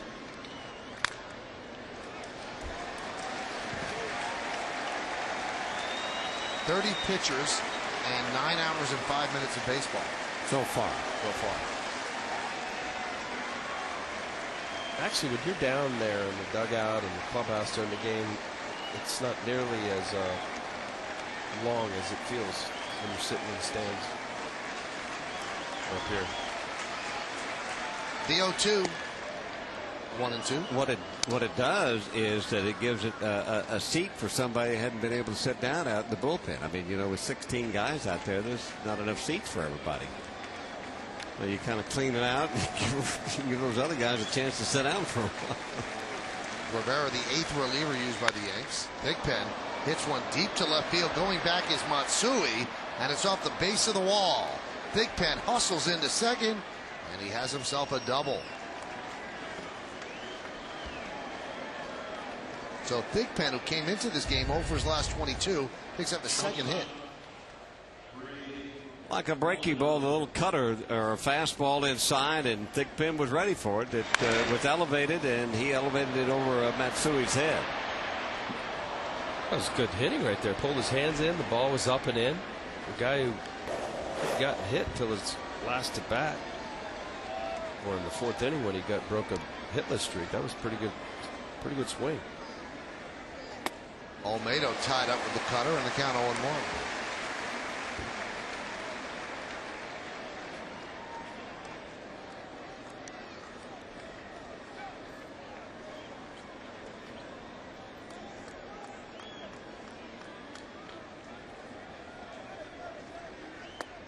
Thinks about bunting, pulls it back.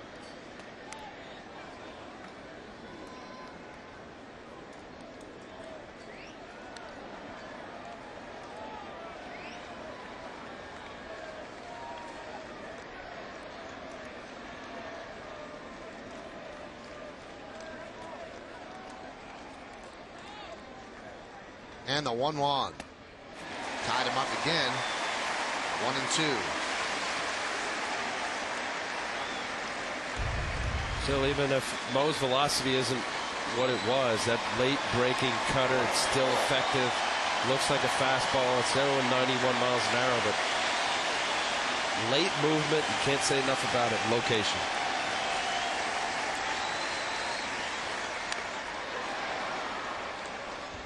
Still 1-2.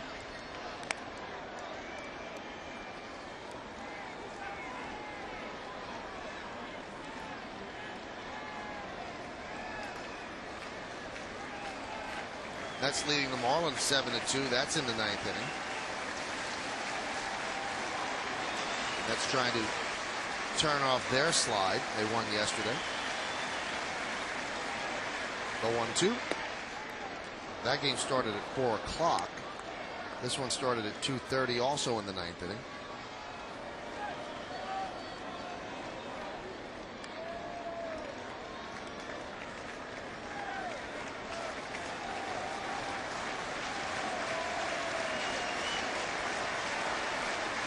And the pitch. Could not hold up. Pitch up in the zone. 2 outs.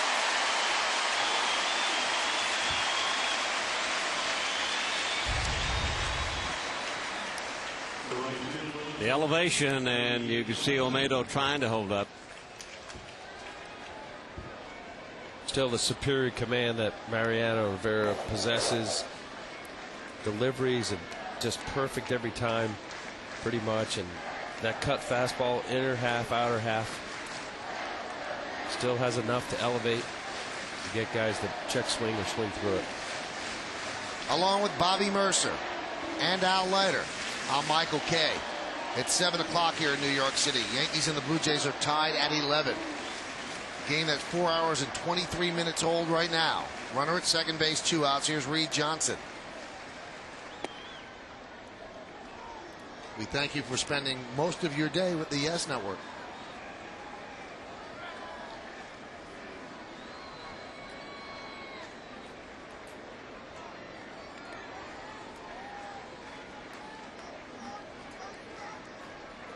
And remember, we still have the post game coming up when this finally ends with Bob Lorenz and Kimberly Jones. So you got a lot more to stick around for. Jeter sneaks in behind Thigpen.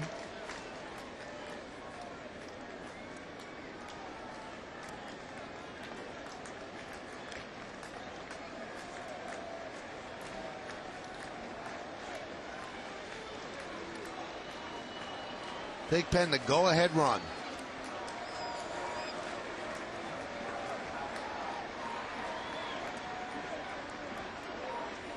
There's not been a 0 on the board since the top of the 6th inning. Yankees scored 4 in the 6th. The Blue Jays 5 in the 7th. The Yankees came back with 3 in the bottom of the 7th. 3 in the 8th for the Blue Jays. 2 for the Yankees in the bottom of the 8th inning. And that all adds up to 11-11. 13 runs scored in 2 innings by both ball clubs. 13 of the 22.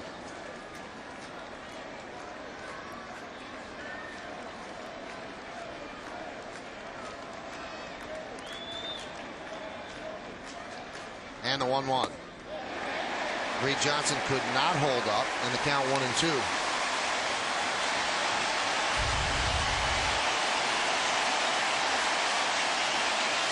If you are looking ahead to the bottom of the 9th inning, and why wouldn't you be? Jeter, Abreu, and A-Rod.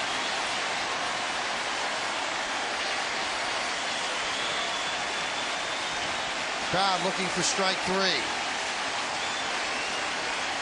On its feet.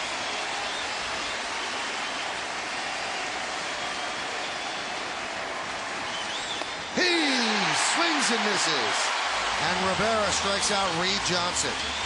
No run to hit, no errors, and 1 man left. Derek Jeter will lead it off in the 9th inning. Mariano Rivera finishes it off in the top of the 9th. Chance to win coming up.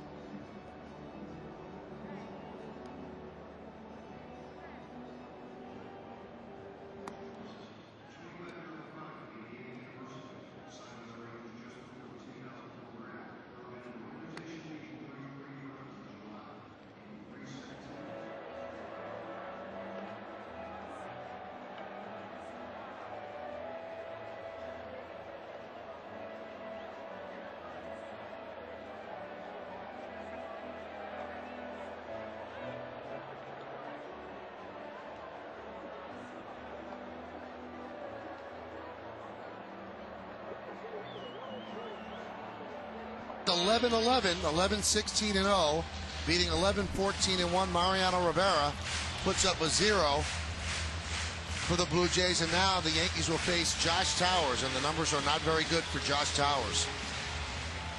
Well, he started most of the year, and this might be one of the games now where the manager's going to elect to go to a reliever that can give him a few innings. Can only go to the well so many times to mix and match him, get in the extra inning territory. Try to get some length out of some of your relievers. Certainly Josh Towers, who has started most of the year, can do that. Well, the Yankees are going to have the right guys coming up with Jeter and Abreu and Alex Rodriguez. So a good opportunity for the Yankees as the moon over the facade here at Yankee Stadium. Well, the day started with the sun obscured by clouds, and now we see the moon, Bobby. That's right on the right field foul line, too, is it?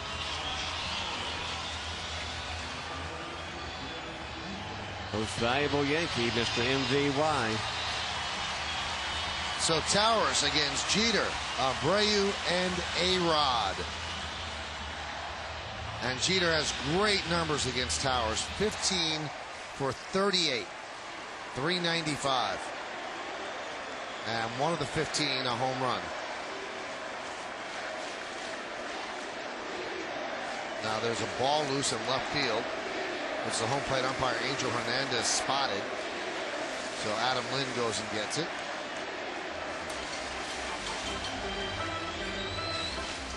So do the Yankees have some dramatics in their bag of tricks? The ninth inning yesterday, the Yankees scored 4 to tie it and force extra innings. A run here in the bottom of the ninth inning, and the Yankees would win a wacky game. And the pitch to Jeter is outside. Jeter today is 2 for 5 with a run scored. He extended his hitting streak to 9 straight. And the 1-0. There's a strike on the outside corner, 1-1.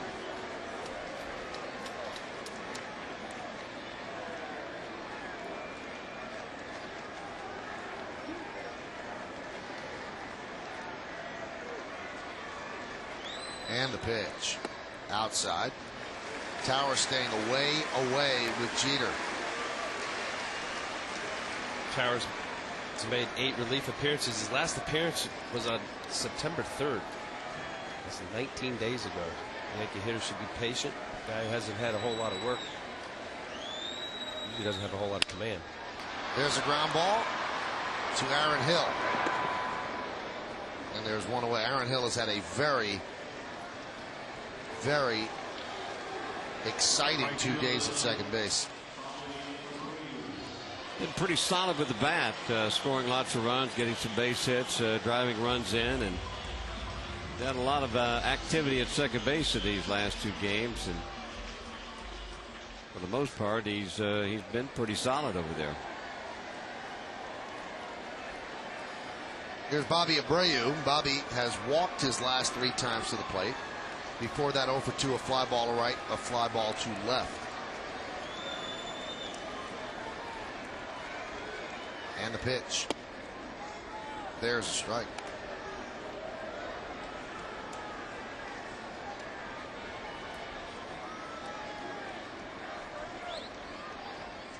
Towers deals. Lurking on deck, Alex Rodriguez.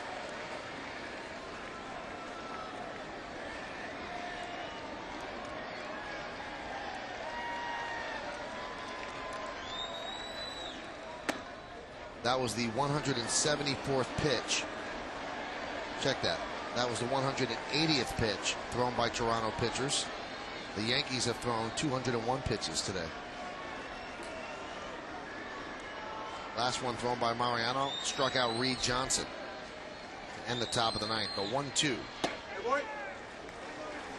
And the count 2-2.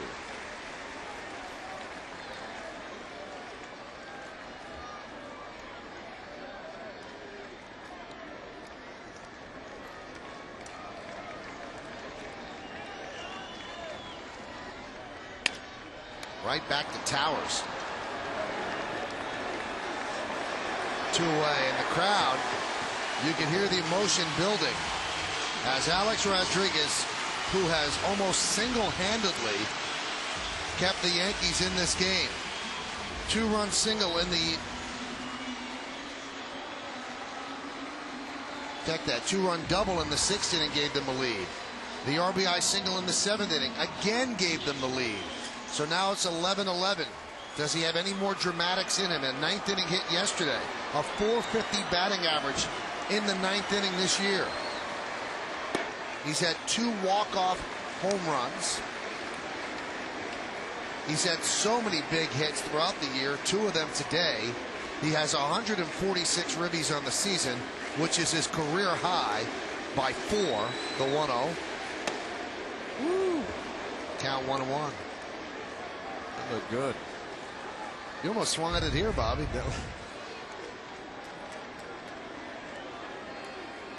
A-Rod's got 5 hits against Towers. 3 of them are home runs. A-Rod 3 for 4. And he hits it shortly through the left side for a base hit. Let's see if he can turn it into 2. Cutting over is Lynn. A-Rod's going for 2. He's going to make it. The winning run is in scoring position. His 4th hit of the night. He knew where the outfielder was playing. He knew once he got it down that left field line that he had a good chance of going for 2. By the time Lynn got over there and picked it up, it was an easy double. You know, it's interesting. Hector Luna hugging the line to guard against the extra base hit. So he gives up that hit, and he was hugging the line so much that it was still an extra base hit. If he had been playing a normal third base, that's the final out.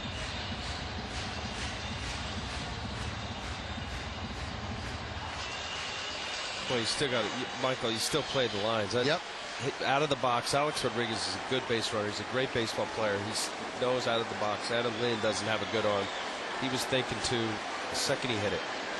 So here's Hideki Matsui. He's been a nice exacta with Alex Rodriguez. He is 3 for 5 today. He has 3 ribbies of his own. Towers deals, and a strike. The arms in the outfield, all pretty good, except for Lind in left field. Rios has a great arm. Johnson has a really good arm.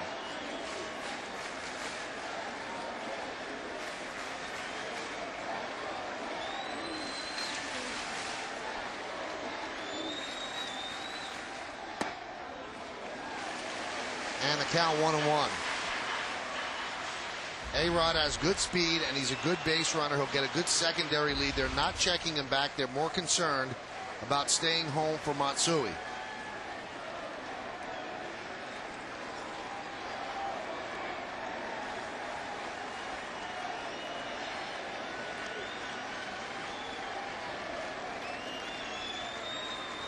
And the 1-1. Upstairs. 2-1. It is a hot, humid evening here in New York City. It rained earlier. The start of the game delayed an hour and 37 minutes. It's a seesaw affair. Teams resting the lead from the other team. Big hits, bad plays, good plays. Not much pitching. It's 11-11, bottom of the 9th inning. Alex Rodriguez is at second. He's there with a 2-out double. Matsui at the plate. And the pitch. And the count 3-1 on deck for the Yankees. Jorge Posada.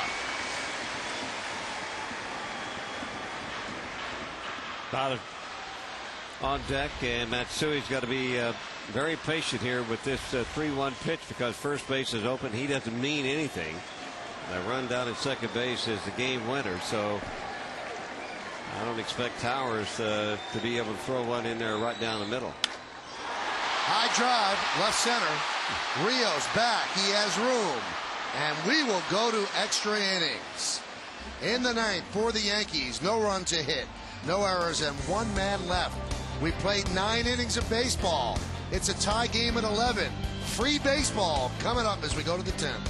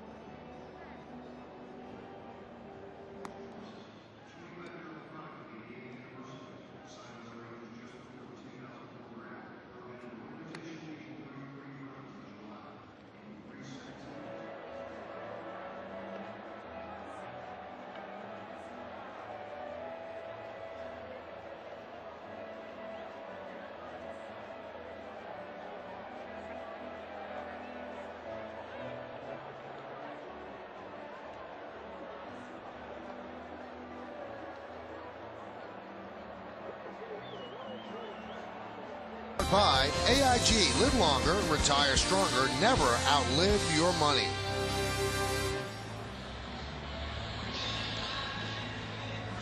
We go to the 10th inning here at the stadium, and the Yankees will go to their 2, 4, 6, 9th pitcher. It is Jeff Karstens.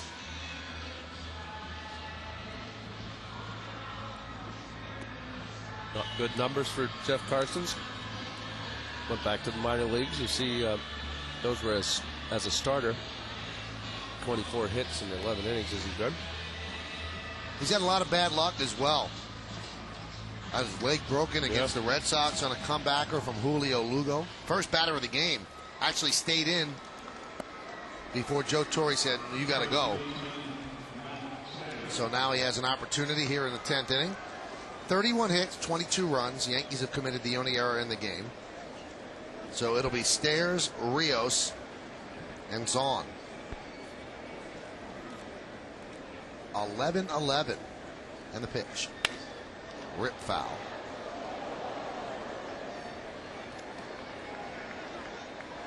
The fans seem a little slow out there as well. Long game. You think Stairs doesn't have some top hand? Showed a lot of top hand there.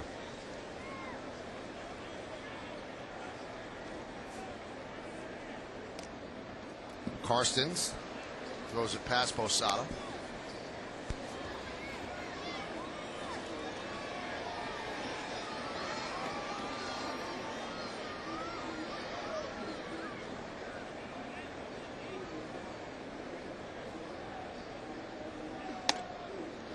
There's a strike. Count 1-2.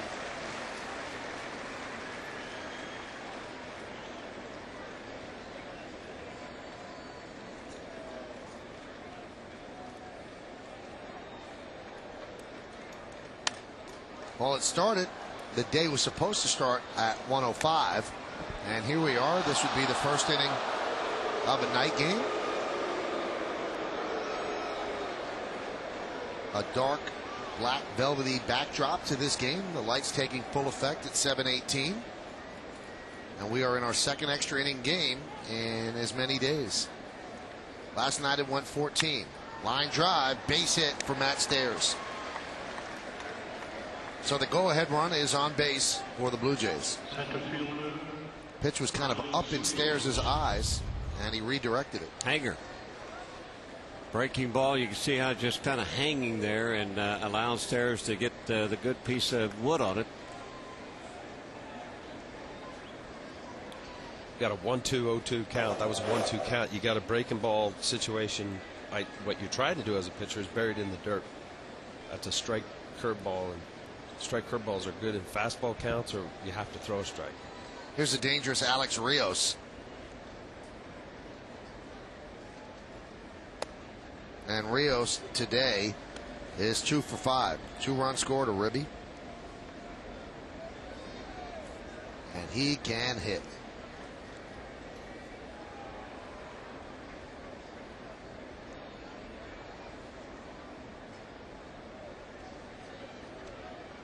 Stairs does not have a big lead at first. That one's fouled back.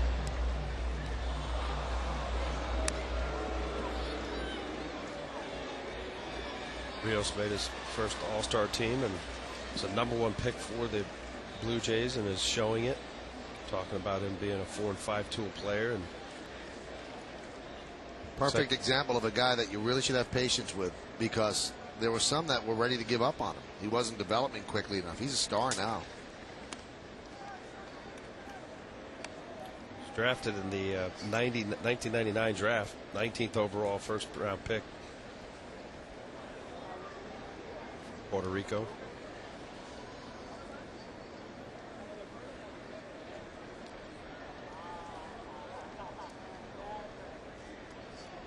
And the 1-1. 2-1.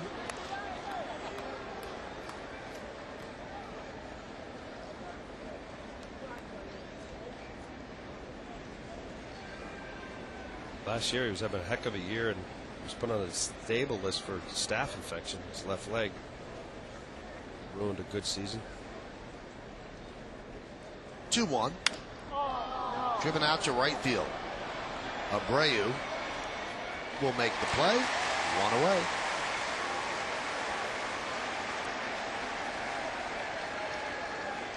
Designated Greg Zahn. Here's Greg Zahn, pinch hit in the 8th inning. Got a big hit.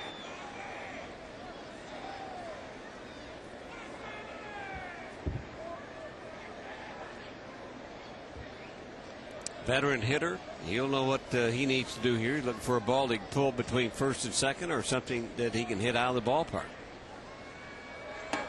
Breaking ball. Be careful with that breaking ball. They've been up in the zone.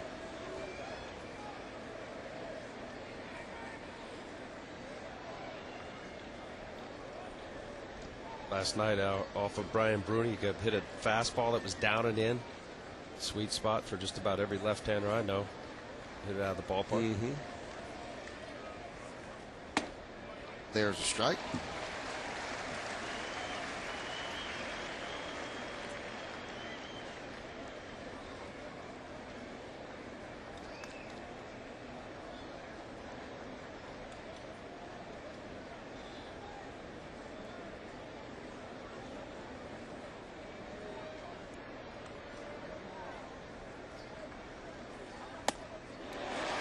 Jeff Carson's, as we mentioned, is the Yankees' 10th pitcher. Why is it significant to say that? It's a new record. Yankees have never used 10 pitchers in a game.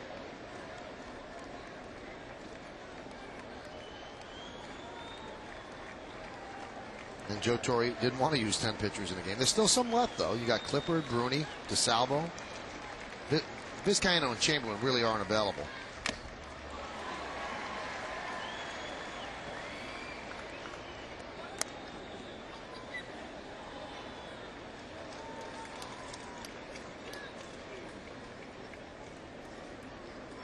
One-two count on Greg Zahn. The teams have combined for 32 hits and 22 runs. Matt Stairs at first base with one out. Top of the 10th inning.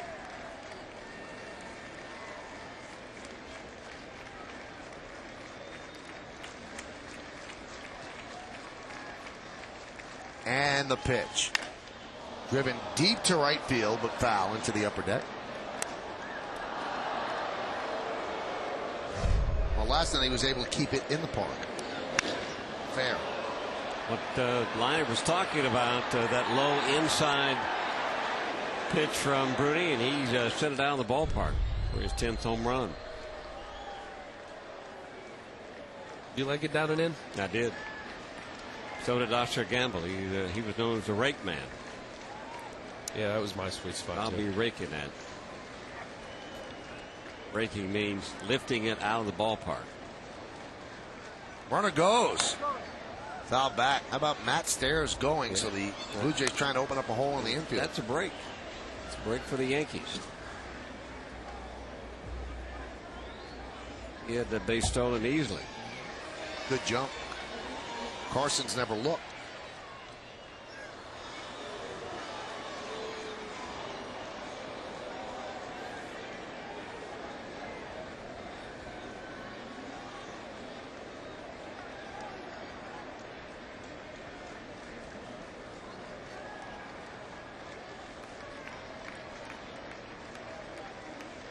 And the 1-2 upstairs. Tomorrow, it's Messina against Dustin McGowan. Now, we're going to come on the air at 11:30 with our batting practice show, half hour earlier, then 12 o'clock with the pregame, and then 12:30 we'll carry the ceremonies honoring the Scooter Phil Rizzuto. And then the game will start at 1:15. All of it on Yes, so make sure to tune in.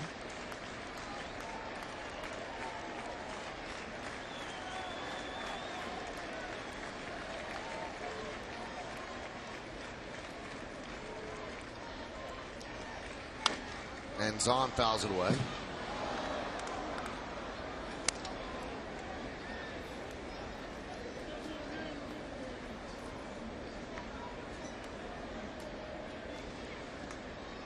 Those two men have seen a lot of baseball, not just in these 2 days, their whole lives.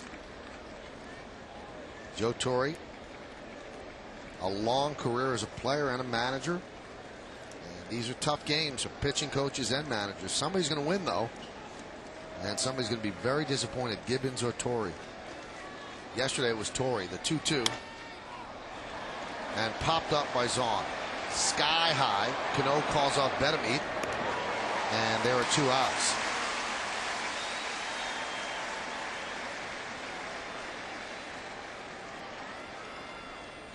Gibbons' team won yesterday in 14 innings on Zahn's home run. They had a couple leads tonight, but a seesaw battle. Back and forth.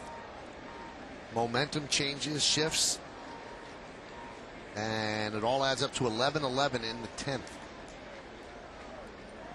Here's Aaron Hill. And there's a strike.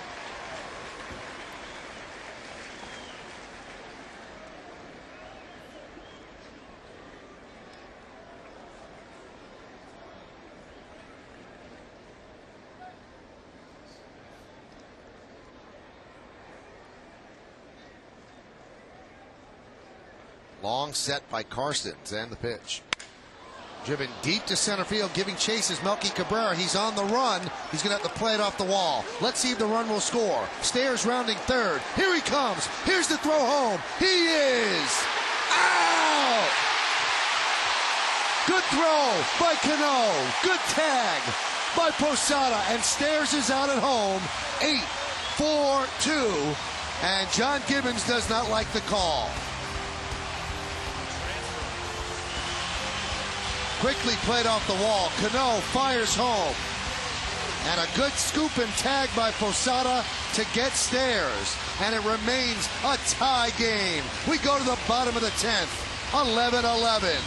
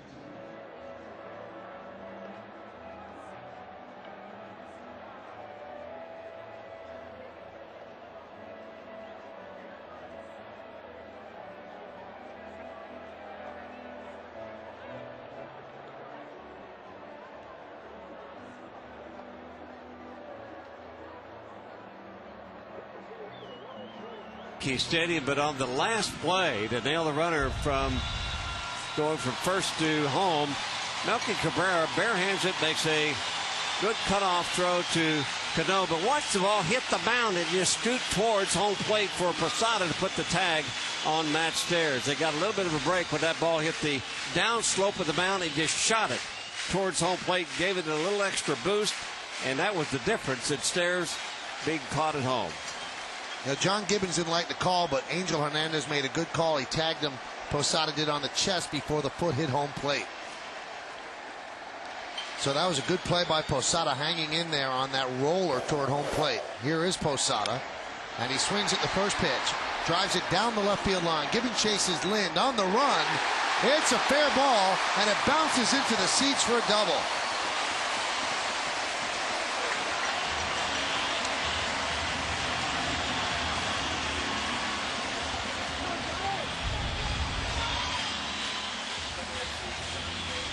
Looks like Adam Lind is not getting good jumps down the left field line here, just pulling up. There's not a whole lot of foul territory, and Adam Lind, being a young player, he called up from AAA, doesn't have this approach, and pulls up just inside the foul line, that ball would have been an amazing catch anyway.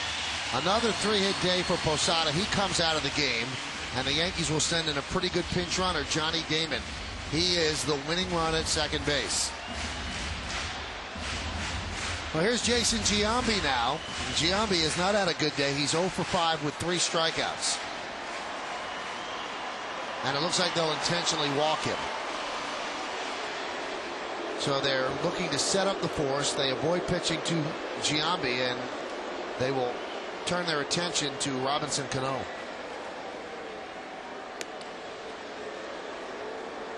Well, Cano's job is to get that runner at second base to third base in less than 2 outs if he doesn't drive him in.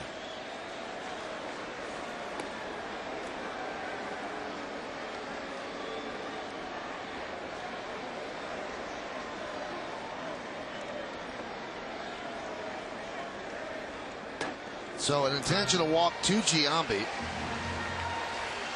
and that's going to bring up Cano. Any thought here, Bobby, of bunting? Of course, absolutely. You got to get that runner to third base in less than 2 outs. You got the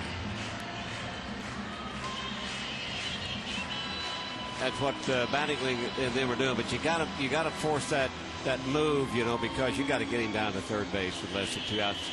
Now, one thing about the bunt here, last year the Blue Jays were the top team in the major leagues defending the bunt. They made 24 outs at third base on bunts, and the next closest team had 16.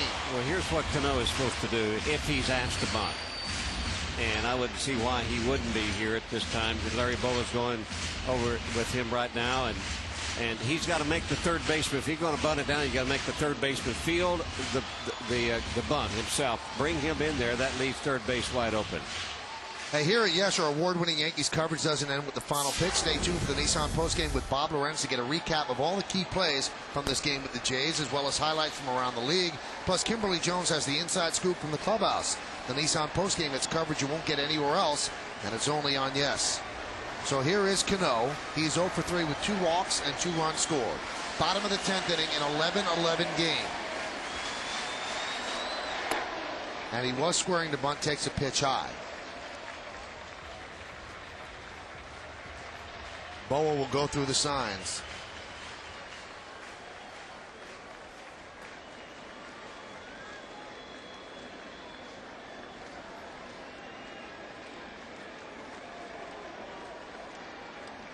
Stairs is coming hard down the first base line. Luna is trying to anchor at third because he wants to get the out there. They could take the bunt off with so many moving parts, and they do. And that one is skied to left field. Backing up is Lynn. He'll make the catch. Tagging is Damon. He's going for third. Here's the throw, not in time. So the runners move up anyway, as Giambi follows Damon and goes into second. Yankees are running on Adam Lynn's arm. Well, he got Lynn backing up, and he got out of position to be able to get any momentum on the throw back into the infield. You see, he was back, and it took him 2 or 3, about 2 steps before he released the baseball. Damon saw that. He went back quickly and tagged up. And a good play by Johnny Damon. He makes it in there easily. So now the Blue Jays have to bring the infield in. Here is Wilson Bettamy. Yankees have a chance to win it. It's 11-11.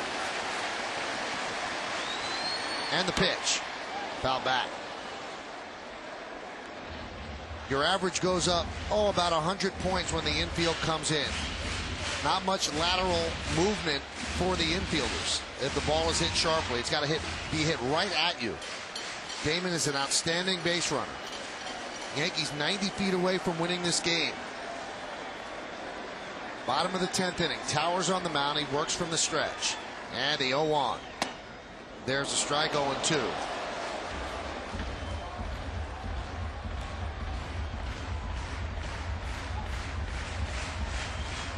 On deck is Melky Cabrera.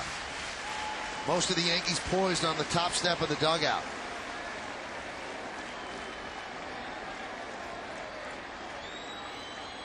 And the 0-2 pitch. He struck him out. A big strikeout. for Josh Towers. Now they could bring the infield back. Well, you got to wonder what happened to Wilson Betemeet on the pitch before this. That was a fastball right down the middle, and that's a good breaking ball there by Towers, and Betemeet swings over the top of it. Yeah, that 0-1 pitch he'd like to have back. That was right down the middle. Obviously, he was, well, not obviously, but probably looking for something else other than what he threw. Well, Cabrera is 4 for 7 with 2 doubles and a triple against Towers. First base is open, but you'd rather pitch to Cabrera than Jeter. Infield is back, and the pitch is high, 1-0. The clutch Derek Jeter on deck. Jeter 2 more hits today. Melky Cabrera with 2 hits as well. It is now a 5-hour game at the stadium. The 1-0. Line drive, base hit, and the Yankees win the game, 12-11. Another clutch hit from Melky Cabrera, and the Yankees in 10 innings win an improbable, gutty, gritty comeback game, 12-11.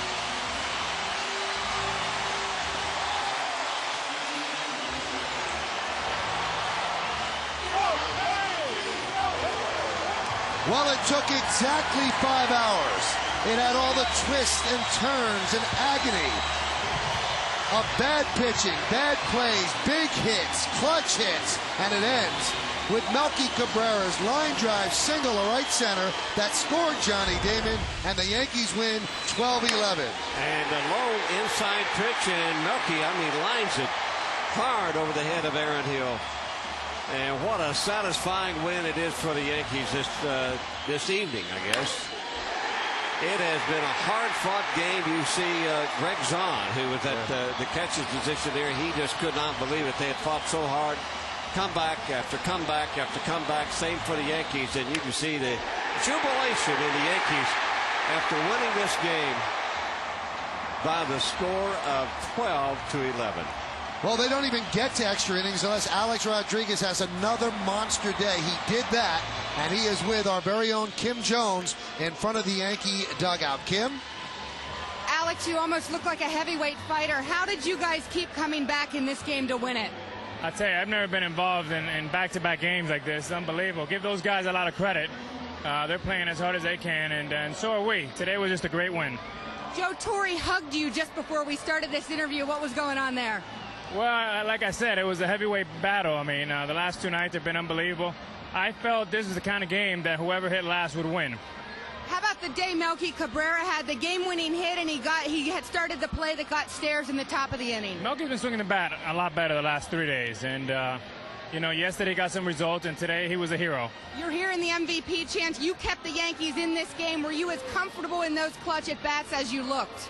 I was very comfortable. I've been working hard with Kevin, and things are coming along well. And you're keeping the pressure on Boston by winning today, right? Winning's important. All we care about is wins right now, and we don't really care about anyone else. Thank you, Alex. Thank you. Michael, take it away. And thank you, Kim. So the Yankee magic number for their wild card goes to 4 now, and that's the most important thing. You want to get into the playoffs, and then you take your chances catching Boston. Today, the 12-11 win, Melky Cabrera, big part of it. He had 5 RBIs over the last 4 innings. Yankees win by 1 in 10.